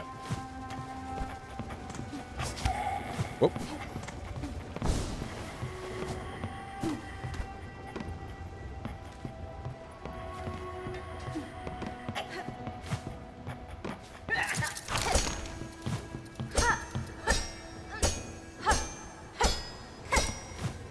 Nice. That was easy. If you read this, you are gay, LMAO. Got his ass. Got their asses. I don't even think I needed double jump to get up here. I think I just... Oh.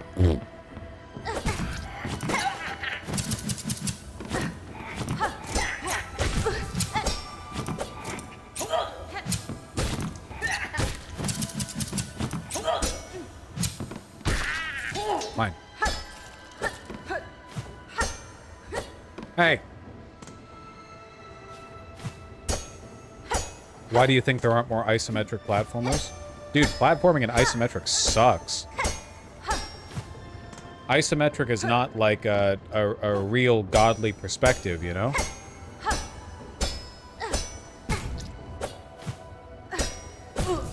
Hey, fuck you. Hey.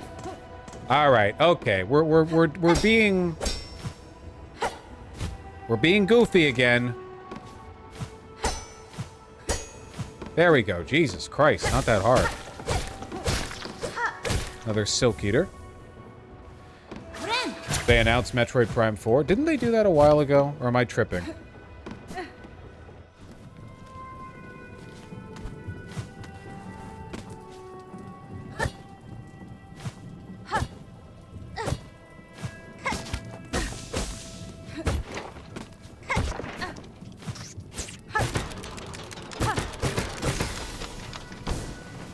Super Mario 3D World would like a word with you. What word is that?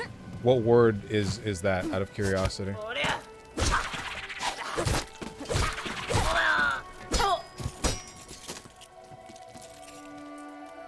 They added boobs to Metroid? Well, now I'm interested.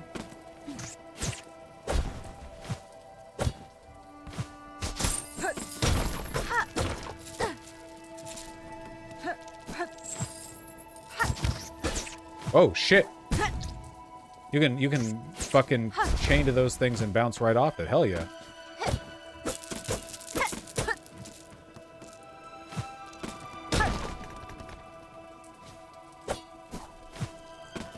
Oh wait, yeah, to the game or to the species Metroids? Which who got tits?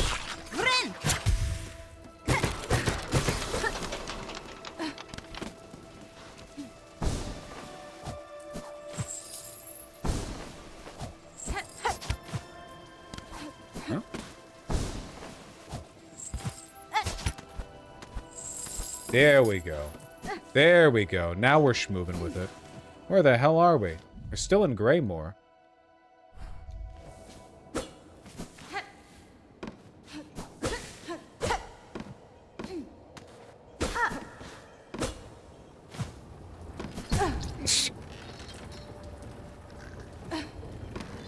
Gotta go fast. Friend! Dude, we have saved so many. It's happening? I can't look at links right now. You have to describe what's happening. You have to let me know.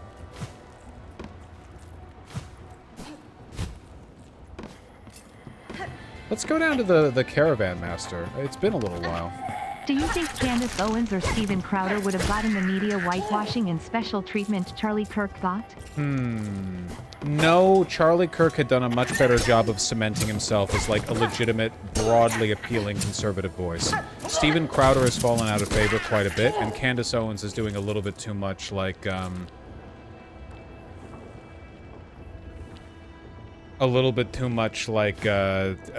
neo-Nazi conspiracy shit.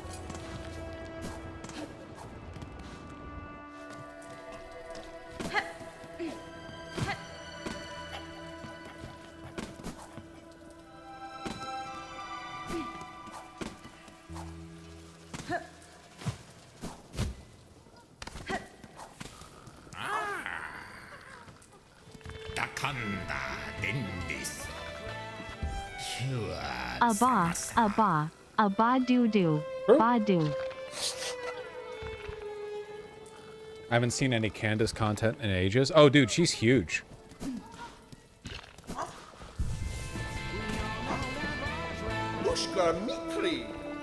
I am excited to go see my favorite indie rock band called Grandaddy.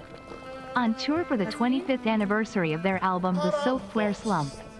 Will be so fun. Nice, have a good time. Oh, we're moving on, we're moving on.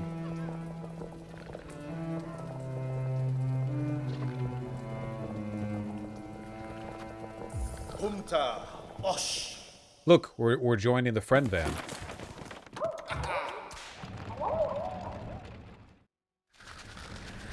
Yay!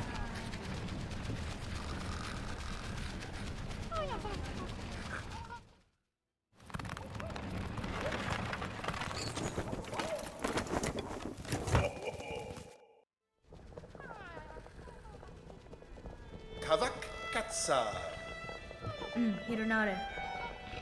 Barishkava. Ushkara Mitri. Oh, shit. Fuck yeah.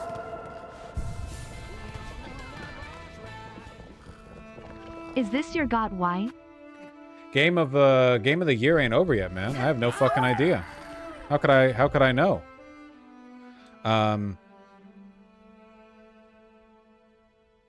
That being said, it's got to be up there, right? Can't really I can't really imagine how much there's going to be in the near future that could compete with this. Okay, wait, hold on. I want to try this too cuz I can double jump now. So let me jump down here and complete this little side area.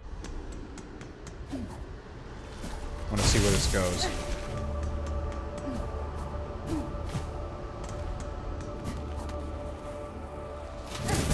Hey. Do you give rosaries?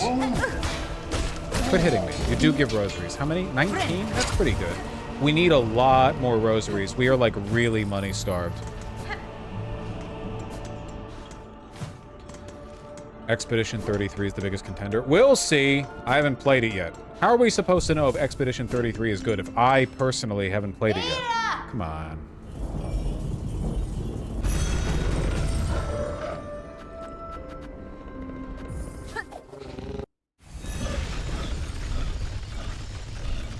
New Zelda games a Hyrule Warrior. Aren't the Hyrule Warrior games like the aren't they like a different game where you swing your sword and 500 dudes die all at once?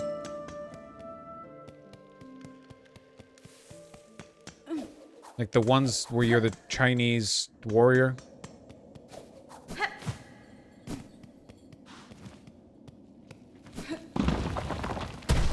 Like Dynasty Warriors. That's what I'm thinking of. Dynasty Warriors.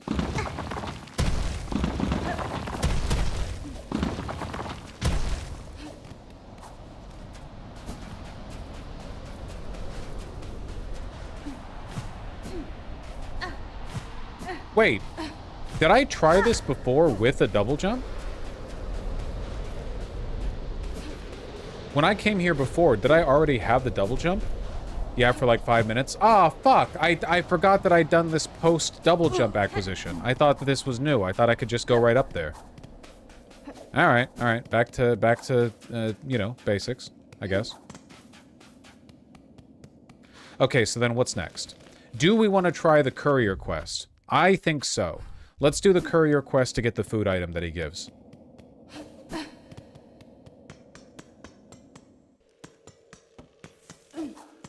Right over here. There are a couple Fire Emblem Warriors games too. Never been a huge hack and slash guy. Maybe I just haven't played the right one for me.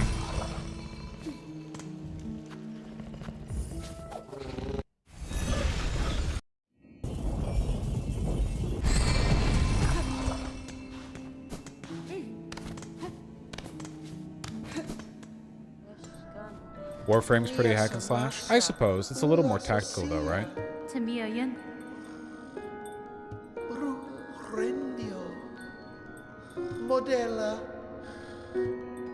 I should get a bell home? What the hell? We playing Animal Crossing?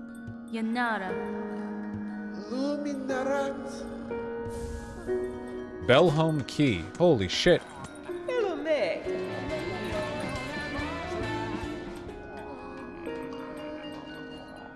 Any advice for dating a woman in a long-term, ethical, non-monogamous relationship? Well, does that mean you're also non-monogamous, or are you monogamous and you're jumping in with a chick who's got a boyfriend or a broad or whatever? Don't date women. Yeah, that's always an option, I suppose.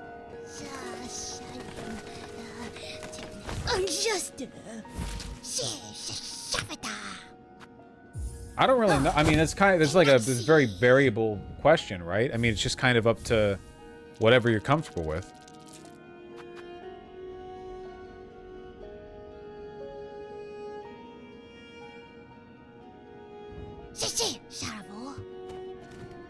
I don't really know if there's any broadly applicable advice. Life is complicated and different people want different things, you know. But you gotta communicate. You have to be open to communication.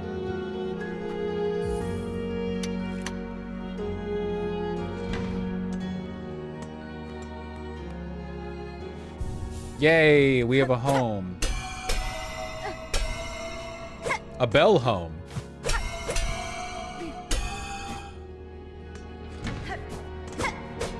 Don't really know what the purpose of that is, but I'm glad we have it. We're no longer homeless. All right, let's talk to the courier over here and do our white flower quest.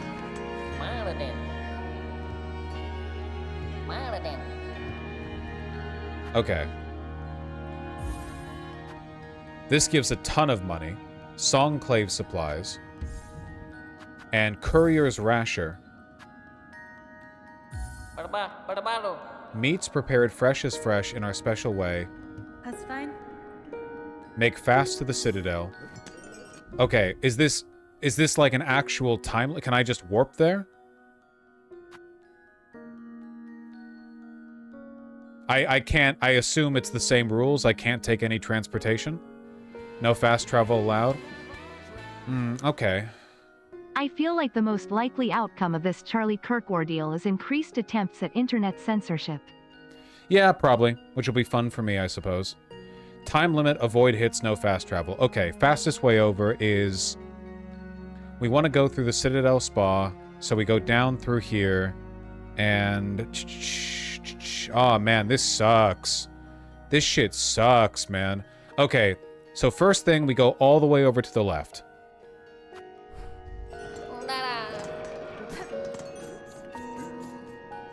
We have to move quickly, and we have to not take hits, and we can't fast travel.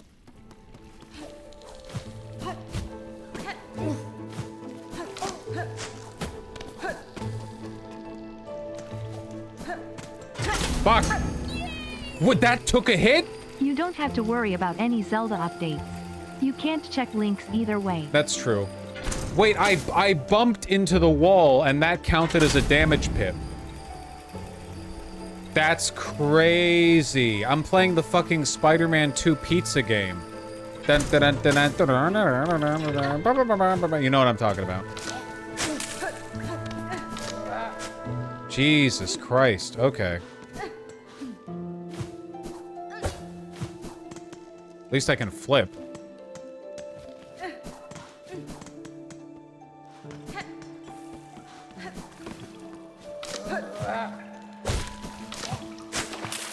At least dipping in the water doesn't.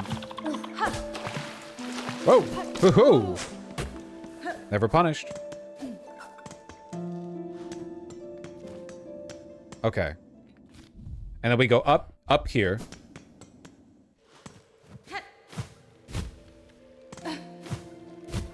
No? There.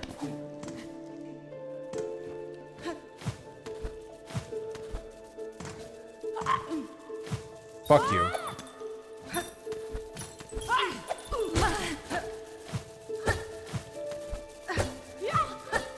Fuck. Oh, this is gonna be... Alright, that's half the health of the thing down. That's fine. There's no way we take additional damage on the way. We're just plotting the path out. We definitely do not want to fight if we can help it, though. For sure. Okay, now we have to do all of this bullshit.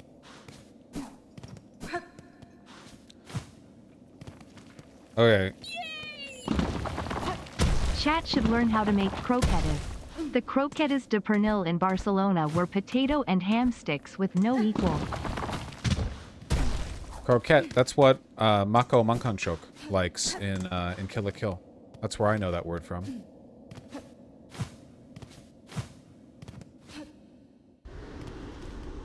Hard to beat meat and potatoes? Yerp.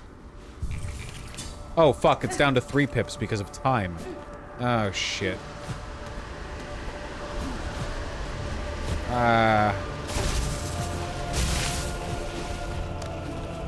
Thankfully, we have the double jump, which will allow us to move around a lot faster than we could have before. I don't think we're gonna make it on our first attempt. I think we might make it on our second, though, not to preemptively jinx myself, which I always do. Can we make it up here? Fuck you. Without... In Japan, they're called karaoke. Same deal, though. Karaoke?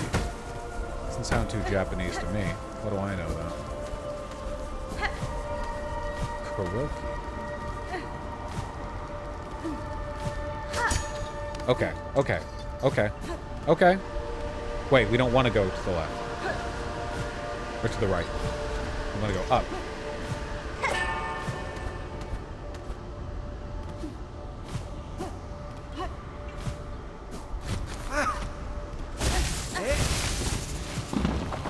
Wait, dude, hold on. We're like almost out of time. This is fucked up?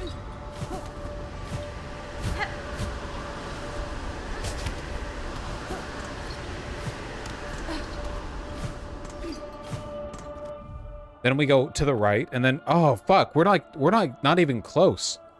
Can we not afford to take any damage at all?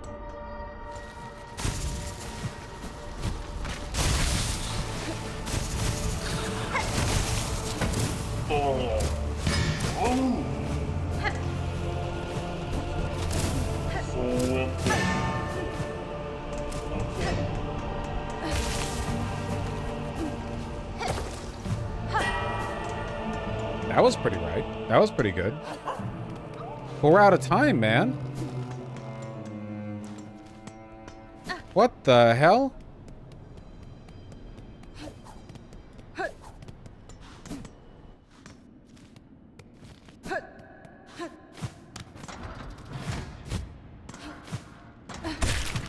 Yeah. Well, let's finish the path so that we at least know what we're getting into, I guess. You want a tip? I do not. Oh, and then we have to go through the fucking spook zone over here. And then it's... Okay, all the way up and to the right. Up.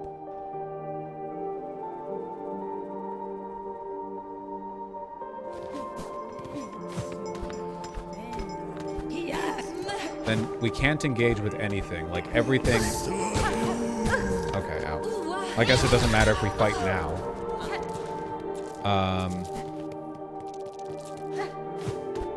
All the way up and to the right, like so.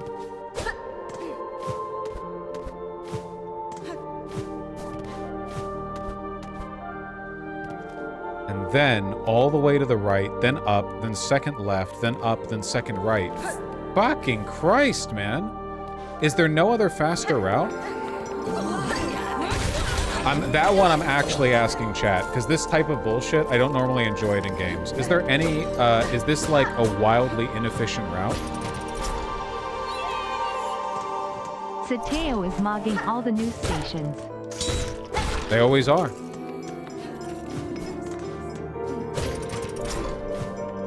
That was the route I did as well? Right.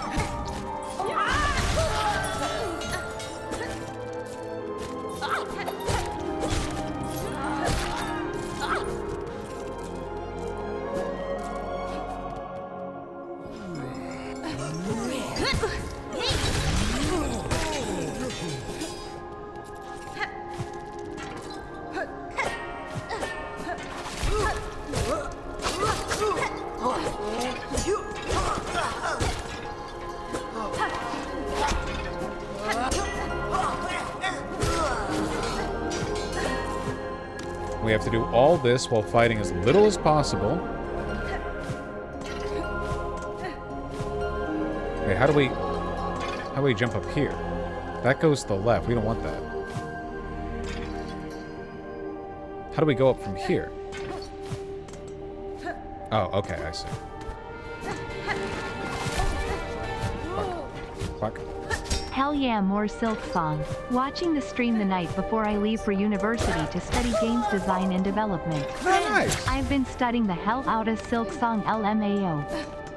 Nice, nice, nice. Yeah, pretty much a masterclass, right? Have a good time. Isn't the spa route safer and faster? The spa route might be safer and faster, but I don't know. The spa route's definitely safer.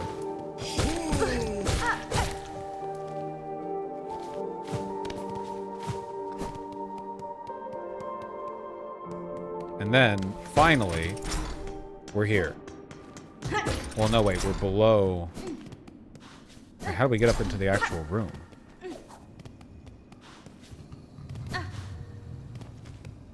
What's the path into the actual room?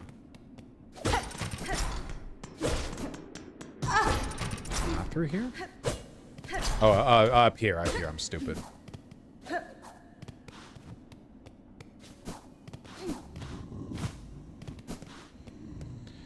There's a hidden area in Sinner's Road that helps a lot. I don't want to know that. Okay. Let's really quickly, Sinner's Road route is way easier. I don't want to know that.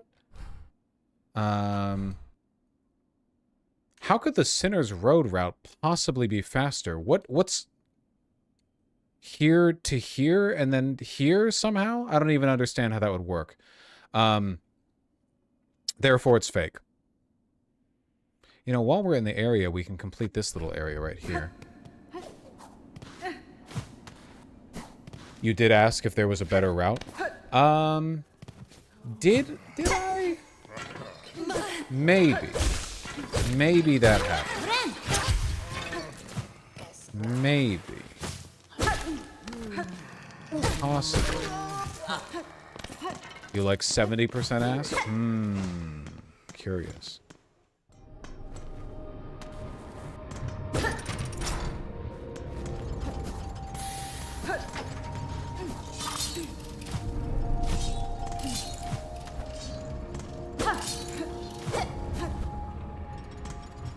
But did I ask what the better route was? No, I don't think I did.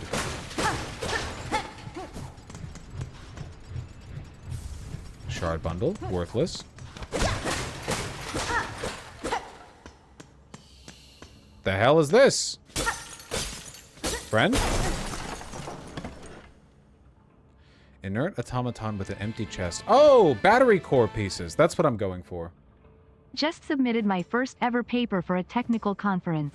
Ya Girl is gonna be published by the end of year. Have some of my grad tea. Money. Congratulations. A long and laborious process.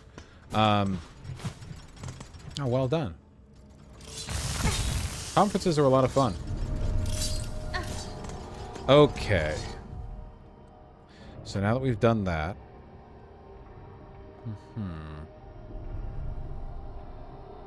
Let's go back through the Citadel Spa route and make sure we're comfortable with that road. On the topic of non-monogamy, I agree with your opinion that legal polygamy has some really nasty consequences. Do you think that extends to civil unions?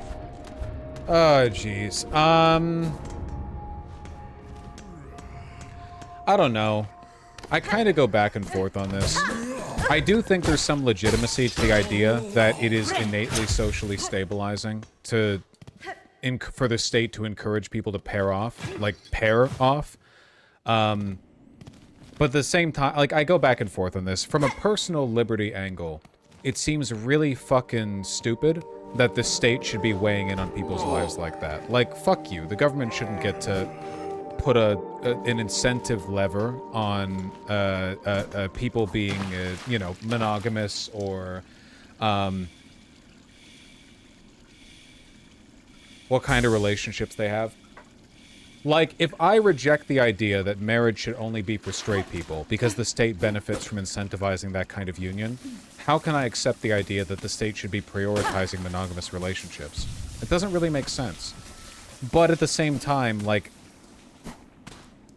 historically, polygamy, not polyamory, but polygamy, was really destructive. Like, the social consequences of allowing the wealthy and powerful men to hoover up a bunch of wives in every village led to there being a perpetual underclass of poorer men who had no chance of ever having a wife and were basically like consigned to a permanent servitude in the form of like being a soldier or like a work slave, basically. Like they could never pair off and even make a family. It was a very bad system.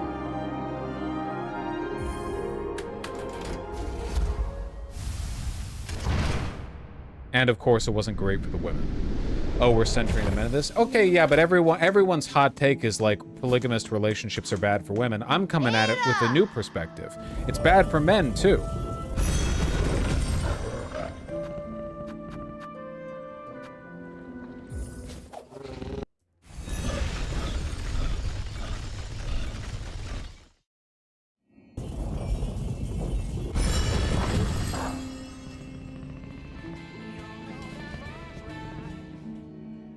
You say political violence bad, but to clarify, it's a broad term and relative, not absolute. It's not even always death, injury related, and happened all throughout U.S. history. Sure, well, political violence is inevitable as a consequence of politics existing. I guess I'm more specifically like political violence as vigilantism is bad and destabilizing, you know?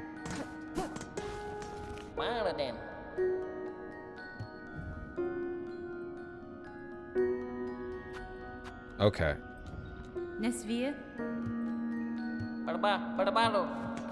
Okay, so straight left, up, across, and then we definitely want to take the spa route. Up.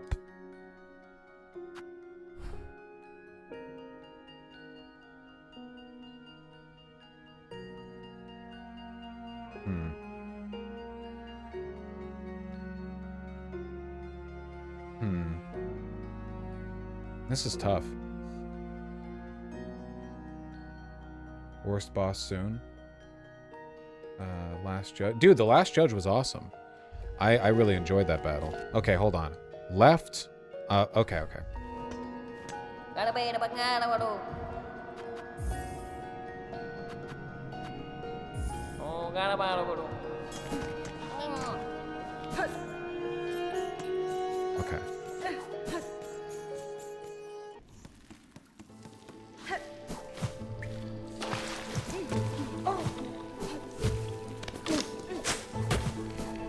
Go. Don't bump into the thing. And the next up is the one we want to take, I think.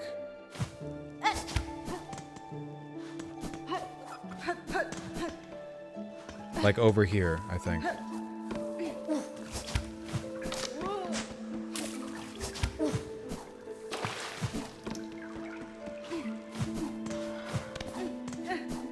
Yeah, over here.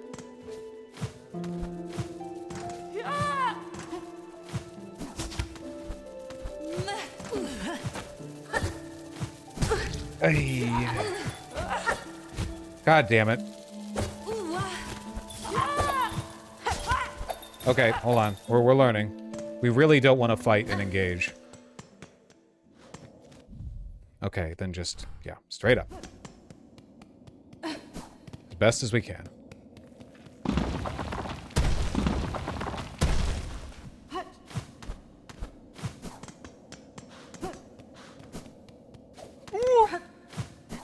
Effortless. I have to remember like which rooms I have to pause in and which ones I don't.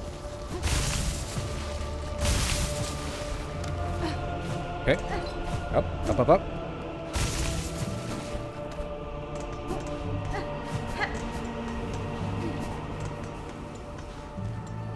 Okay, then big up.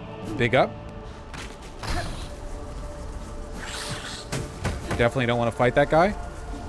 More up.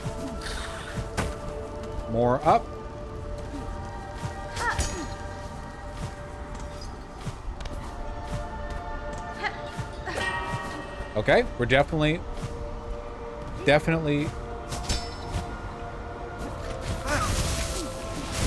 We can speed up that part a little bit, for sure.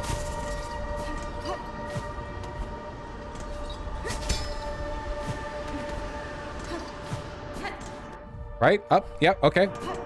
Okay. That's a big time save right there.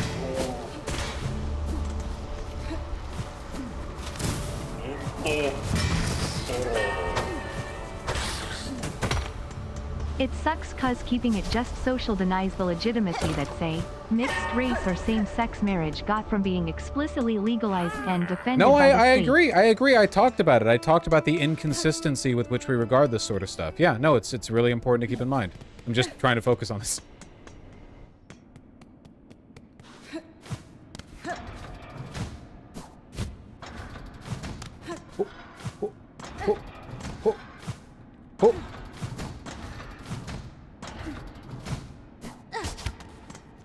Here? Yeah, here. Okay. Ah! That's fine. I didn't need that anyway.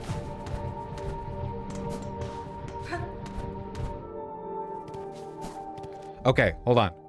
It's a little more particular now. Up.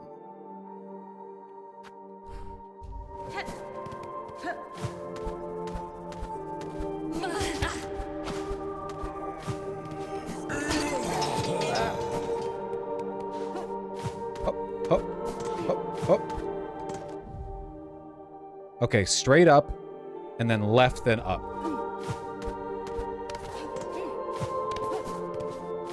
Okay, we're doing pretty good, I feel.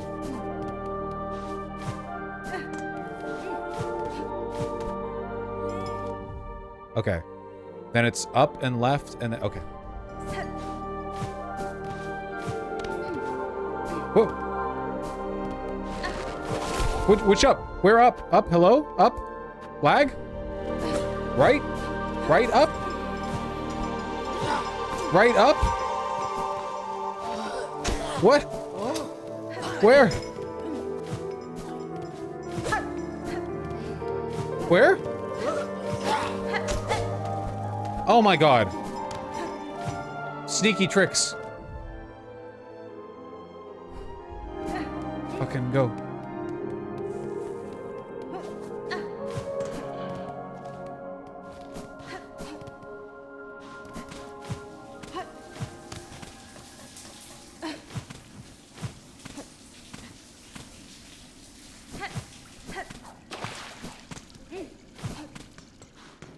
Can't bump into a wall, can't bump into a wall.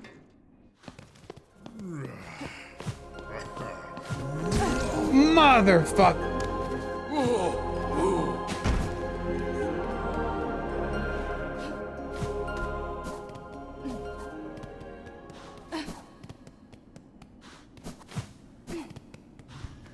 Hey, buddy! Wake up! Yes!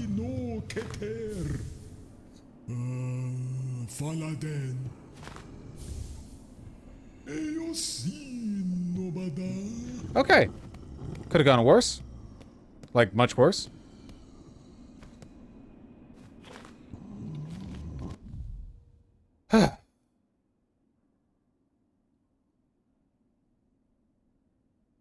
Neat. How the fuck do we get the map for this area, man? How do we get over there? Maybe it has something to do with here in the high halls? I did the high halls before getting the double jump, right? I did. That's the only thing that I can think of. Let's try that. There are still chunks of the map that are missing. And I won't rest until I figure it out. That was pretty good, huh? Doing it on the second try. Wasn't a perfect execution, but I feel like we, you know. I feel like the only resolution would be to delegitimize marriage, which is like the greatest uphill battle ever cause it's literally the oldest institution. Yeah, I don't really know, I guess. Maybe like tax benefits shouldn't be typed. I'd be interested in learning like what benefits marriage offers in other countries. Is it like, does every country on earth give you a tax benefit if you're married? There's probably a lot of variance, right? Like maybe that's the most common thing that happens, but in some cases that's not what happens? I have no idea.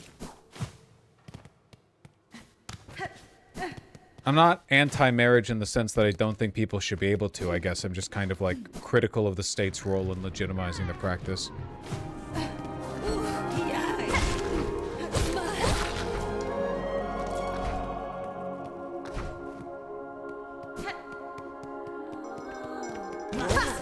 Oops.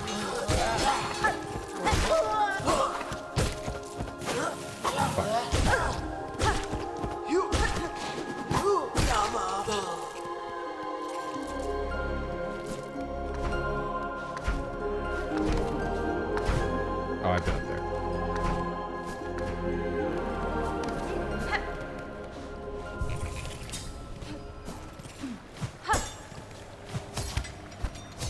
So how are we doing, chat? How are we doing? In a wild couple of weeks, huh?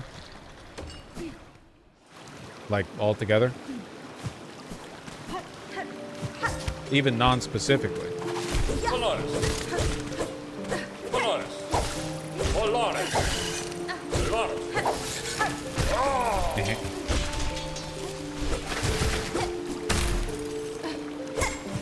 I think it's interesting those Weavers don't drop rosary beads.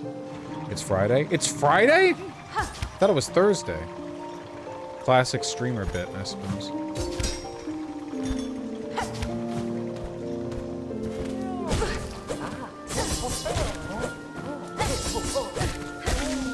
Not that any of it makes much of a difference to me.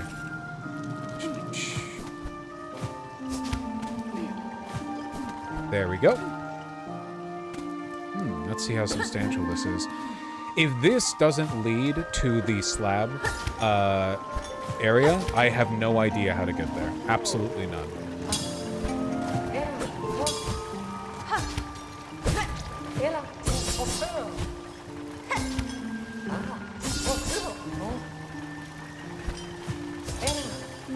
Quit being annoying. These guys are being debated. Okay, just come on down here. Just come on down here. Please?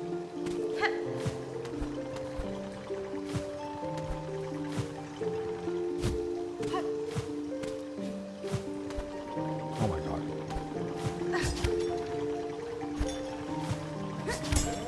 Come on.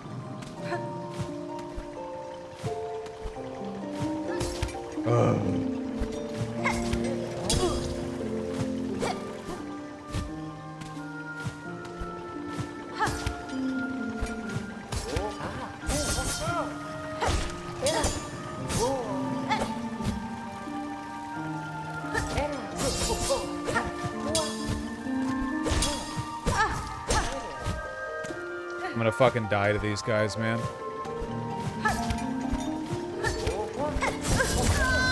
I anticipated this outcome. Where was the nearest bench? I probably haven't rested in a while, have I? I rested super recently. Hardest boss in the game. It's hard to fight them! Also, because you can only access them by getting up to a place that you need your fucking grappling hook for. The grappling hook takes silk. So you can't reliably heal yourself. Marriage has always confused me. It's like the hacker address meme.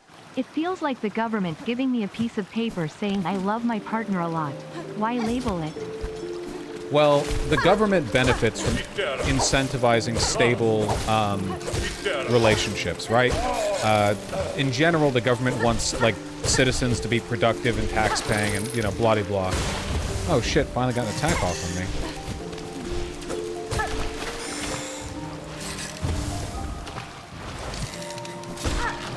Of course, this obviously isn't really like a coherent ideology. For example, why would China simultaneously encourage heterosexual marriage, but also have a one-child-per-family limit? Do you want children or not? Like, if your goal is to incentivize productive relationships, why insist only on the heterosexual element, you know? Like, that's more childbearing, but you don't care about maximizing children's births. You're discouraging people or outright banning people from having them after the first one.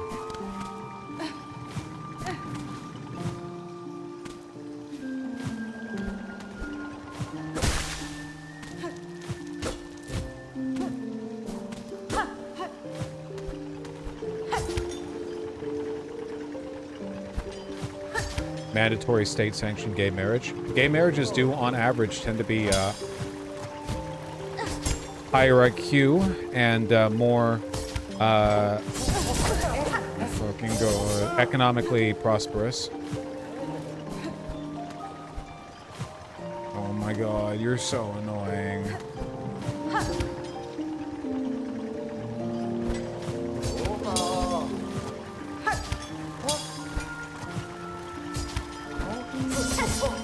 Just...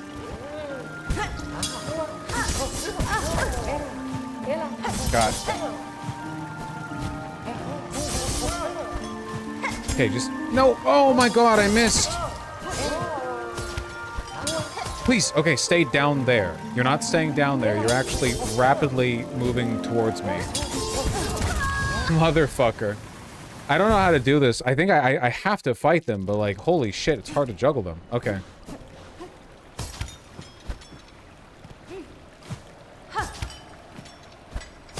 I don't know. I plan on staying single forever because I enjoy it. Okay.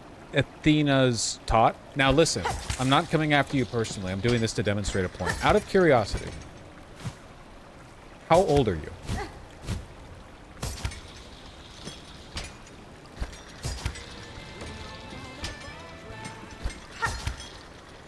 What I mean is like, what's the deal with making it official on the ground level? What about state recognition makes your relationship feel more valid? Well, I think it's the extent of the mutual commitment, right? It's kind of like moving in together, or buying a house together, and it's just sort of like a representation of the extent to which you're willing to bet your chips. Which I think is reasonable, even without buying into the whole mythology of state reinforced marriage. You can still understand the value of that kind of commitment, I guess.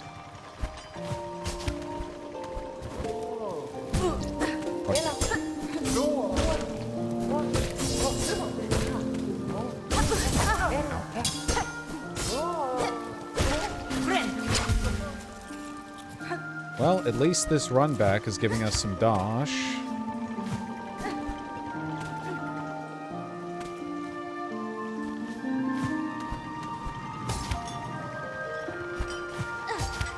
Okay, buddy. First we get the cocoon.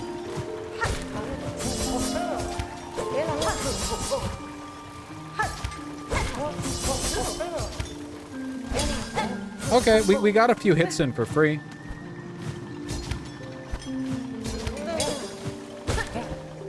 I'll take anything. I'll take slow progress with these guys. That's fine by me.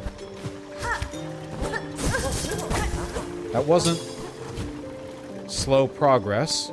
That was fast regress. Which is the opposite of what I wanted. Nice. Nice, nice, nice.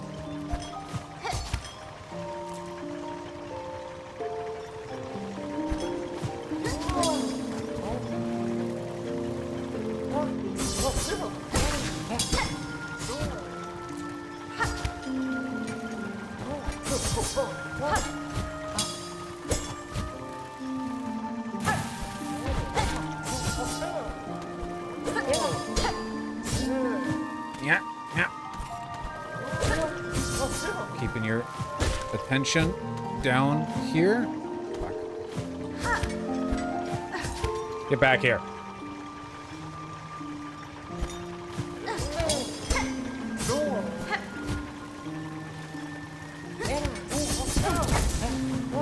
Damn, really? I did not think that would connect. It's a little bit harder to predict when you're on a moving platform.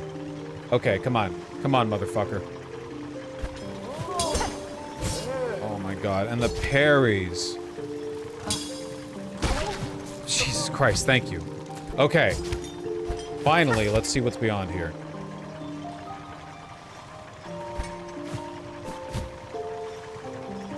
When we get the chance. Fucking when we get the chance. Did that person who I was prodding answer when I asked how old they are? Did we get an answer to that, or was this being left forever a mystery? No, they did not? Okay, so 18. Yay! More silk. More silk for the silk muncher. Yum yum.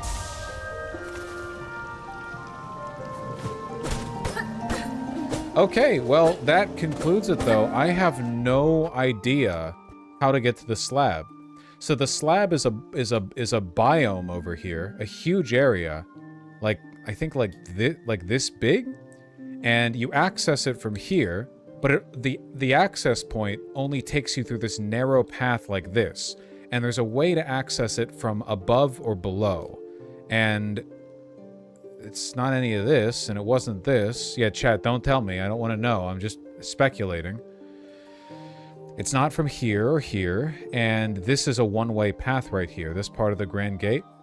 So I actually have no clue. And as for Mount Faye, I tried from here. I tried to access it.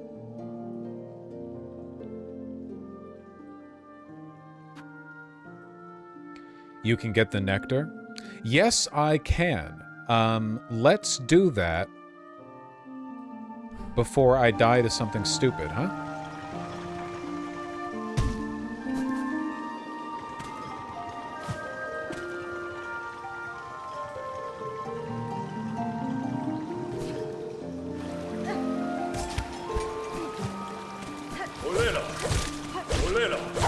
Dog, you're easy. Just stay below. Dumbass.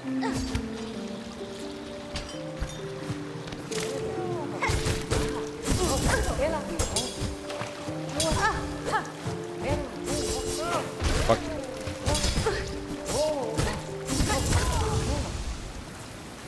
I did not realize I had that little health.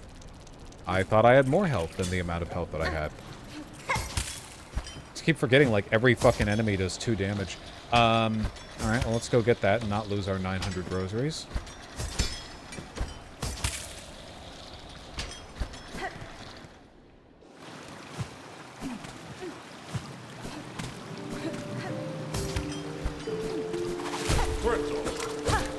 Still need lots of rosaries, so we'll kill whatever's on the way.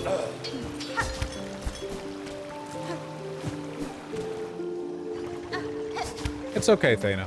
Honestly, chat's been so much better about spoilering, or not spoilering, or whatever else, recently than they used to.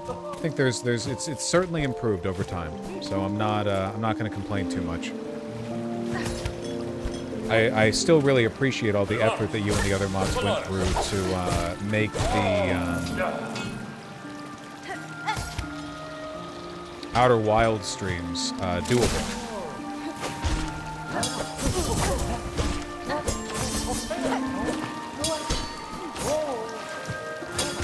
Fuck you guys.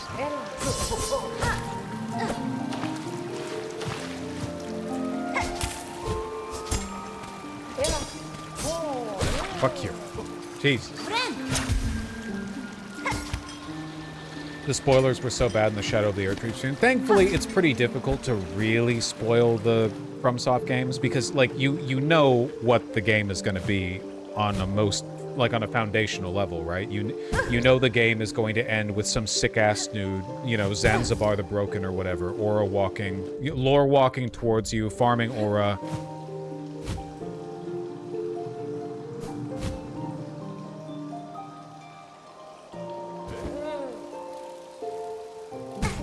Mother.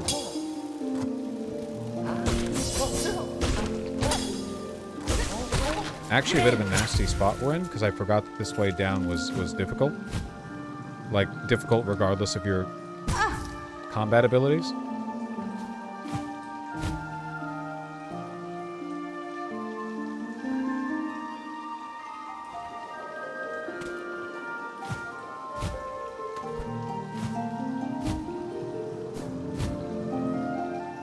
Okay, thank goodness. All right. What was it that I said I was going to do next? And why is there a red marker over here? Is there a...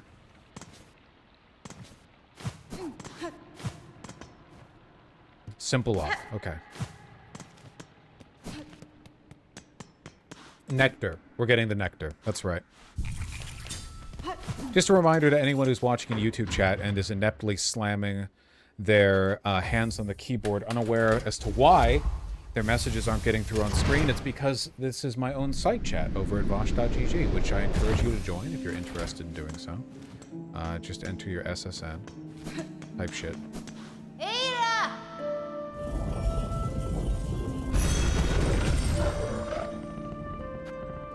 And we want to go to gray more to buy the nectar.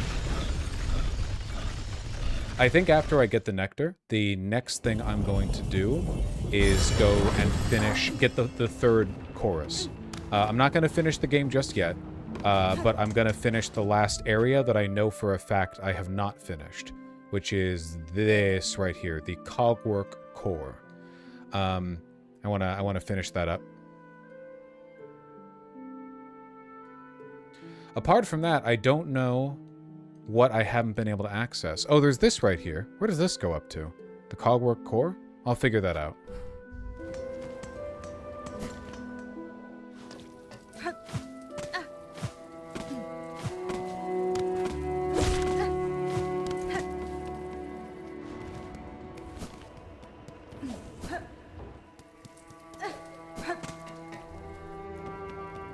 I've been so tired lately.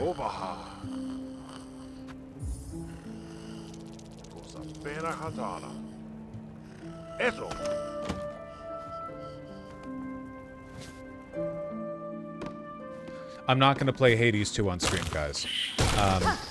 A game like that, I'm probably going to want to achievement farm. I'm going to want to get the gold trophy, and I have no interest in engaging in that kind of long-term gamer autism on stream. I want the games we play to be a little more perfunctory than that. No roguelikes.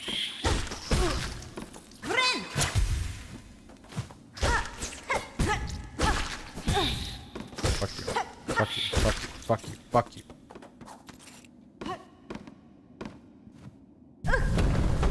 Huh? Oh, okay.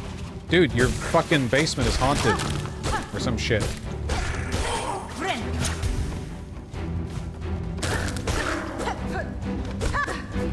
Your whole basement is infected. Athena's thought answer your question. Oh, wonderful. What was the answer?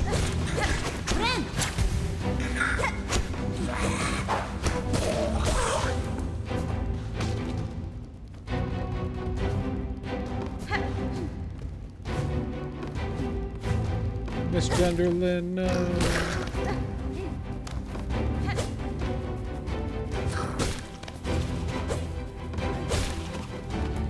In high school, she says? Okay. Well, there you go, I suppose.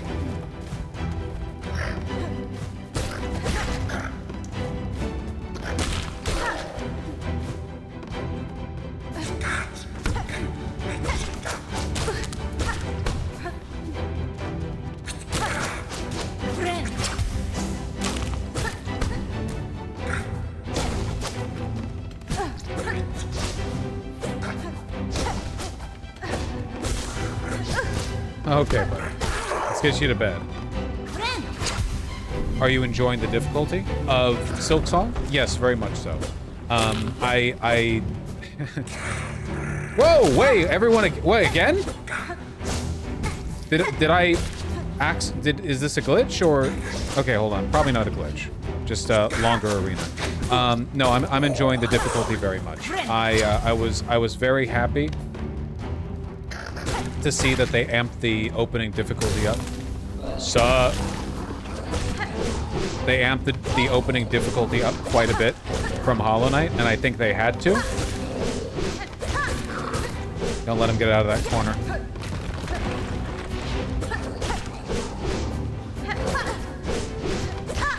Nice.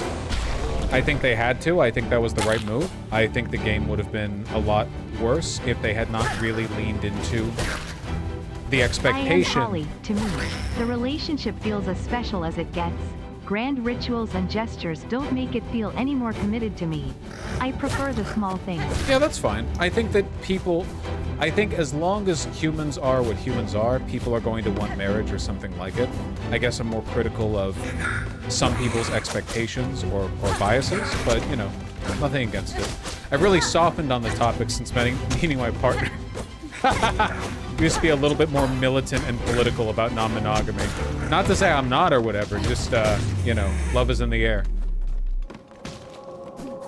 There we go.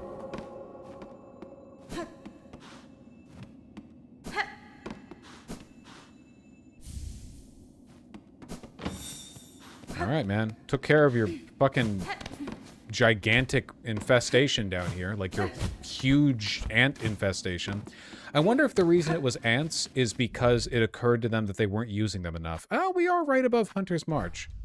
The ant enemies are pretty cool and fun to fight, and they only show up, like, a little bit. Cadestre. There's a hole? Itamona.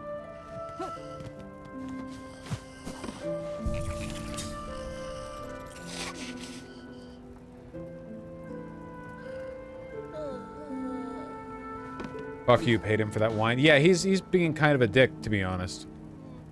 He's being reckless. Hornet's personality adds so much to the game, it's crazy. Yeah, I really like her personality. I love the fact that she's intelligent and polite. She really conveys, she really gives the impression of being like a million years old. You know, she's really refined. She is her. She is her, that is true.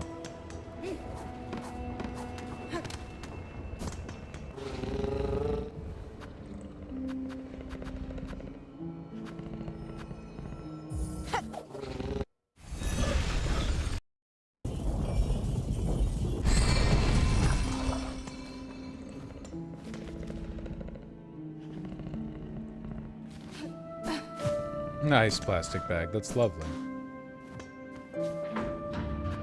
Oh, fun, Miss Genderlin. I'm sorry to hear that.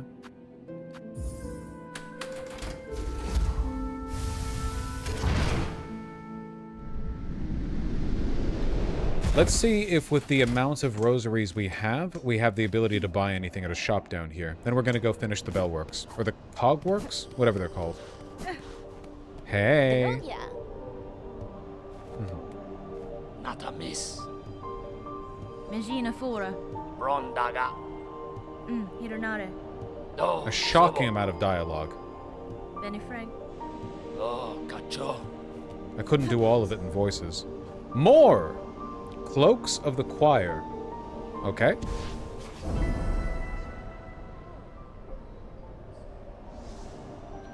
Strengthening Songglaive. Oh, well, I can donate 500, sure. How much of the map has been explored so far? I don't want answers on this from chat. My assumption is that I've nearly explored everything. There might be a couple of areas left, but like the vast, vast, vast majority of the map has been filled out. It is a very, very large map. There's just this chunk over here that has not been filled out. But we'll see. You gonna play Hades 2 on stream? I might play a little bit on stream, but I'm not gonna play it on stream, if that makes sense. I'm not gonna commit to any kind of like long-term Hades 2 gameplay, because man, it's a fucking roguelike. How many, 100 hours? 200? How long do I put into that?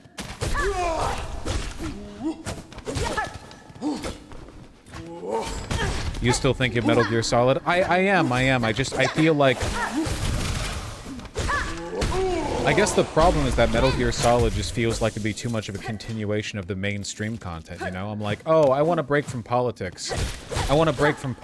Let's talk about, let's play video games, and then it's fucking Metal Gear Solid. Okay, we're in the Memoriam, why not? But I still want to do it, I want to play. We're in the fucking Memoriam, let's go. Memoriam of what? Here is established by holy consent of the conductors, the Memoriam of Farloom. What is remembered is never lost. Okay. Oh, instant bench. Alright. I guess that's fair. It's not difficult getting here from the previous bench. And also, we have double jump, so...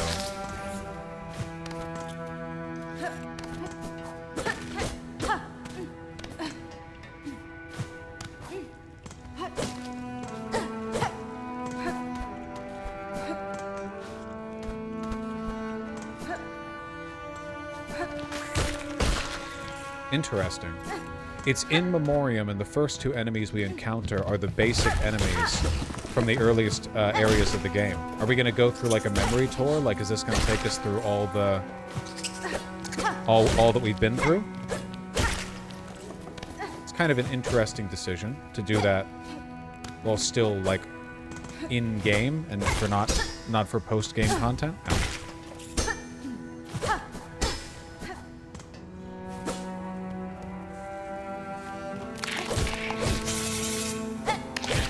I will be playing the original Metal Gear. Oh, hello. I will be playing the original Metal Gear Solid 3.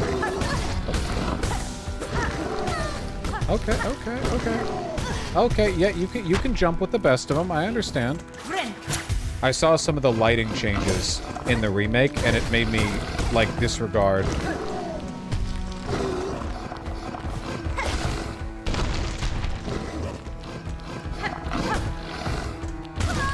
Fuck, he keeps turning around much faster than I thought. Yeah, I saw some of the lighting differences, and they were so severe that it made me think that the remake might not be Hideo Kojima approved. I know that he didn't work in it because this is like a post-Hideo Kojima world, but it made me think like there might be some artistic intention being left off the table, and I don't want to get that experience.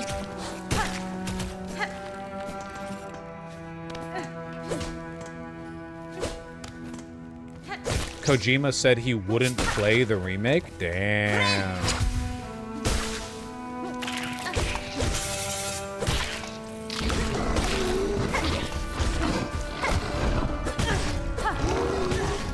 Okay.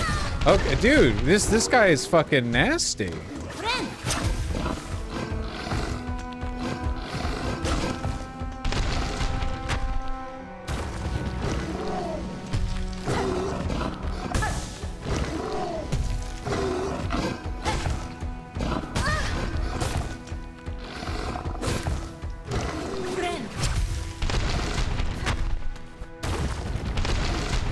Come on.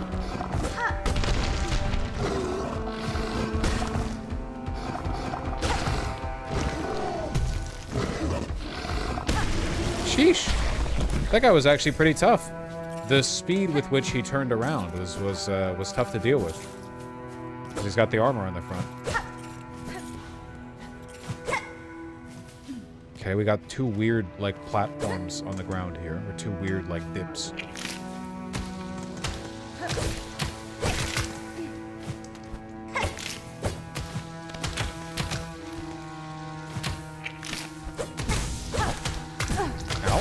Let's not be silly. Okay, we can go up, we can go down.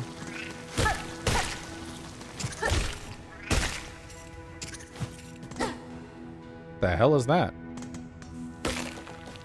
We can go left, we can go right. Have you grown to like the diagonal down attack? Yeah, I think so. Map, man.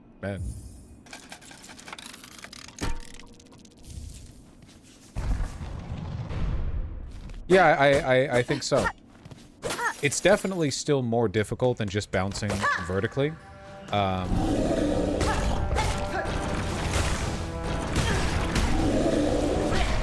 But it's just fun. It's just like more fun, I think. It's more thoughtful.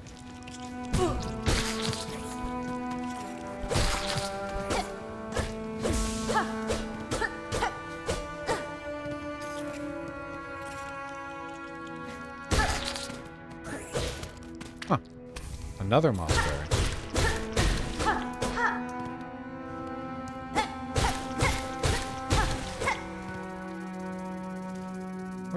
Where the hell are we going? Wonder why they're using so many older enemies.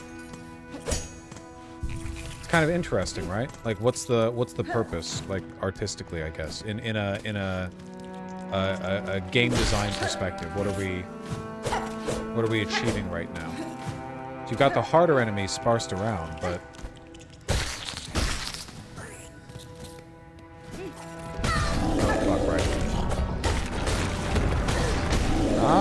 all right.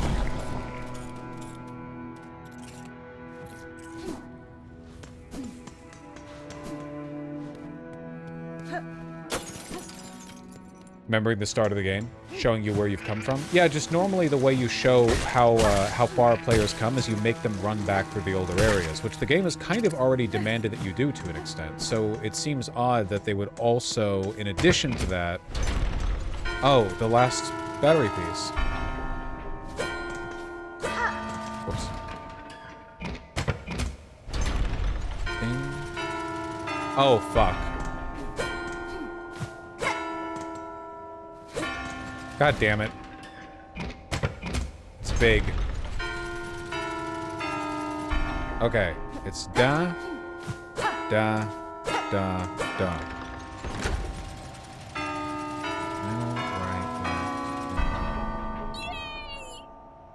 You should do Dead Space 2023 next. Literally a 10 out of 10 perfect game. I've heard a lot of people praise it. I've never played a Dead Space game. Hold on. Dun, dun, dun. Okay, dun dun dun dun dun dun. Dun dun dun dun dun dun. Nice! I can't believe I did that first try. I'm usually terrible at these. I've heard a lot of praise for the Dead Space remake though. Dun dun dun dun dun dun dun dun dun dun dun dun dun dun dun. Yeah, I'm hip with it, thank you. The cog heart. Yeah, okay. We have 3 cog heart pieces now. I bet you that's all we need. We can go and activate that robot. That automaton. Now we can go up. Hey! Mean.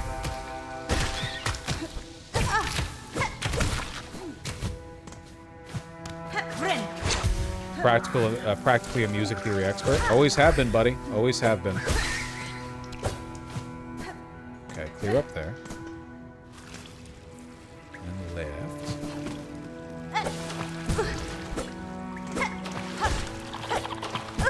Okay.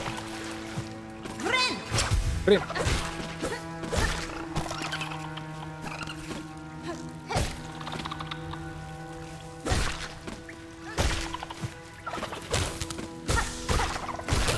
What an odd area. It does look like an aviary.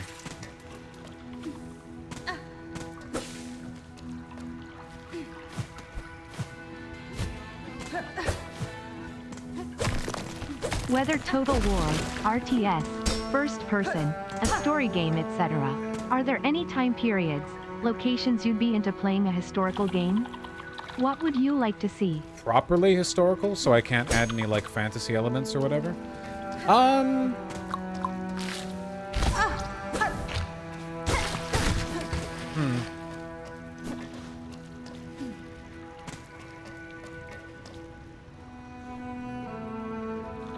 Yeah, John Paul, that's what I was thinking. I've always been a really big fan of Mesoamerican art and Mesoamerican aesthetics. I'm talking like Aztec, Incan, Mayan. I'm sorry, I know Incan's not Mesoamerican, but I'm American and therefore racist, so you're just gonna have to live with my definition.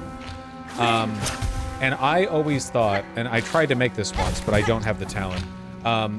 Why am I doing what I'm doing right now? I always thought that a Kingfield-style dungeon crawler, where you are playing as a jaguar warrior from the Aztec Empire, would be really, really cool.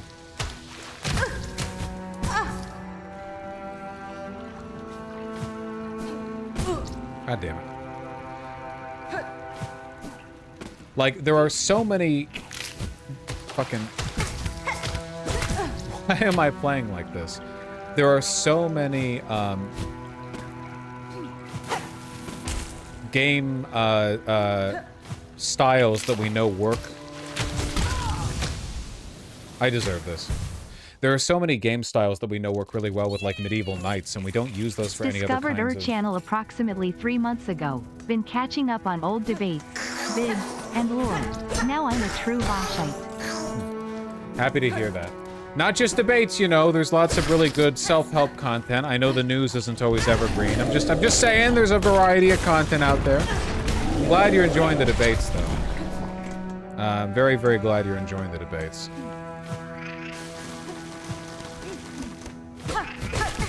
Okay, I need to play better in order to play better.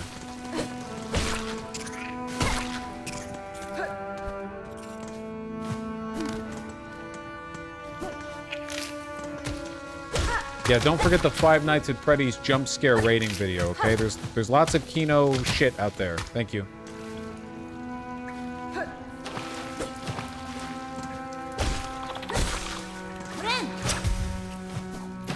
The Nazi debates were crazy. Yeah, it's crazy how I used to debate internet neo-Nazis whose talking points are now literally identical to those of the White House Chief of Staff. Fuck you.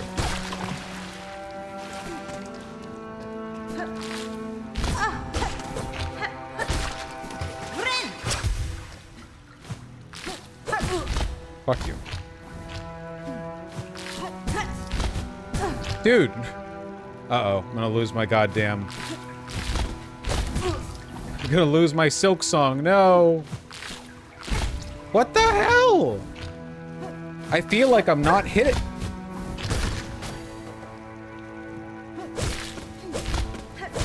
So embarrassing.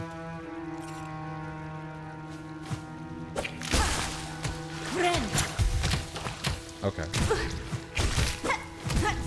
Why?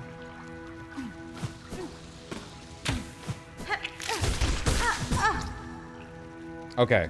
The enemy has been defeated. I don't know why I'm struggling with this specific section so much. This y'all's go. Don't talk to me.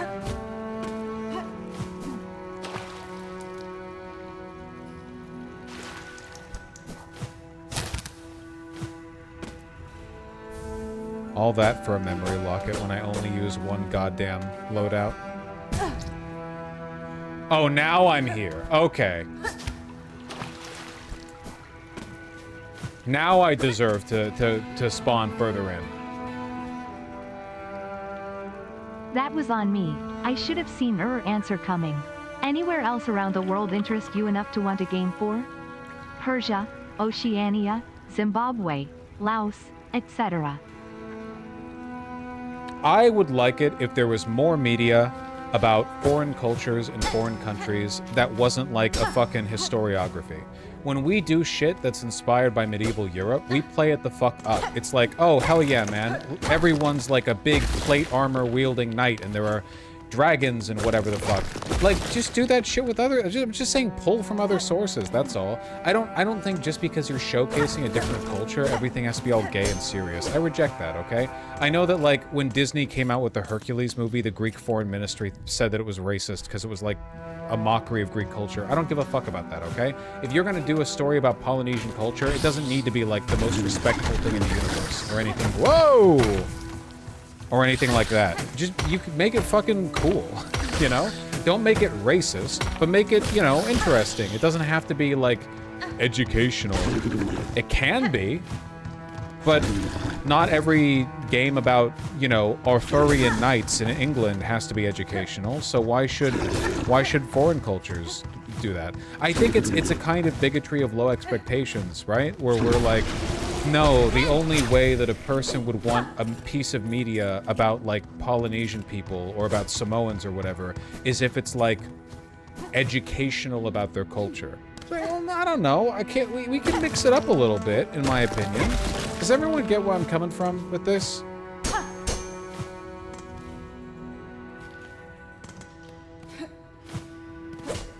I'm not saying be racist or be inaccurate. I'm saying, like, don't treat it like you are making a documentary. Because you're not. You're making a video game where you swing a sword. Focus on that.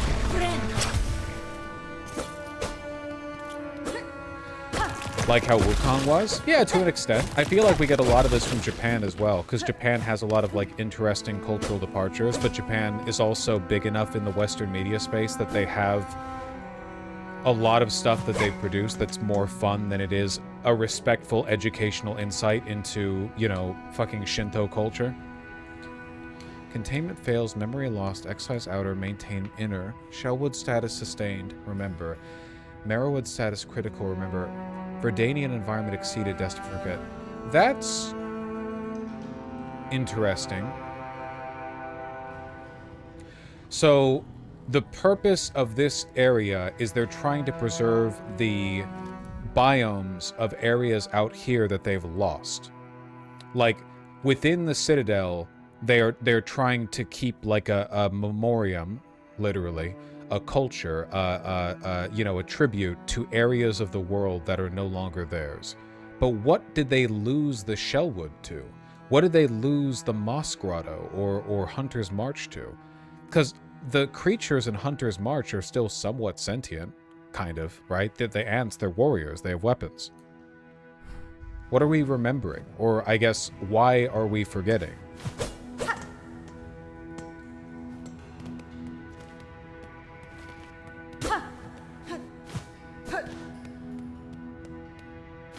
I guess the distillation of what I'm talking about is that if you let Mexicans do media on Mexican culture, they'll do some cool lucha libre shit, right?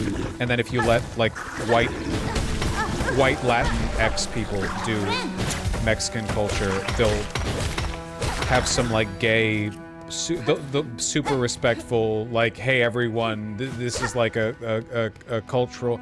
What was that one that got a bunch of flack? The one where it was like a girl and a bunch of her siblings, and a bunch of people were like, this is borderline offensive to Mexicans. Oy primos. Yeah, that one. That shit was so funny. There's guacamole. Yeah, Mexicans love guacamole. They love that shit.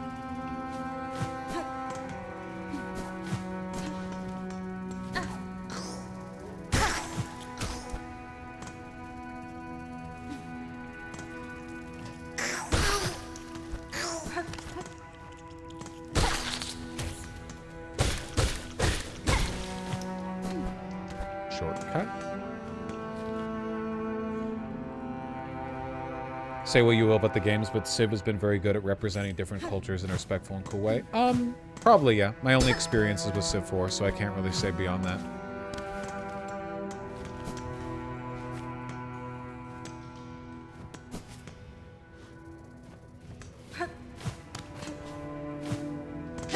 Whoa! What the hell?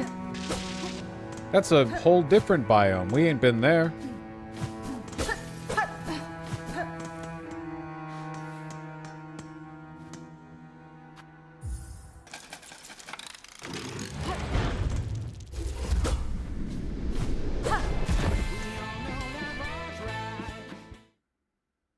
I know you have probably not talked to her in a long time, but you should talk to Shu. It sounds like she is in an echo chamber and spiraling. People are saying she is leaving the left, but she says she does not want to. I'm really sorry, but you guys really overestimate the hold that I have on June's life. I have not spoken to her in a very long time.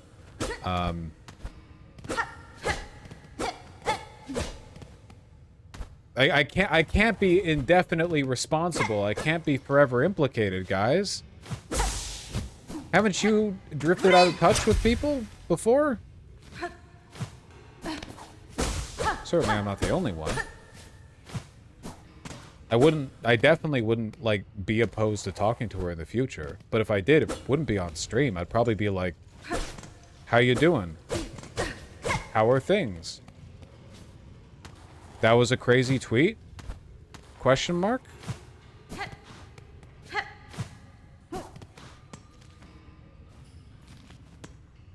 I'm not Steven Universe. Oh, fuck.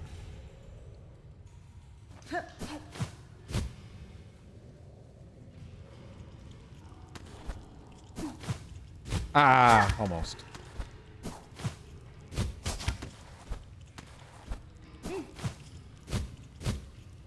Damn.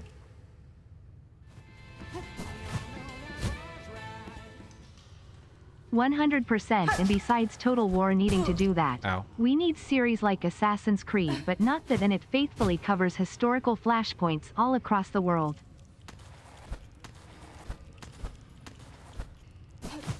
There we go.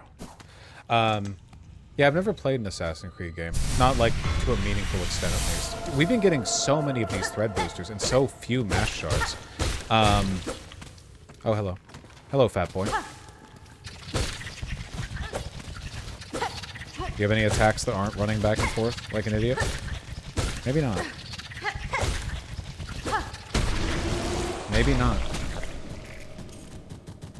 But yeah, anyway, my interest in there being more like cultural variety has nothing to do with me being woke and just me going like, have you seen the shit the Aztecs believed in? Isn't that cool?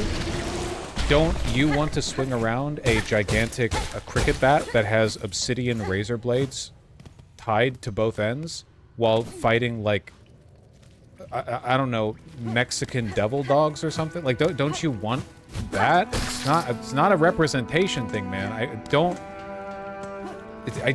don't care about it from that perspective. I just think it'd be cool.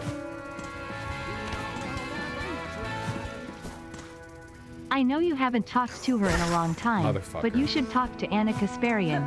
It sounds like she is in an echo chamber. People are saying she is leaving the left, but I am saying you can fix her. Probably about as good of odds there, I imagine. Thank you. I guess what I mean is, she does not seem to have left-wing friends anymore and it could help. I like you both. She is who introduced me to you. You moved me left. Well, that's very sweet, and I appreciate that. Yeah, like, you have to think about it, pragmatically, right? Because, like, what the fuck? My having been friends with Shu aside... Oh, they bounced me up. My having been friends with Shu aside, you can't really reach a person by messaging them and being like, hey, just organically sliding my way into your life again. By the way, you seem to be, you know, getting some hate for a recent take of yours. I have been deployed by my community to talk to you about it. You know what I mean? Like, I feel like it would be sort of underhanded a little bit, and also very transparent. Materium. The materium can be assembled in a home.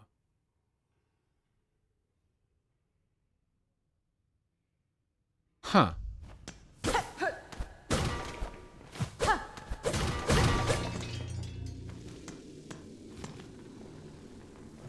Interesting. Anyway, I'm not trying to be belligerent or anything. I disagree with her tweets. I think they're dumb as fuck. Assassin's Creed isn't very good aside from a few games. I need to cover historical events and locations like it, but not that. Because that's serious and Ubisoft sucks. Yeah, hold on. I am slowly making a disability-focused game. The antagonist, who is in the right, is a Puerto Rican disabled man fighting for disability rights and PR freedom. I don't know if this is a bit that relating to the topic of conversation, but I support you entirely in your endeavor. Hell yeah, brother. And or sister, and or non-binary individual. Not alpaca. I'm afraid I don't see your dot on screen right now. Yes.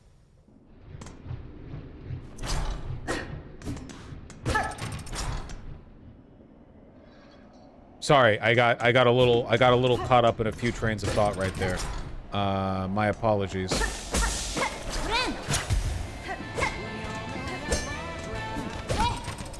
Did you say Andor? No, I fucking did not.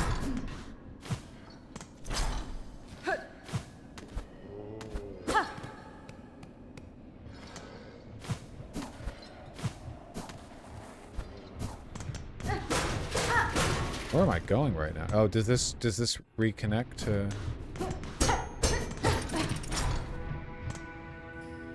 Okay. Another shortcut. Gotcha.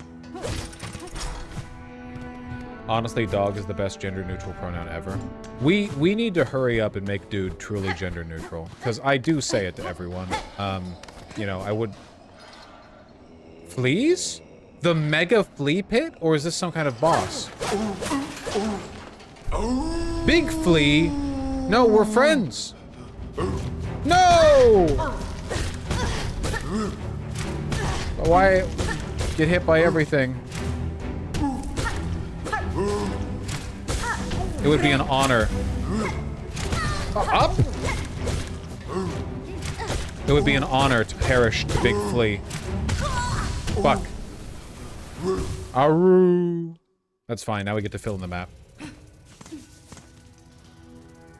Damn, that's pretty. Okay, just straight up. Easy peasy. Get a rude. Get a rude.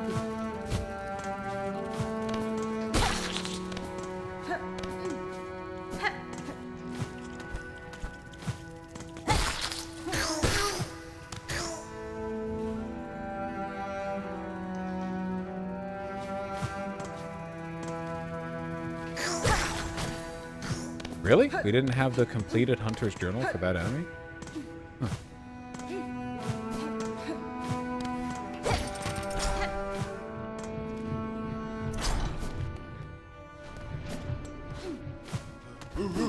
Arr, arr. Arr. Buddy, you just need a way out. You're not even really fighting me. You're chilling.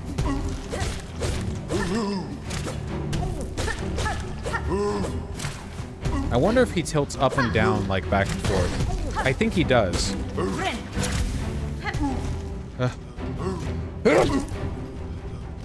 Excuse me.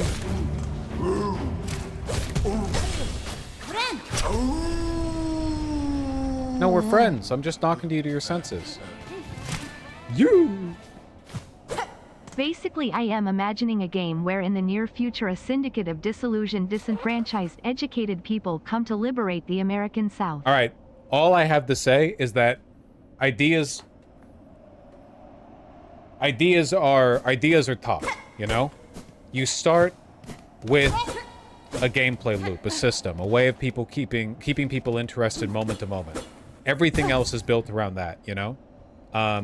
Just never forget that. You can have the writing skills of the Disco Elysium team, but it won't. Which episode of Gumball is that monster from? I have no idea. I haven't seen Gumball. I'm sure it's one of them. Okay, let me put it this way. Remember, Disco Elysium could not be summed up in a paragraph, right? If somebody said, what is Disco Elysium about, you would have to describe broadly the game and what the detective is doing. You could not say it's about communism or it's about being a cop or how cops are bad or whatever, right? The difficulty would be, well, it's about like a fuck ton of things, right? It's about a ton of stuff. It's like a really broad experience. I think it's important to approach like political writing without the end in mind, you know? I don't think you should approach it from like, I want to write a story where this political topic is right. You know, it's like that meme, how I do world building. First, my favorite kink. Second, my favorite political positions. Third, a world that I think looks cool. Fourth, characters, parentheses optional. Like, you have to start on the human elements, the stuff that people relate to and engage with directly, and then everything else builds out around that. Sorry, I know I'm kind of preaching to the choir a little bit here. I just think it's important to keep in mind. It's one of the reasons why I get cynical sometimes when people say like, well, you should play X game or you should do X thing because it's like about Y. And it's like, well, anything can be about anything. The concept is not the important part, right? The concept is just a delivery mechanism. Let me see. Do I have all the cog hearts? Can I go back to that little robot dude?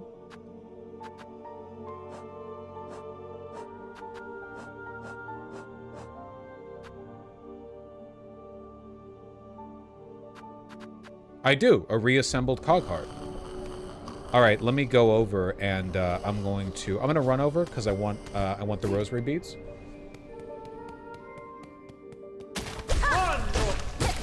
Does everyone get what I'm saying? I'm doing a bad job of explaining it.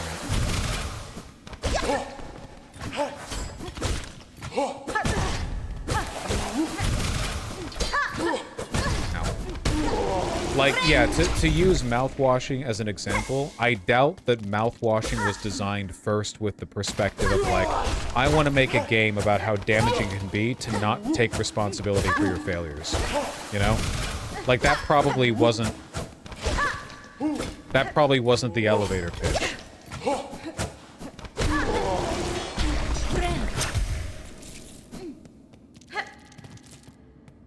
Not to poo-poo the idea at all. Only the way it's talked about. Fuck.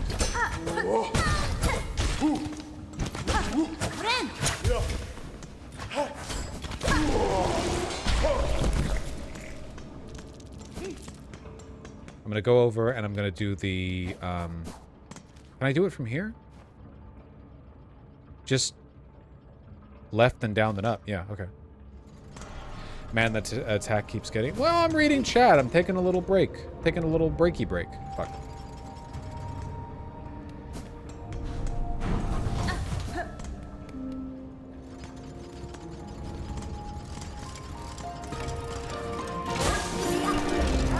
Wait, do these guys drop?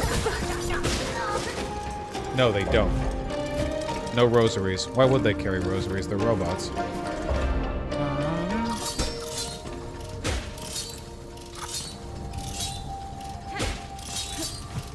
That's why a lot of stream of consciousness stuff like One Piece ends up hitting so well. Yeah, I agree, because you focus on the kind of organic world-building stuff first, and then the secondary stuff is the themes you work out from it.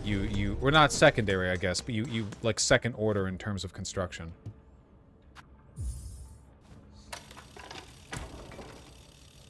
Are we making a friend or a foe? Friend? Woken is the sentinel. Functional is it shell? Da, fenestra. Cavallero. Paspin?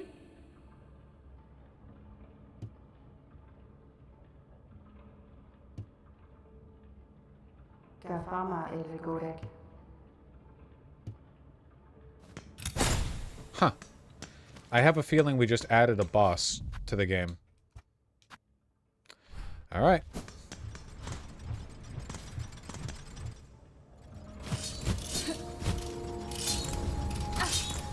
That'd be pretty cool if there was like a map spanning fetch quest that you could complete, unknowingly adding an extra boss, or even like making a final boss more difficult.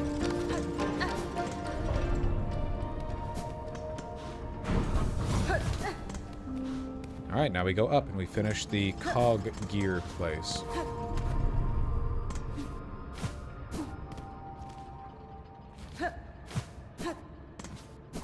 How do we get up there again? Oh, hello. Notelia. Fadastama. Polera. Shakuni.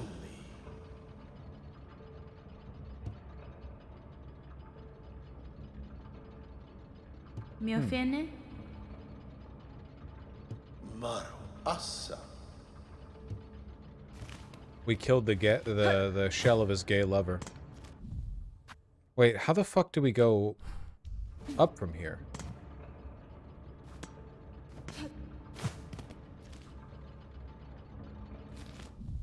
Did we not? Oh, that's right. There's a pathway to the right over here. There's a door you take. Yeah, there's a door you take that allows you to like warp up across the map.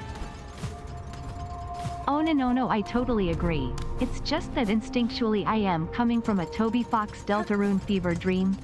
This world in my head must become a game perspective. Yeah, I get that.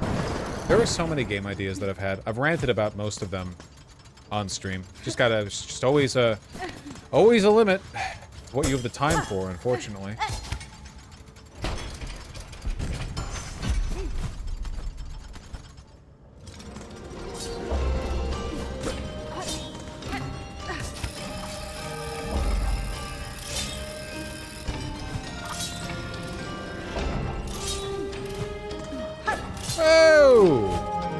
Whoa!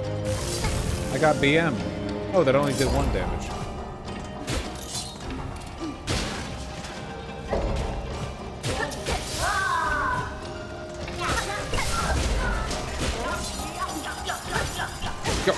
Go.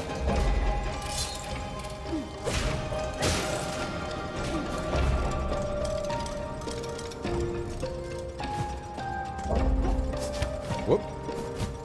We yearn for your investigation on a plane idea from like 3 years ago. Oh, on a spaceship. Fuck.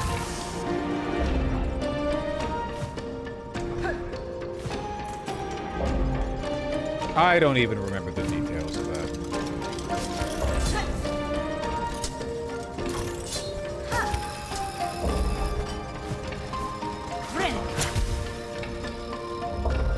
I think the saws got patched to do 1 damage. Wait, what? They made the game easier while I wasn't looking? What the hell? What sissy bullshit is this?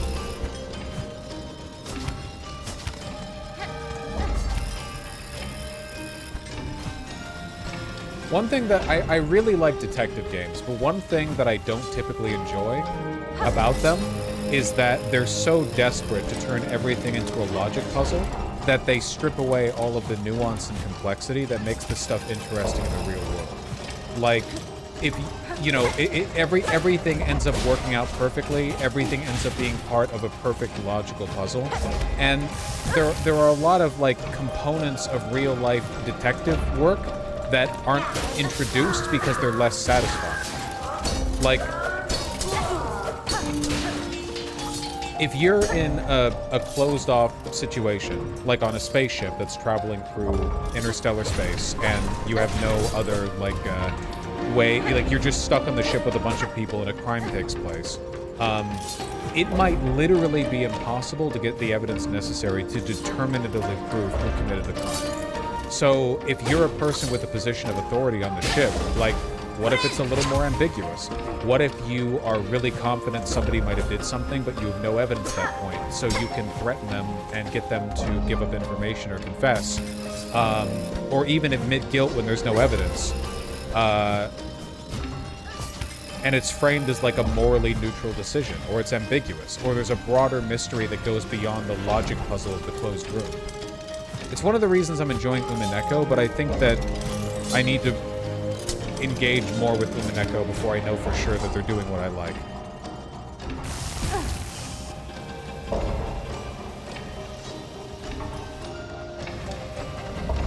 Music's a bit loud. Listen, it's a banging track, okay? You should be thanking me.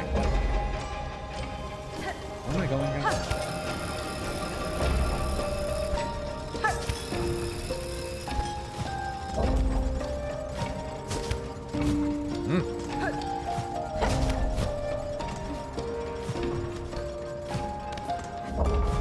Okay. Da da da.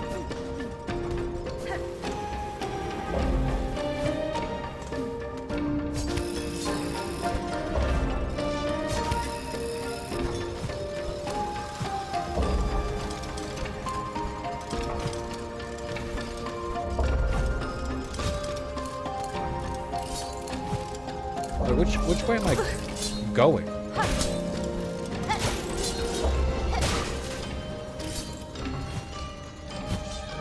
Here we go.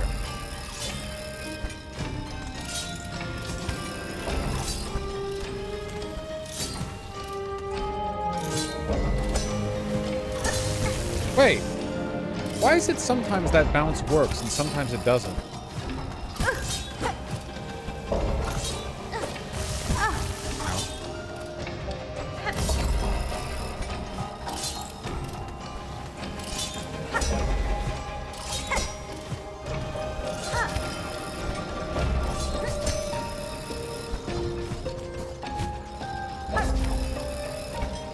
Nice. Is this another Path of Pain? Nah, Path of Pain's harder.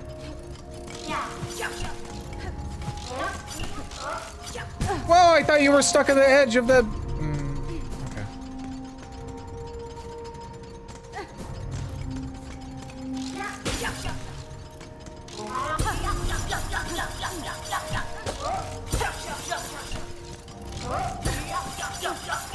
Fuck.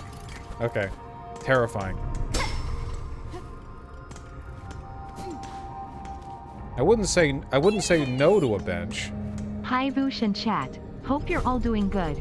Stay hydrated. Hope you're enjoying the game Vooshi. Also I'm happy you found a loving partner. Love y'all. Less than 3. Thank you very much, Manak. Thank you for the tier 4 sub. And yes, everyone should drink lots and lots of water. So you're going very well with the partner.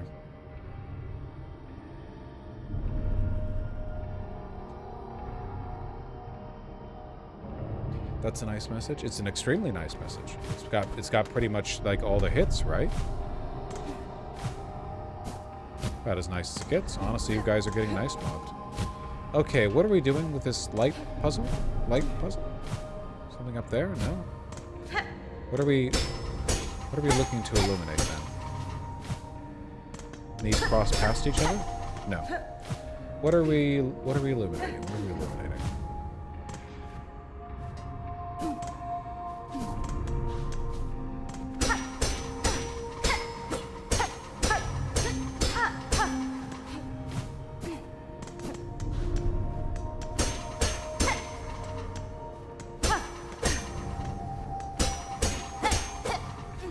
What are we illuminating? Huh? What the hell? These can be hit? More shit.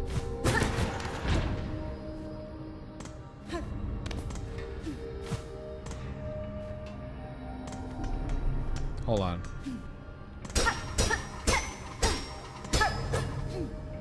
Good at puzzles.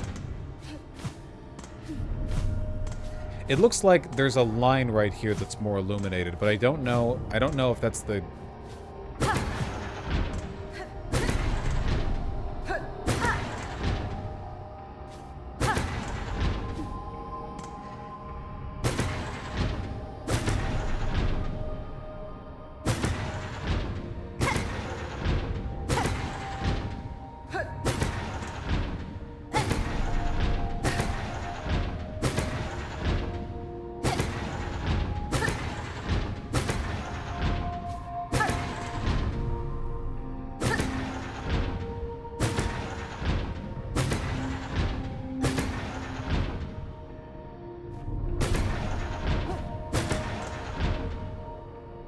These two connect. This makes sense. Let's follow in this line. There we go. Got that one.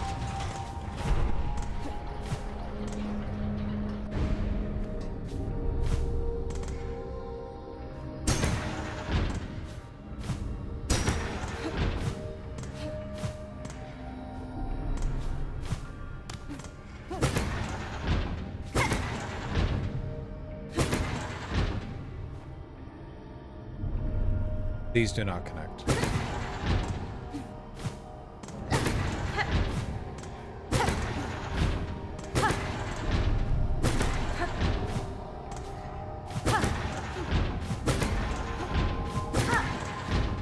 Nope.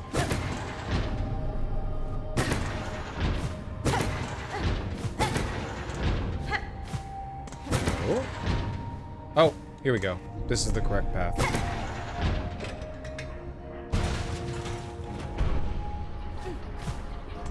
Trying to solve music puzzles without knowing what music is. Yeah, buddy, I don't think the music theory degree would help me with this particular one. No, you know what? Fuck it. Maybe I'm completely wrong on that. Some hidden knowledge here. Okay, this one's unique.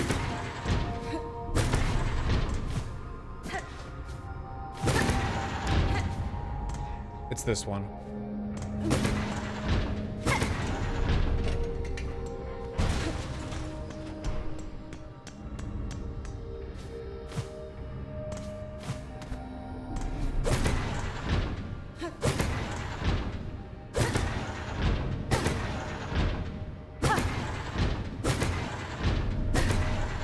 Nope. This one?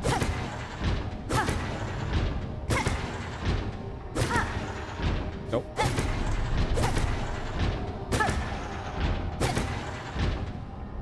No. Nope. Brute force, lol. I don't know how else you're supposed to do it. Sorry, we can't all be music wizards. My apologies. Sorry for being autistic, by the way. Like and subscribe. Donate. Know what the light had to do with it.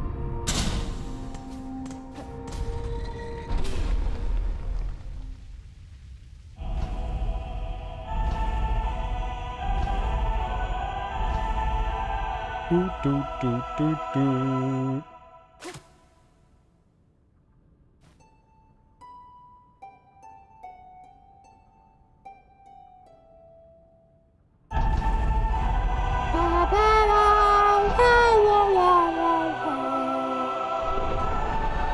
Damn, spooky.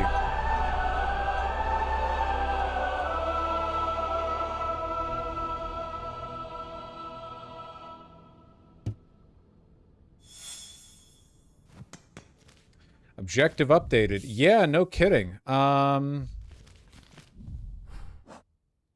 So now we play the threefold melody before the statues at the Citadel's heart.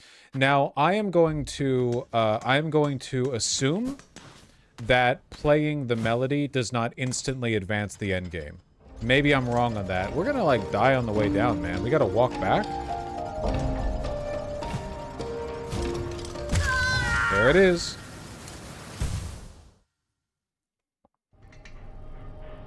I'm back here? I was gonna use a Silk Eater.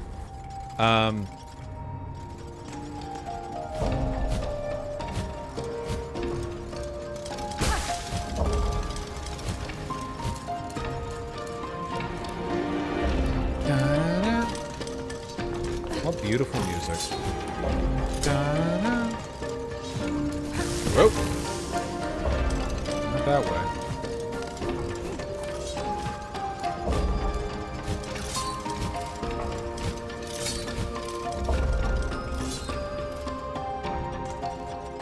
Nice. That was pretty fast.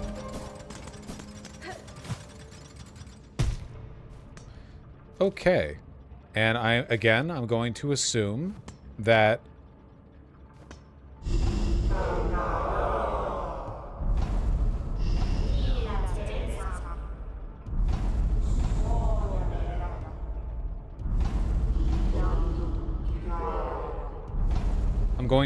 playing this song does not instantly advance the end game in an irrevocable way that makes it impossible to continue exploration.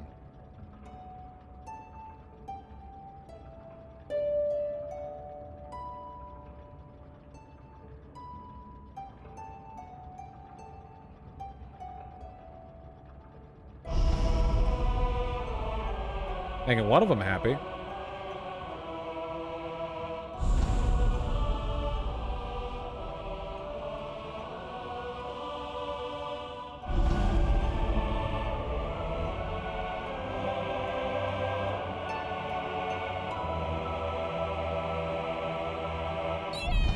Maddox, thank you. Such beautiful game. Always enjoying the gaming streams. Stay spoiler-free. Chat greater than. Maddox, that's incredibly kind of you. Thank you for the three tier 3 subs. It is true. Everyone wants to be helpful, but it's definitely worse content for the streamer to go in knowing what to expect. I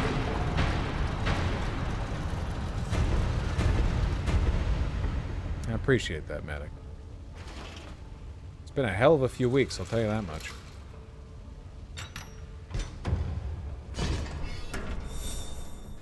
Alright. Will this take us up, like, immediately to a big spooky boss? It looks like the whatever I'm going to is directly above the Cogwork core. Okay, chat, I will ask a yes-no question. And you have to answer responsibly, okay? Is there any content up here that is not the end game? Or to put it another way, is there anything up here that connects into this broader world, or is it its own closed-off area that I can do after having done everything else?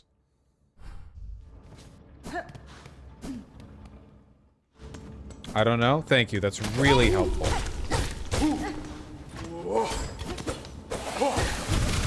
It's basically a closed-off area? Okay.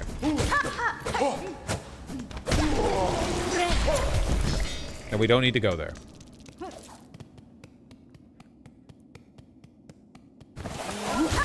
Oh, how are you already... Oh, shit! Whoa, motherfucker! Wait. Oh, you're my friend!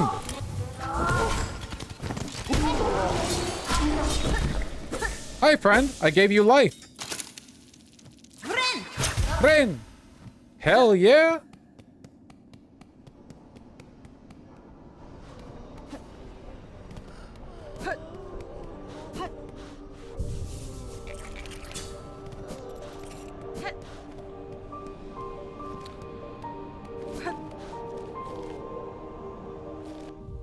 Well, I guess my immediate thought is to complete all of the,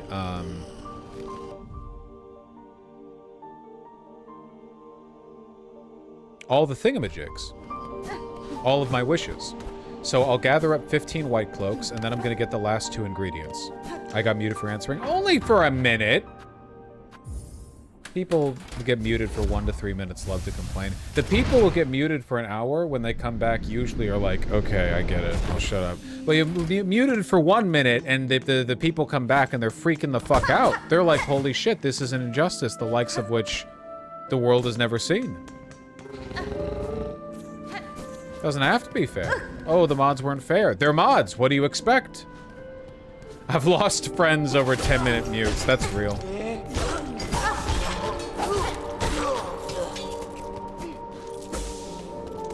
Wait, do those guys not drop the white cloaks?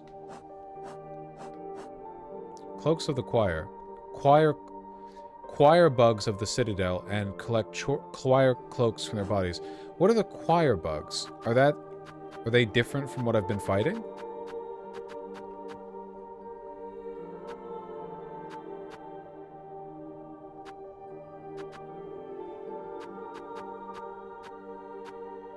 Yeah, these are choir bugs. Okay, the choir bugs are like the non-military ones. Like, I just fought warrior bugs. The choir bugs are more to the left, I think. Maybe.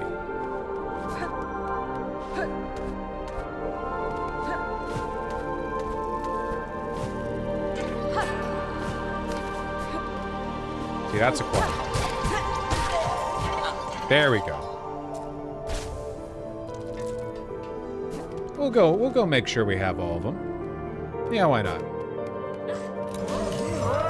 Hey!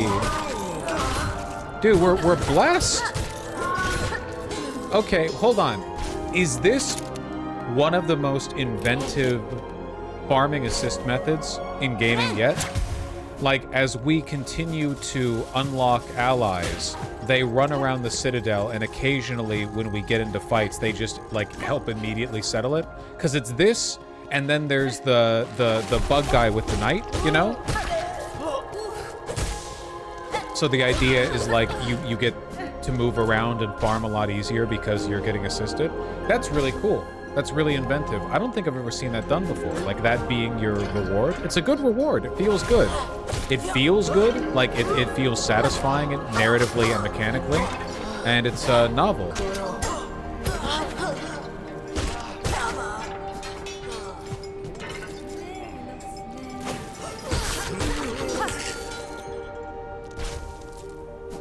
Woo.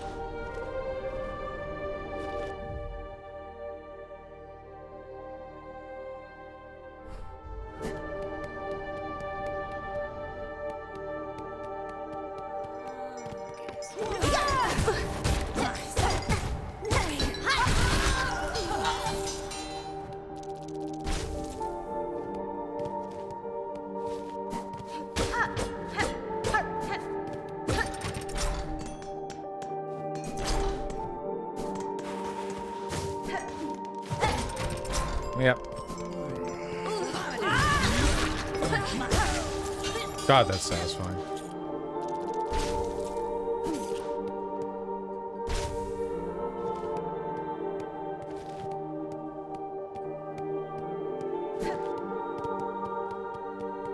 Adidum. No Shaw, no Adidum. What were they thinking with this game, honestly?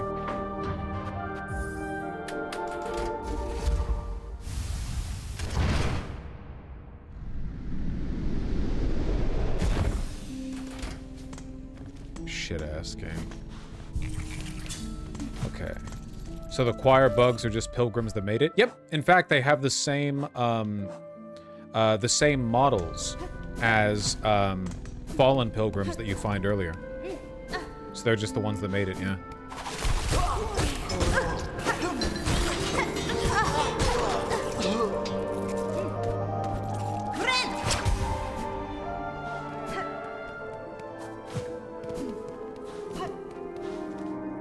No, not this way. It's up one and left. Up one and left.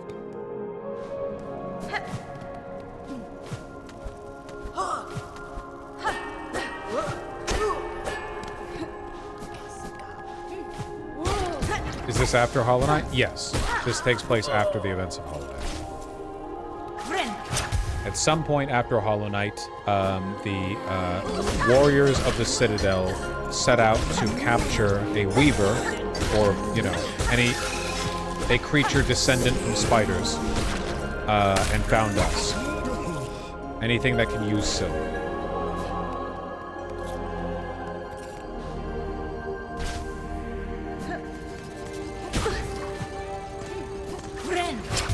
So what if the proposed Charlie Kirk statue collapses on Trump and his whole cabinet during the unveiling? I didn't realize they had even proposed the statue. I suppose I should have expected it. It's so dumb.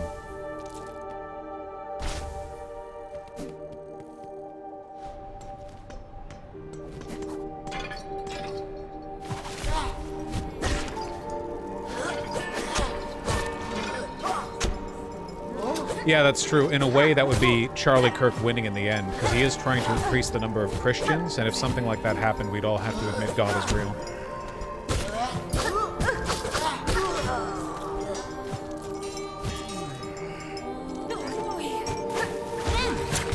Did Vosh cover the fact that some lady on TV named him and other streamers as promoting violence? No, I did not see that. I have heard of it. I have heard that this happened, but I have not seen it myself.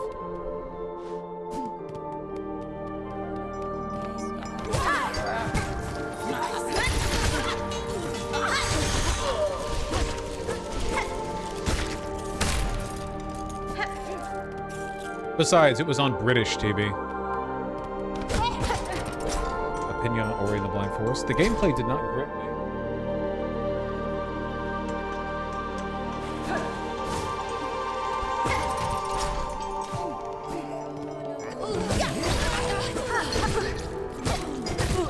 Oh, come on. She said your name wrong at first, so you win anyway. Ah, the classic blunder. I just want to know who the lady is. She's on the BBC. I mean, they've got a lot of people on there, but they're not necessarily, like, established pundits. I want to know the format.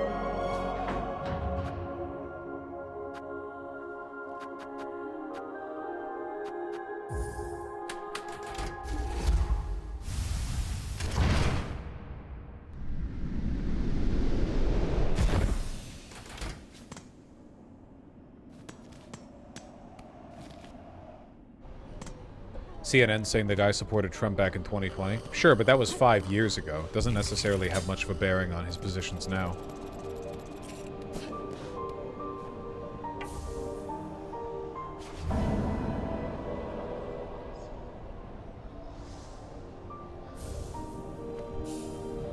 More!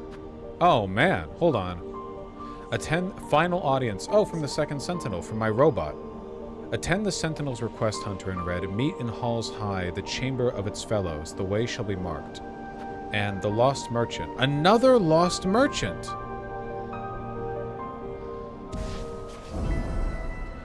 Are you exploring right now? I'm completing wishes.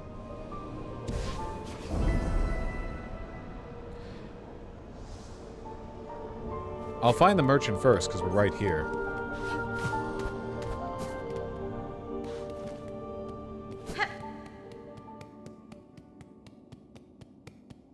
Weird absence of enemies? Shouldn't there have been one here? Did we not rest at a bench? That was odd. Why were there no enemies there?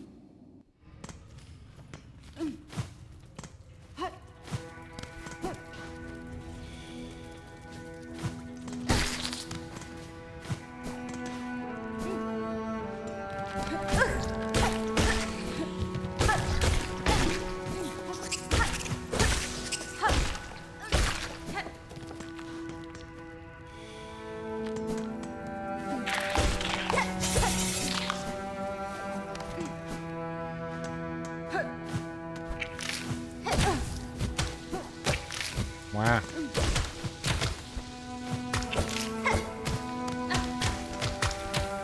Moving fast, gotta go fast. Wait, not in here? Oh, down.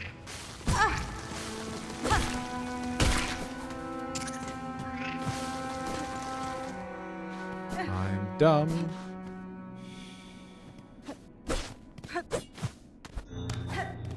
This is new. The sniffer. I wonder if this path was accessible before. Oh, we're like at the edge of the citadel.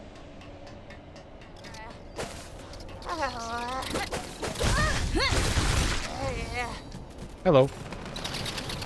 More?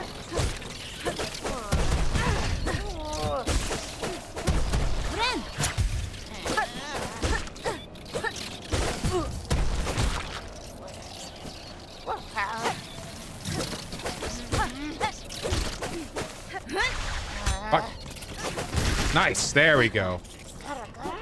More? Nice. Tamilian.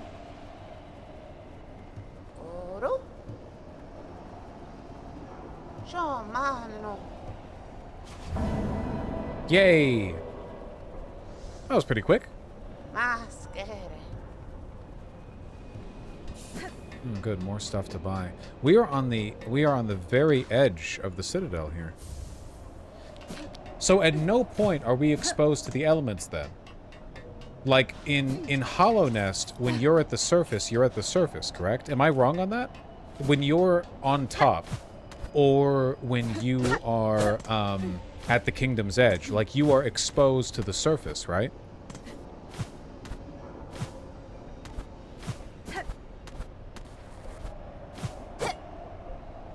It's ambiguous? Okay. When I'm on top, I'm very exposed. You people are so fucking predictable, you know that? You're so predictable. I see ahead of your goddamn plays. It's a test and you're failing.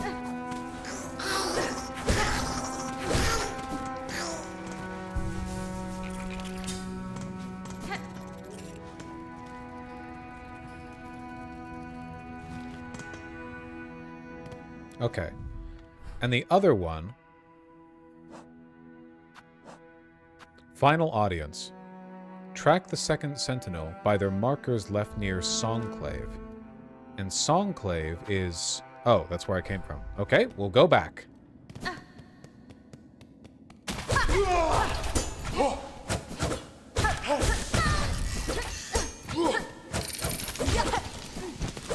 Fuck off. Ow! Sheesh! Getting a little greedy with it.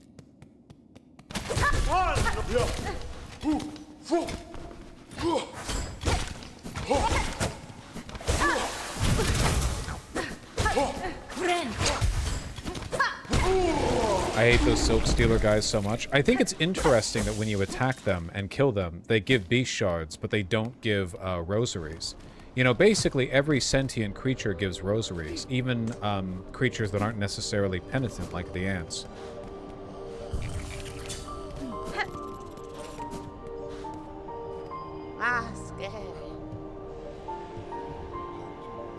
More shit. Oh my god.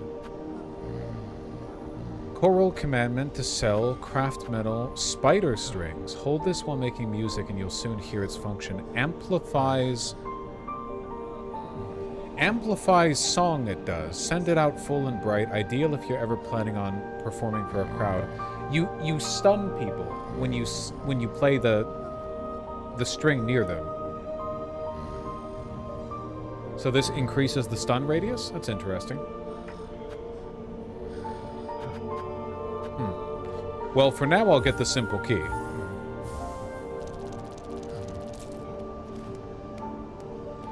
And we are looking for tracks left behind by the spooky robot girl. Oh, hello. Yanara. Oh, Bopaya. That's fine.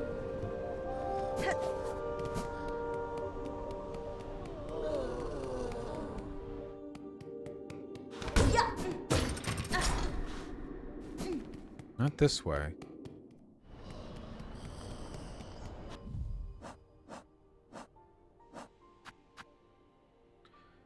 By the markers left near Songclave.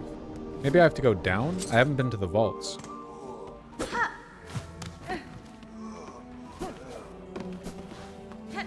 Markers left near Songclave.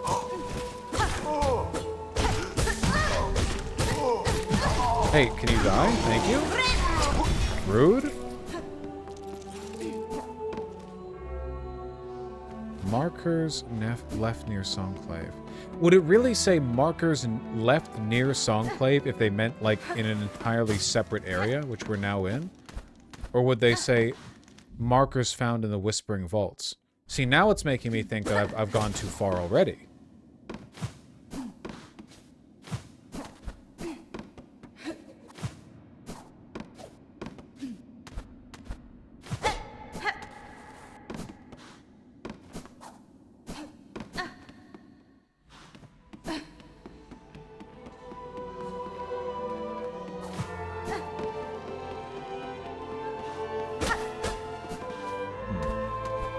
No, I don't think it's this way.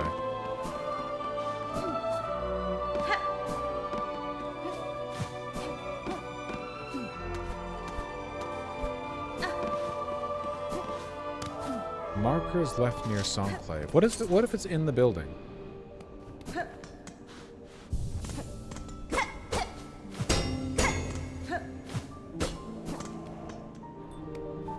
Markers left near Songclave.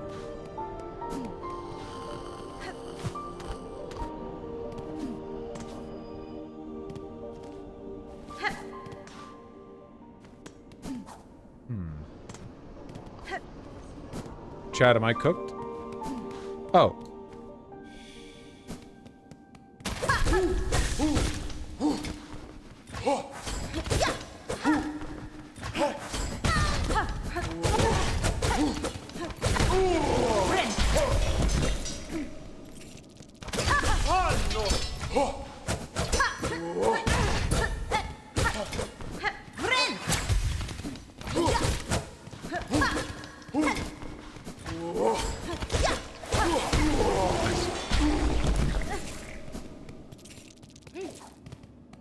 Down or further to the left? If it's down, I bet you there will be a marker very quickly. No marker, so further to the left then. You can always go back and check. Don't mind the opportunity to farm up some rosaries anyway. We still need plenty of them. Ooh! Expert parry, very intentional.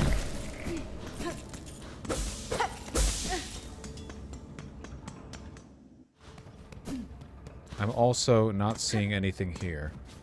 Okay, I'll go back and check.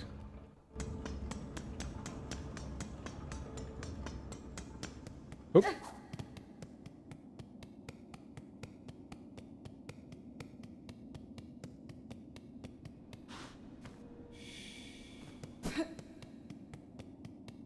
Up, up, up, up, up.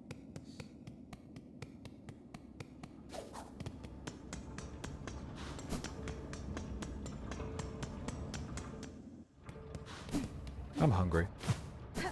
Even further.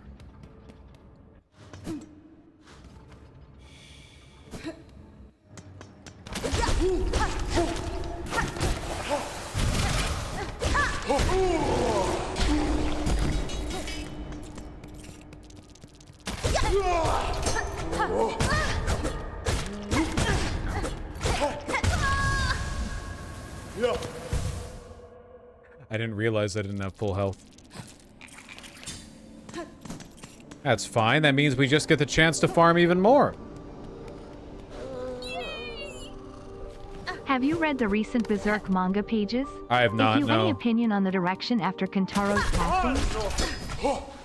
I have not, and I really should too, because again, without spoilers, considering the gravity of what happened recently in the story, I am really curious, like, what the story's even going to be about, like what direction the story's going to take tonally.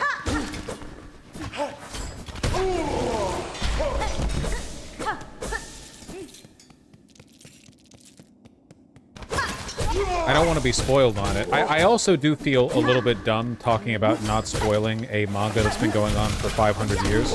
Like, if you aren't following what's going on in Berserk, I guess I'm not as of the past year or so, but like, you ought to know, right? I won't spoil anything, but it's def interesting.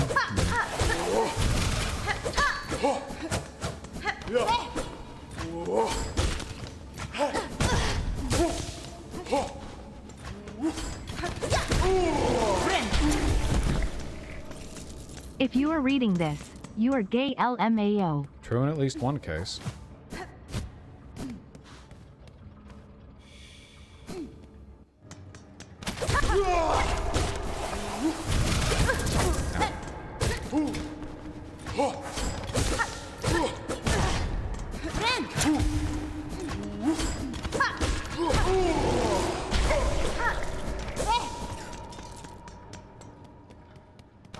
Didn't read, just heard. It's true. Does that count? You didn't like actually read it? Read and hear are very different words. They refer to different actions. Careful now. I will. I say, taking free hits. Buddy. Buddy, reel it in. Pack it up. Okay.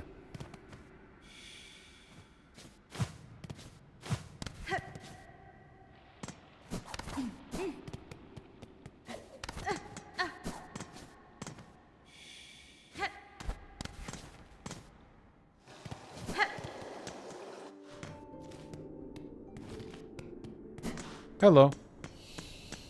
Can we be friends? We're not gonna fight, right? Buenera. No! I had thought I was answering your summons as a friend, or at least an ally, but now that we stand together in this place, I can sense your intent. You mean to raise your blades against me? Am I your enemy, then? Malegara actum.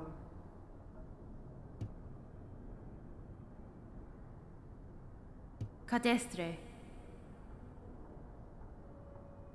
Mel Senuraga.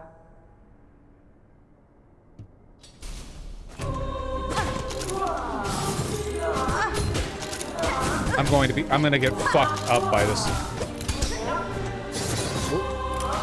Huh, that's Lace's counter.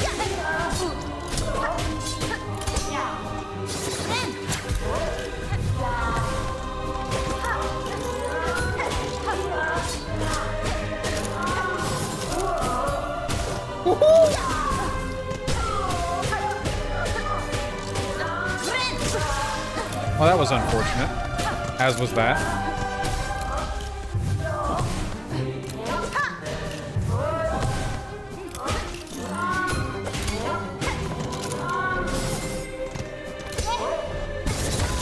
Damn.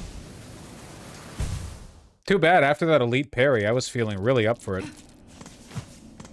All right, where's the nearest bench? Oh, there's a bench literally right there. I can even elevator over to it.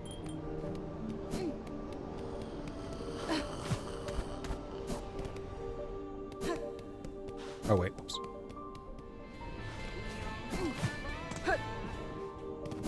When will V-Man play Fear 2005? Yeah, I've seen playthroughs of it. Too much of the content spoiled for me. It wouldn't be. It would just be me going like, oh, so that was about. You know, it wouldn't be a full playthrough, I think, or a full experience. Also, I don't like jump scares, man. I'm sorry, I'm a gigantic bleeding pussy. I don't think I enjoy that very much. I don't wanna be doing a first-person shooter, and then a girl goes boo. I, you know, pee.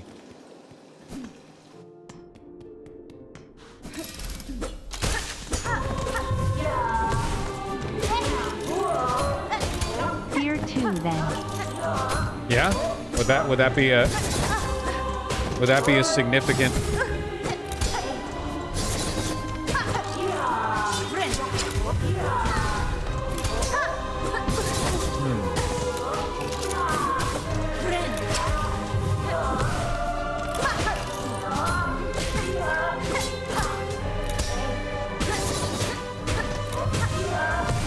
Get stunned, get stunned.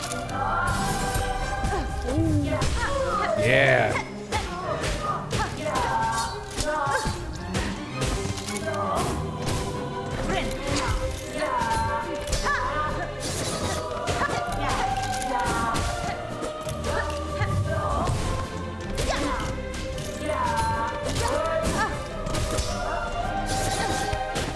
Ooh, you see that? Don't look at that.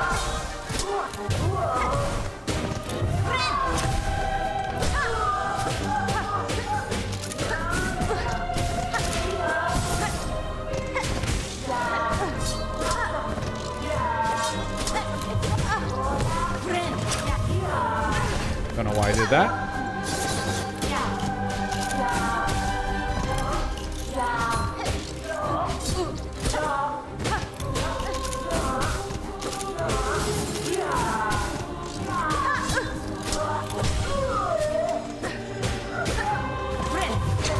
Ooh.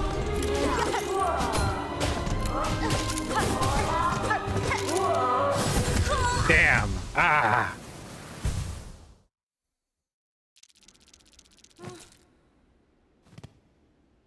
Erica Kirk live? Just out of curiosity, what do you think I'm going to do with that?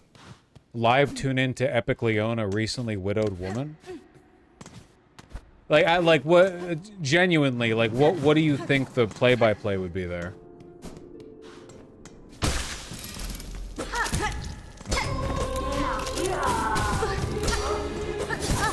Ow.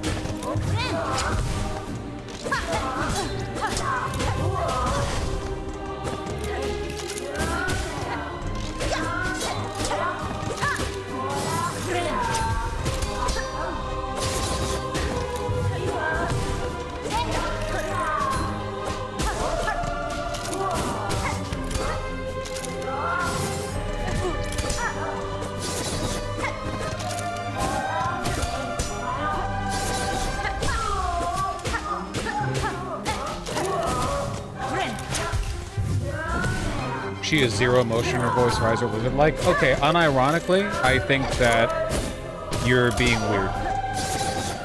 Guys, check out this recently widowed woman. Look at how disaffected she looks in the live stream where she addresses her husband's death. Oh my god. It's crazy, dude. She looks so unconcerned. Like, what are we doing? What the fuck does this have to do with free healthcare?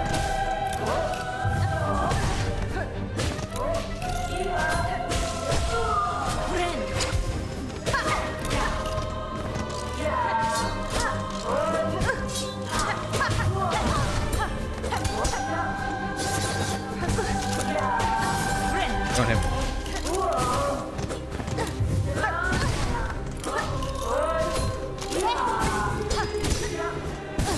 Damn.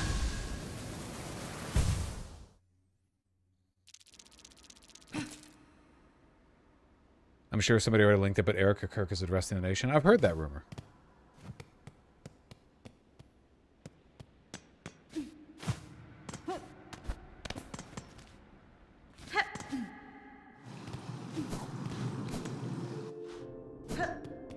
Okay, this stuff here.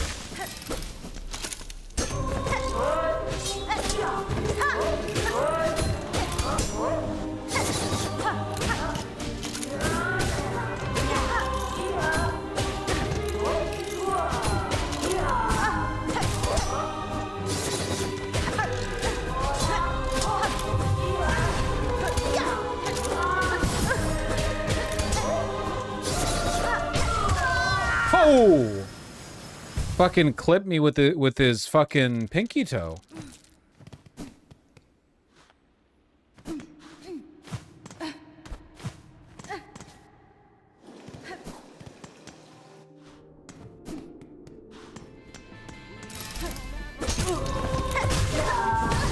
Rest easy, brother. We'll see you in Valhalla. Like Mike, I just admit you like men and your life will be happier. What? Senuous, that was a little apropos of nothing, so much so that trying to connect the thread there sort of distracted me.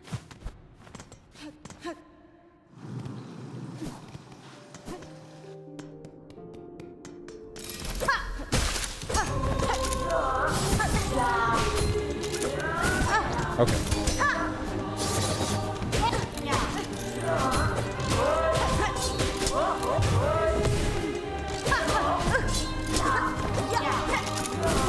Hey.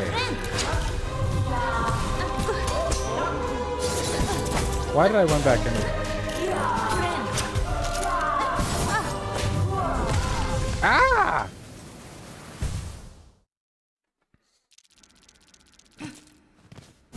Got my ass, Senuous. I'll blame that one on you, too. Are the bugs gendered? Well, I'm fighting a robot, so who knows?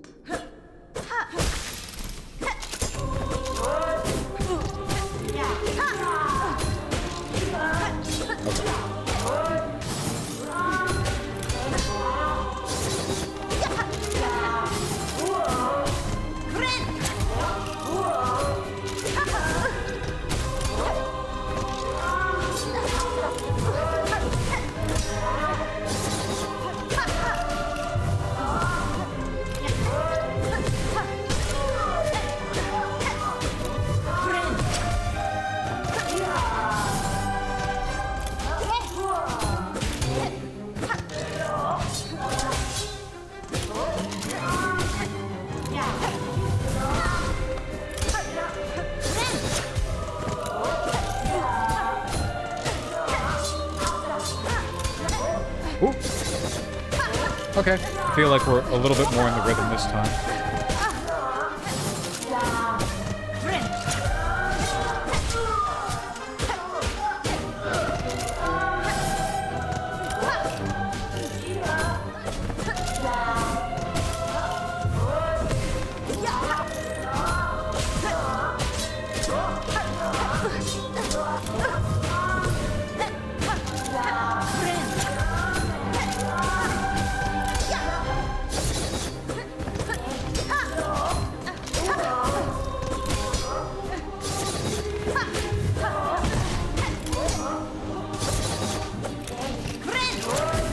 Okay. We're trading?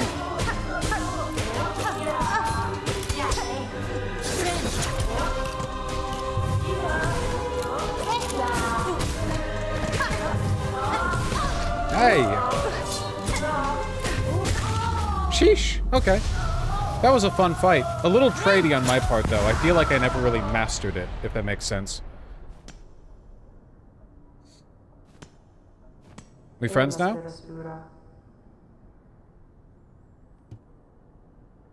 Magina Fora. We're friends. Kiss. Kiss. Smack.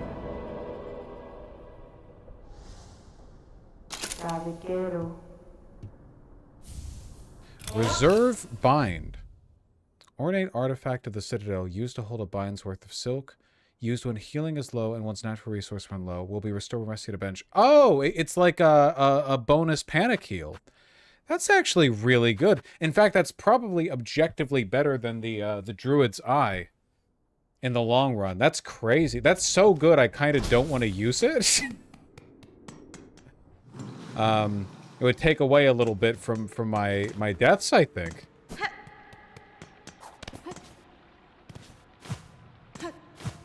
We have a simple key.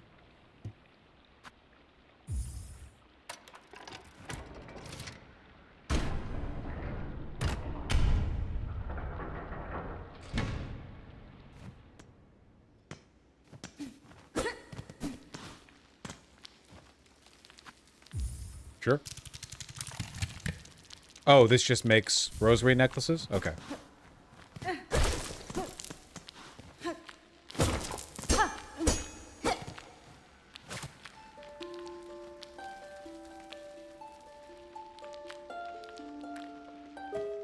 No? Oh, there it is.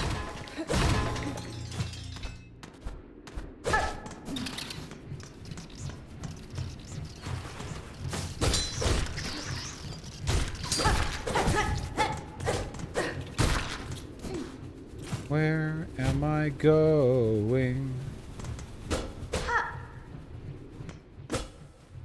Where the fuck am I going? I have no idea. Well, that was succinct.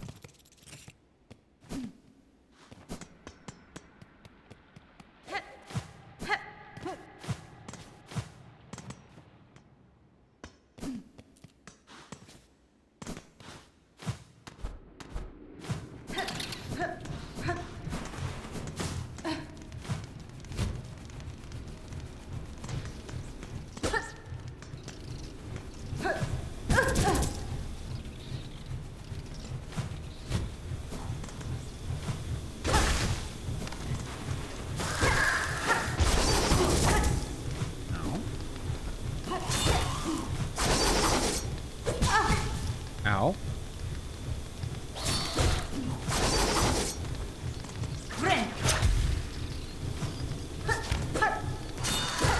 How much health do you have, man? Ow!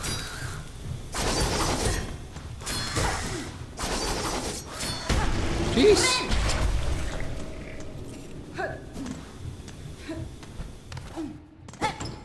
Yum, yum, yum. Oh, is it just a treasure room? Well, I certainly don't mind getting some rosaries.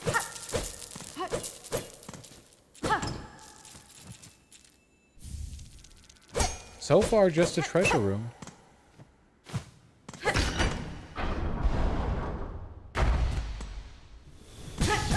Ow.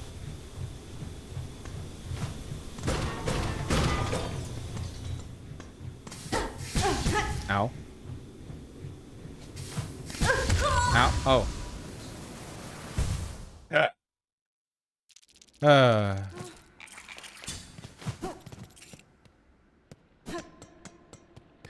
I think you missed a rosary. They're pulled to me. I have the charm that pulls them to me.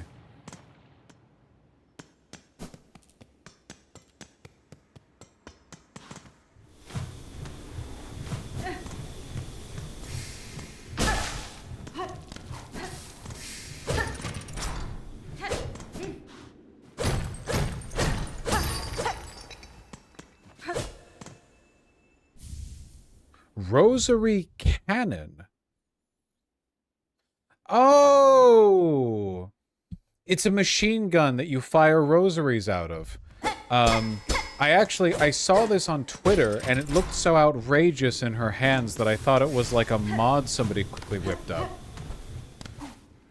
Sorry, guys. I need my rosaries to buy things right now. Oh, that's cute. That's why it's like a rosary string, but it kind of looks like a revolver cylinder. Okay. I think that next... Pickled muck maggot. Now, that to me seems like it is very, very likely from the Sinners something something. From those two Australians.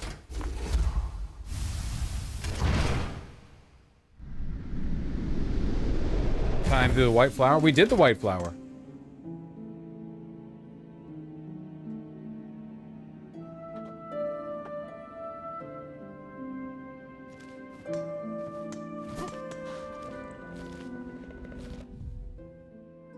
Look at all that map filled in. We have got to be getting close. But are we? Are we? And also, do we even get enough simple keys, man?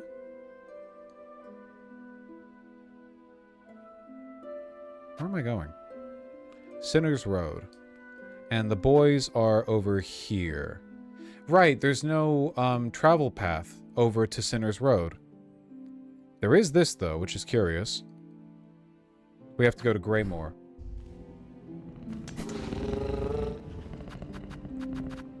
That is Bellheart, not Greymoor. All right.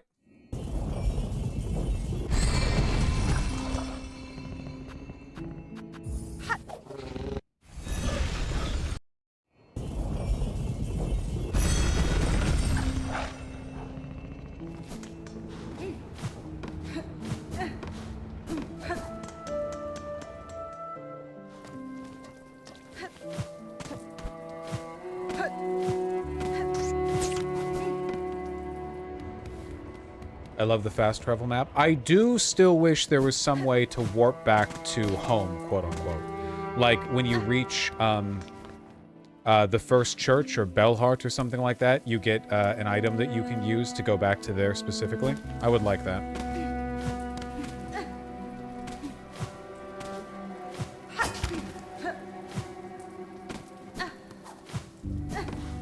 I have to take the elevator, don't I?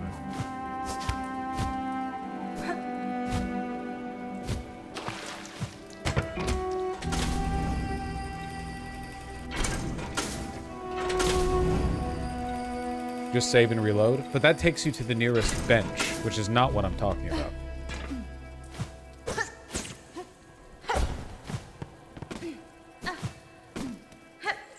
Specifically, I'd like a way to, like, immediately return to a bellway.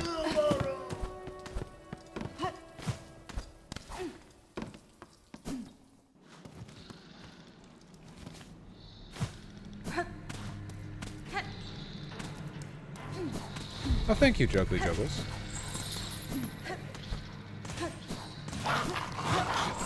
I was talking about Nazis and shit. That doesn't narrow it down very much for a guy like me, I'm afraid.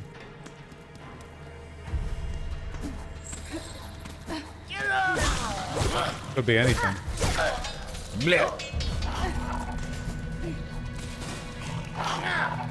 Maybe it was Alien Isolation.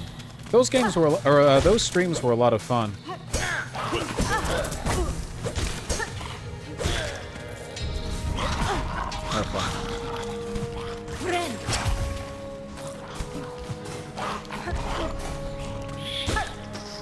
Oh man, when I came here I didn't even have the wall jump? No, I did. It's different. Can we get some meowers in the chat? 3. What is meowers? Is that emote meowers?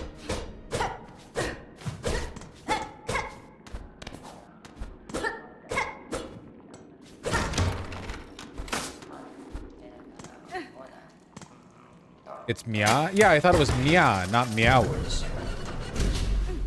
Well, the sentiment is preserved either way. Hello. Oh, shit. Is this... Oh. Where are we? Who's mad at me? You're mad at me. Oh, unique enemy?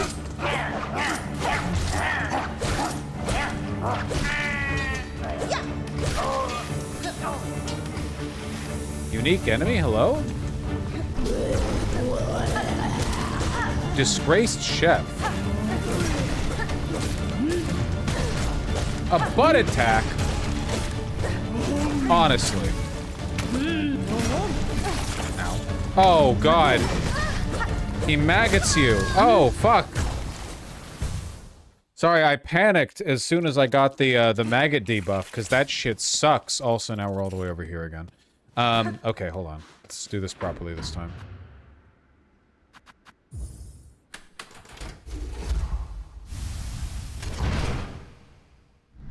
The maggots suck.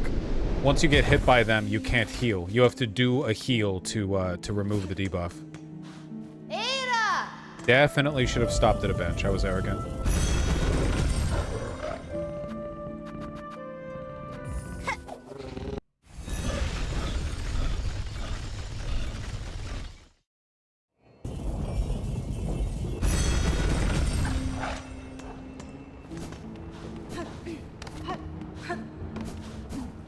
We live and we learn. Or in my case, we live and we most certainly do not learn.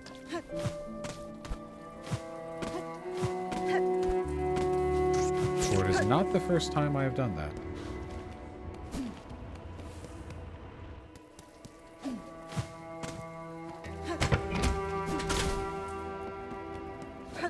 Live and learn.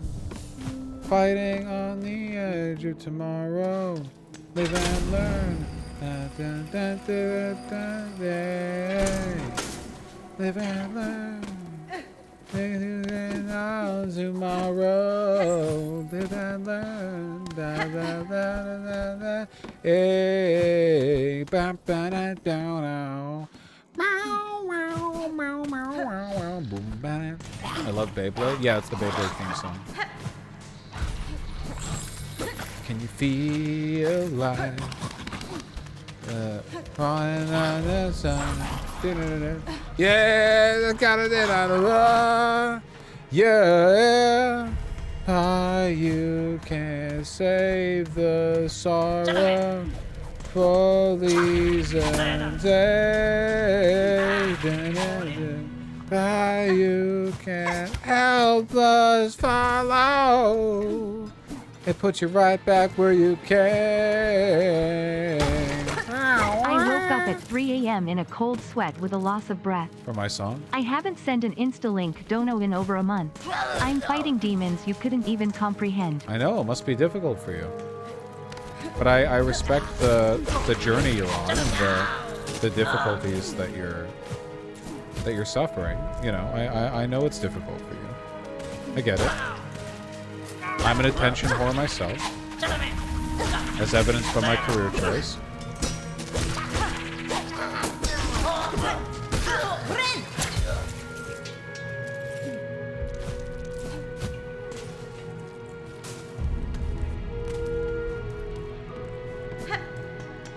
Did anyone click the singing? You know, the VOD's always there. It's not like an on-the-moment thing. Okay.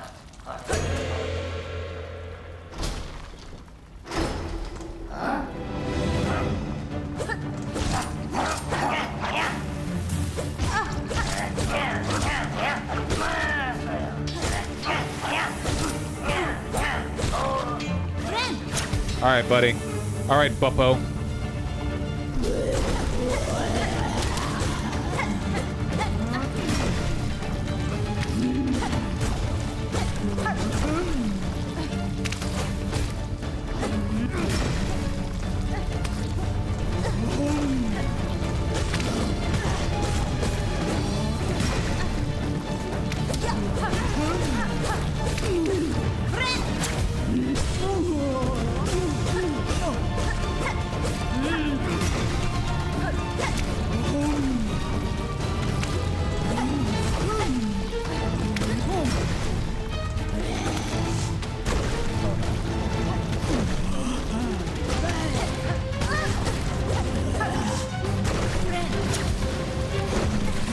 Fuck.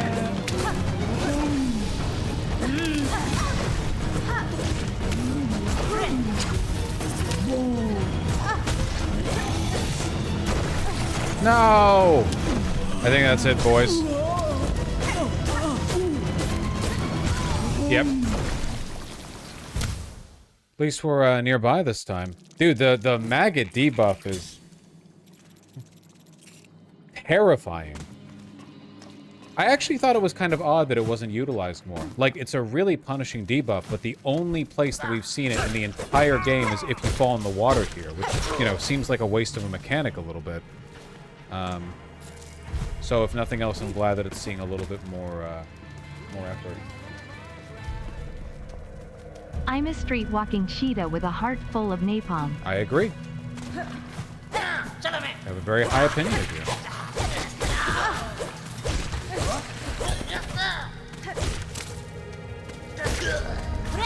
None of them could go with me advice on how to handle the situation. You can always chat without Donor. Friend is falling down. The people being happy Kirk is dead is proof the left is evil and a cult. While also speaking about how they need to find a positive community. Yeah. I don't. God damn it. Really, I don't know. I mean, I feel like you can run down this like, okay, do you think it would be bad if people celebrated that Hitler killed himself? No, I don't think that'd be bad, but Charlie Kirk isn't Hitler. Okay, but now we've established the fact that if a person is bad enough, it's okay to celebrate their death. All right, so how bad would a person have to be before that's acceptable? Well, worse than Charlie Kirk. Okay, well, let's talk about the beliefs Charlie Kirk had and the potential harm that it had, and like see whether or not you think that validates those feelings. First of all, we agree that in a free society that it's okay to accept and celebrate people's death, right? What about like Imam Soleimani? What if like Kim Jong-un of North Korea died? Do you think it'd be bad then?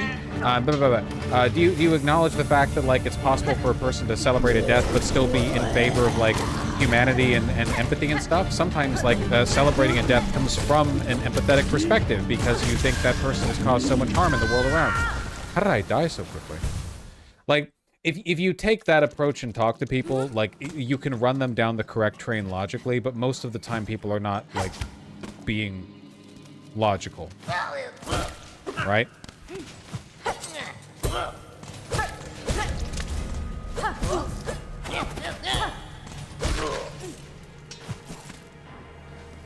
You know, like, okay, so what about celebrating the death of like any random SS officer, right? Like any random SS officer might personally have not committed that much harm. Like obviously in a comparative sense, any random SS officer is really bad, but like relative to Hitler. Don't worry about not being able to donate chat.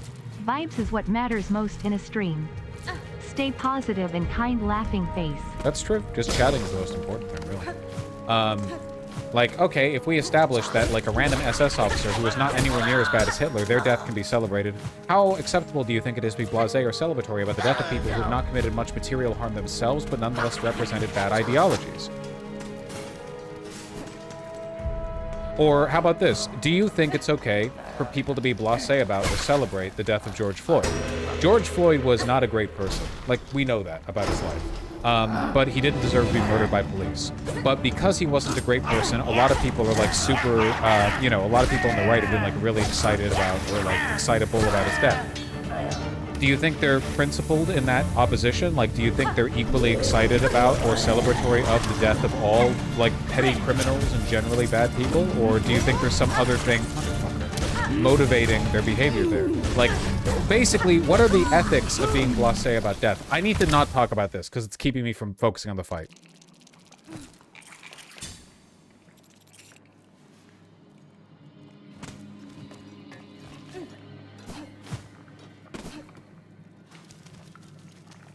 Anyway, my point, essentially, is that it's possible to run down this train, but none of it means anything if the person doesn't have, like, rational reasons for believing what they do in the first place.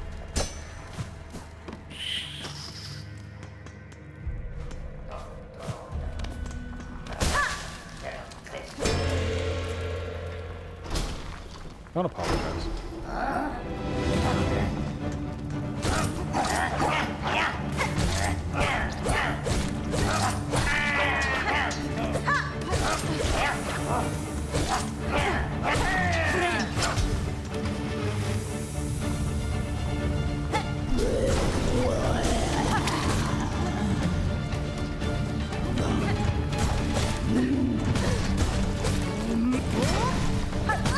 Ow?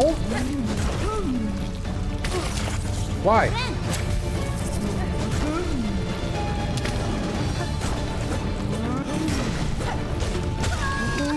Dude. Okay, wait, hold on. It's kind of difficult to tell unless you're actually fighting her. Her movements are super fucking annoying. She moves around like randomly. You can't. You would think it would be safest to like attack from above and bounce up and down or whatever. Haha. But it's not, because she kind of like warbles her movement around. You're coming at her diagonally, so you need to be sure of her vertical position. And she just floats kind of aimlessly. It reminds me a little bit of the Beast Fly, but like more annoying, because the Beast Fly still had some pretty consistent patterns.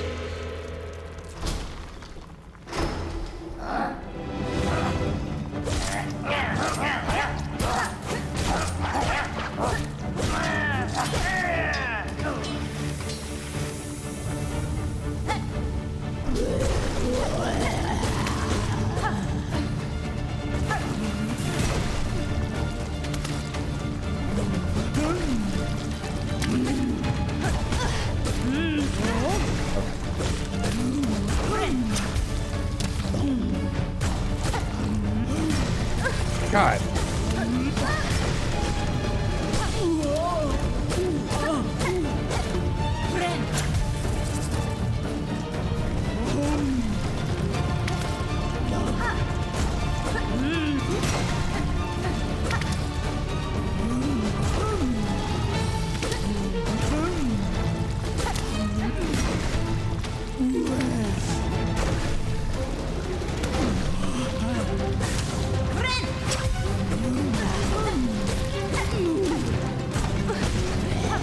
I bounced off the fucking wall.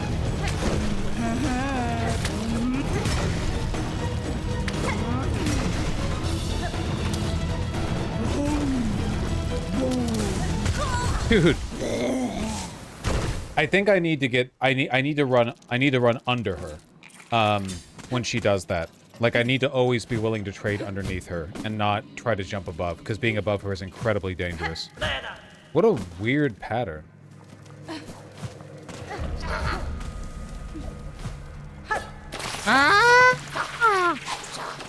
Whatever.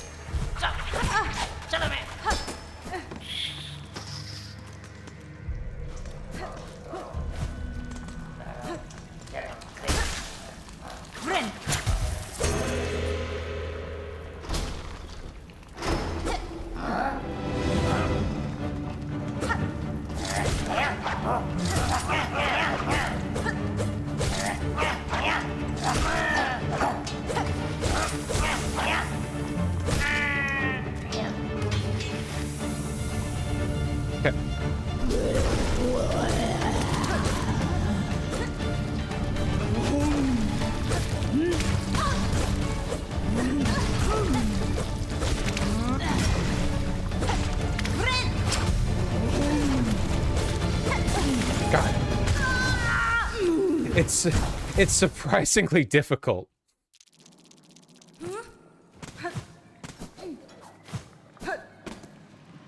I do not know if this boss is intended to be as difficult as I'm finding her. Yeah, 7, right? 6:30? 6:30. 6:30? All right.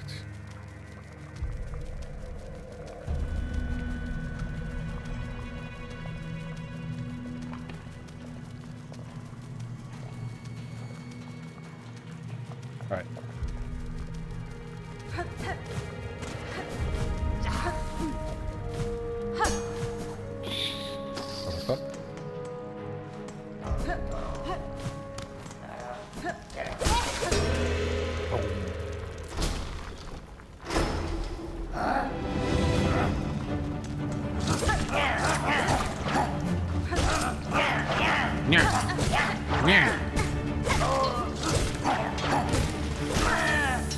Okay, underneath.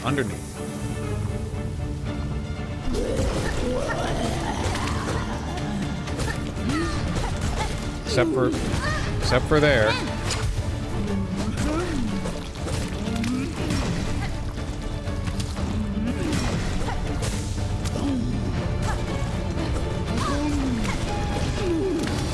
Yeah, man, you can't jump up. It's too dangerous.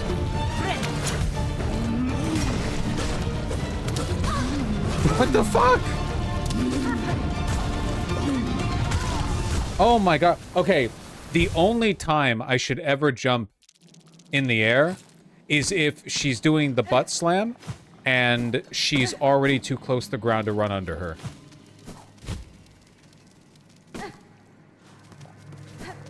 Has Kyle always been a blue and on type?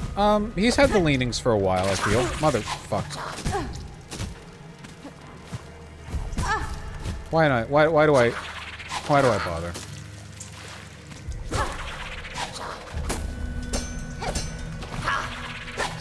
Why do I bother? Just bring me back to the bench. Just bring me. We'll try it again.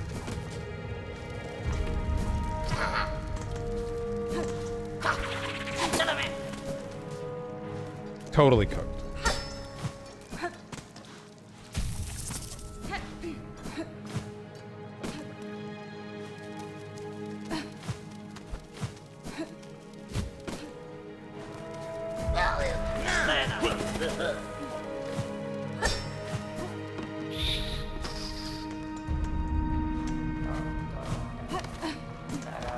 Okay.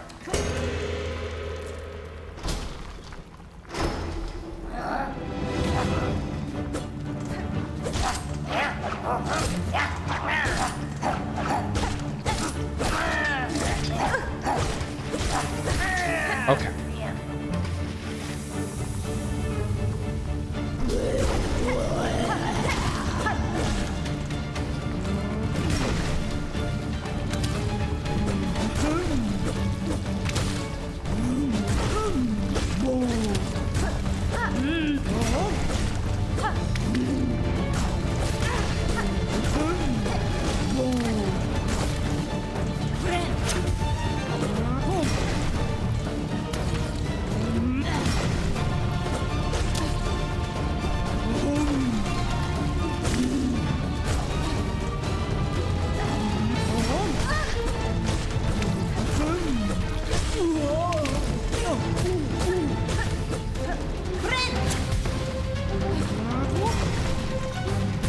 Ah!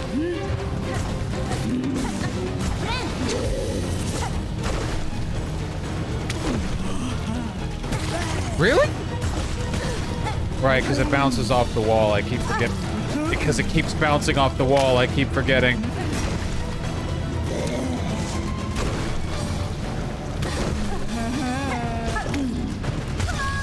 Damn, dude. I'm getting my fucking ass beat by this guy. Jesus Christ.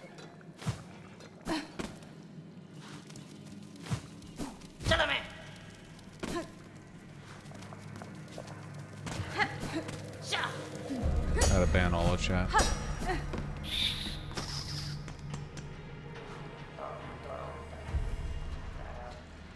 Hopefully this is as comically absurd as it's me. They just shared an Instagram link about how Jews over-sexualize the West. Okay, Dubin in red. I think your friend might be a bit beyond savory.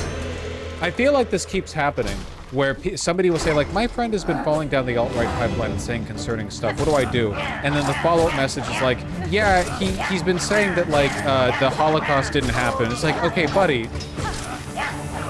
He's not going down the pipeline.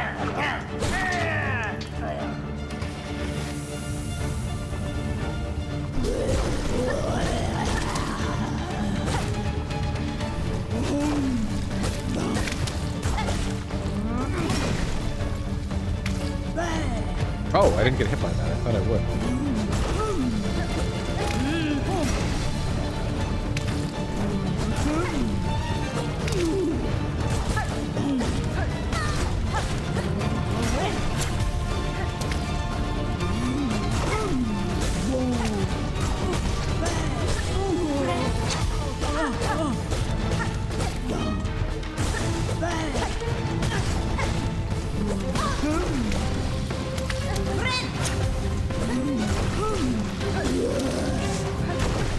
Ah, I forgot. Ah, I got double hit.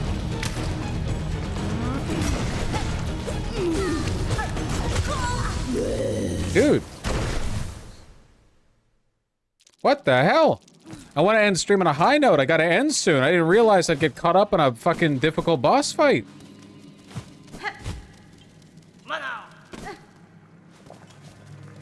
Re-equip the kunai? No, the tools are meant to be supplemental. The fundamental problem is that my ass is getting beat by her ass.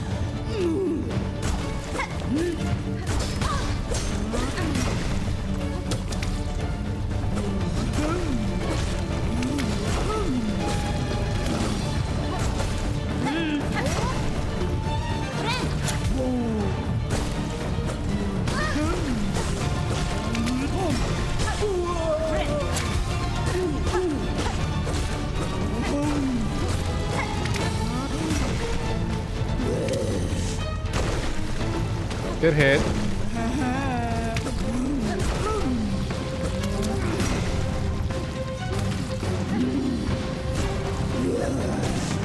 Mother.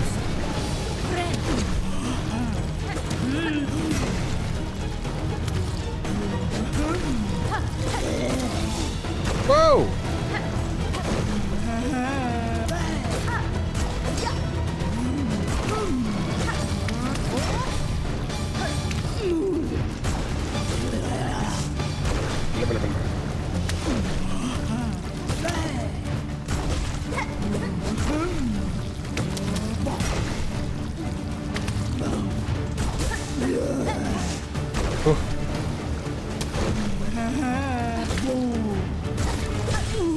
Okay.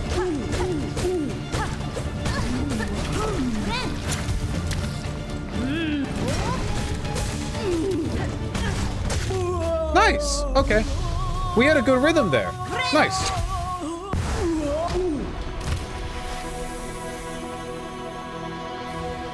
Oh. Oh, okay. I thought that we would get the pickled muck maggot from the two Australian blokes up there. I hadn't even checked yet. Nice. I didn't even realize that we were working on the quest. And that just leaves one component. The crust nut. Now...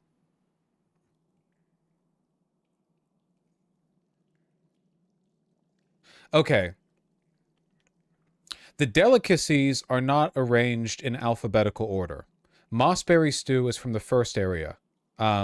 Vintage nectar is from the Grey Moor area. Courier's rasher is from the Citadel. No. It's from Belltown. And pickled muck maggot is from Sinner's Rise.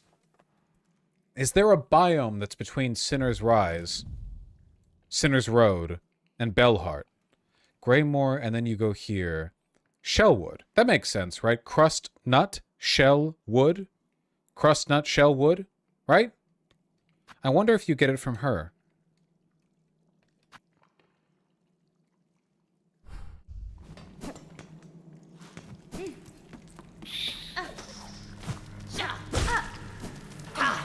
Just wondering if you get it more or less like in the order that you get to these biomes in. Fuck.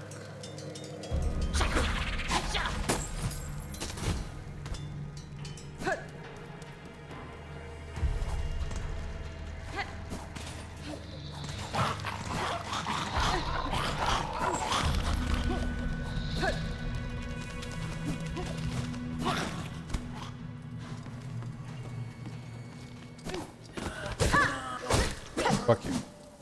Ow.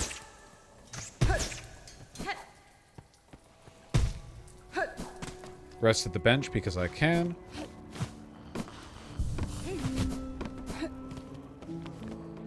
Crustnut seems like it needs some cream or ointment. You're the 50th person to make the goddamn joke. Ah.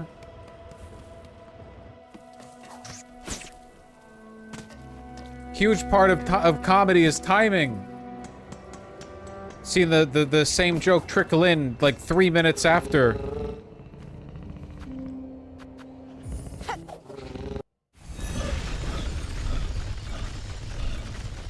Repetition is always funny. That's fucking true.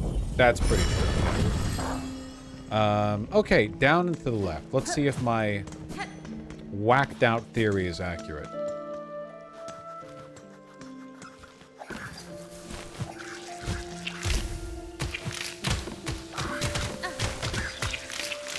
Oh.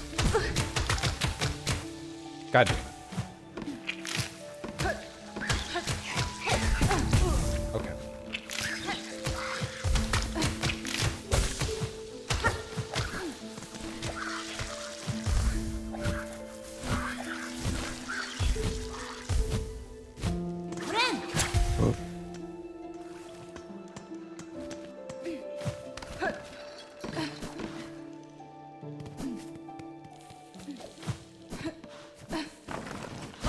Huh? Oh, I thought there was a NPC here. Wasn't there an NPC here? Oh, it's here. Oh.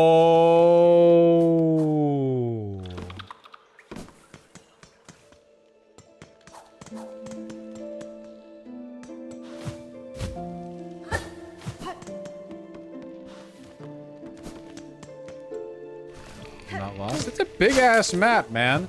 And not everything gets an indicator.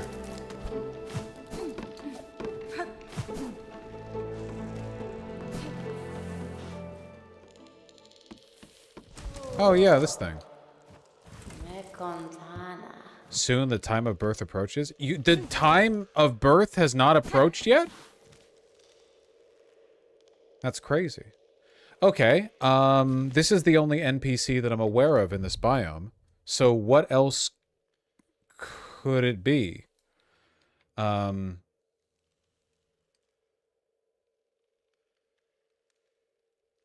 you want a hint? Hold on. No.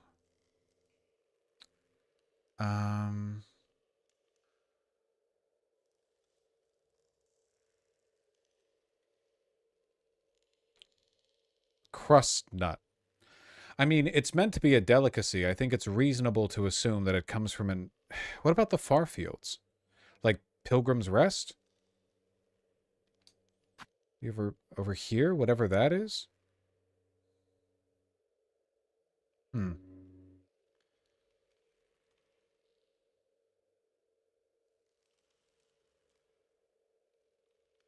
Yeah, I'll give that a try. You can talk to the quest giver for a hint. Okay. Don't worry, Thana. I don't really consider that a spoiler. I'm okay with, like, the game giving hints. Okay. Then I will talk to the quest giver for a hint, because this is a big fucking map, and I do not want to run around for 50 hours. I've got to go in 15 minutes.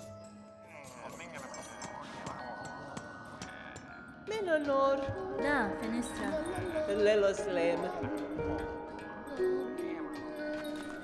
A desk. Wait, you can furnish your house? What is the purpose of this? You know what? Fuck it.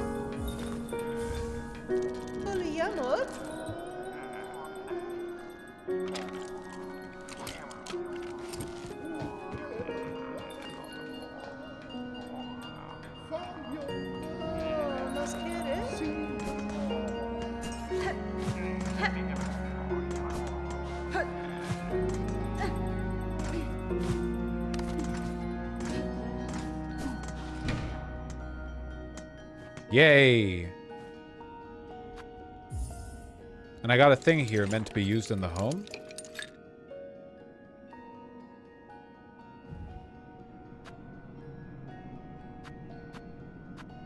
Oh, wait, what is the purpose of this? It's just like a collection of everything I've ever had? House drip? Yeah, well, it looks good. Huh. Yeah, like a trophy case. Okay. This does not seem like the kind of game they want you to make multiple saves with, you know what I mean? There's a lot of stuff here that seems like it requires a great deal of commitment.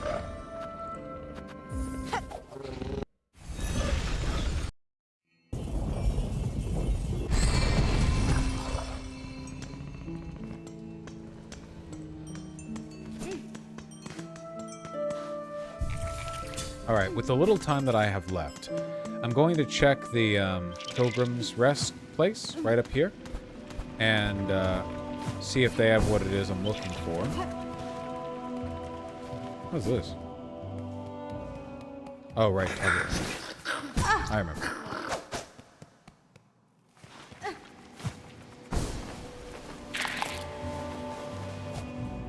No. Yes.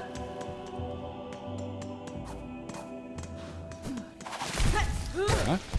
Was there silk here before? Oh, right. They want money to go in.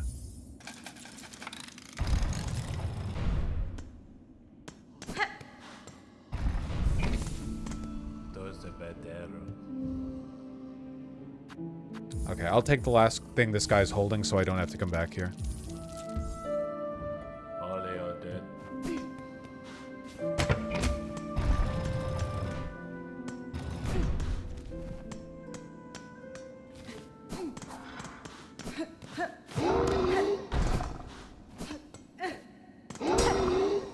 Oh, right. I never got a resolution to this.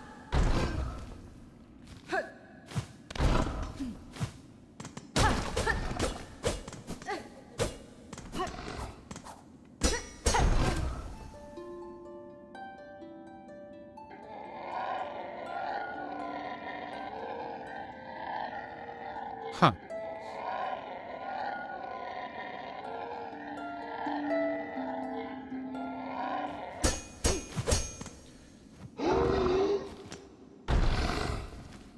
How do I break through?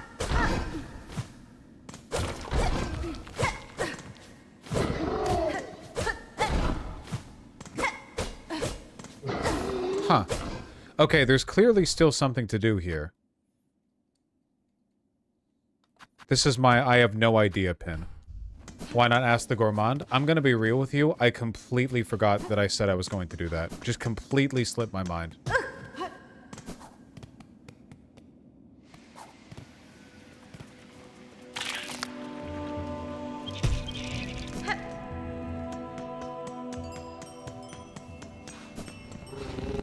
Okay, and the way to get to the gourmand is...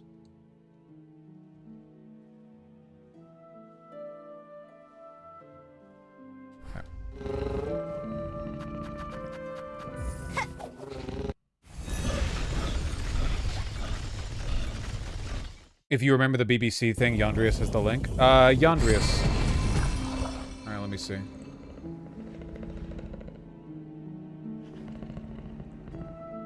Is the governor of Utah right? Do we need to log off and touch some grass?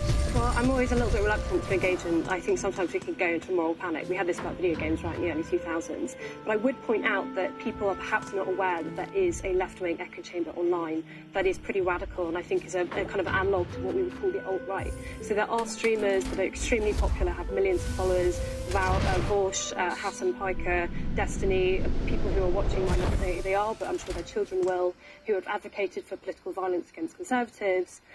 There is definitely a hyper-polarised environment in America. I think we do have part of that here in the UK, which is obviously extremely unfortunate, and I hope does get dialed down. Name before Hassan. We made it, boys. We fucking made it, boys. Let's go. He's washed.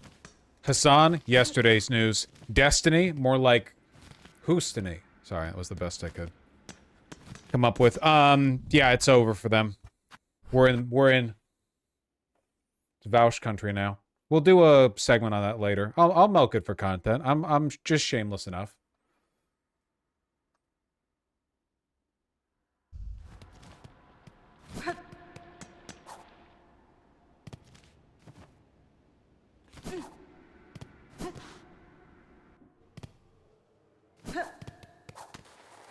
All jokes aside, you should sue for defamation. I'm not fucking so litigious as to, you know,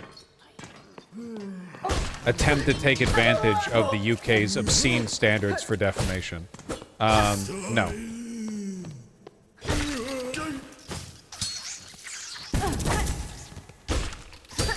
Also, people always say that, like, anytime anything happens, man, they're like, you should sue for defamation. I don't know, I'd rather just, like, talk about it, I guess.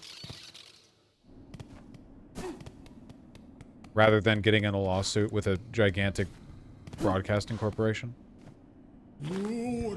일어나래.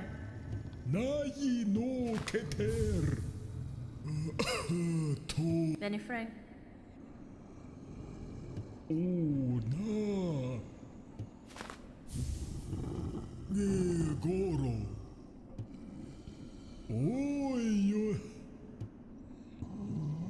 Crust nut.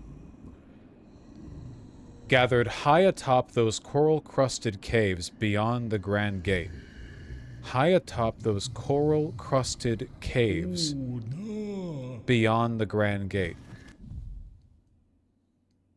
Oh, the blasted steps? High above. Oh, it's got to be here then, because this is one of the only areas...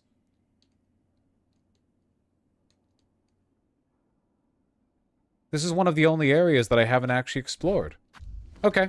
Well, I'm afraid we're going to have to do that next time, folks, along with everything else, because I've got to go. Sorry, my beautiful partner has reminded me that I do, in fact, have an appointment today. Thank you all very much for the kind words, donations, and just general good vibes. I'll be back here tomorrow, I assume, probably, maybe. Everyone take care. I'll see you guys soon.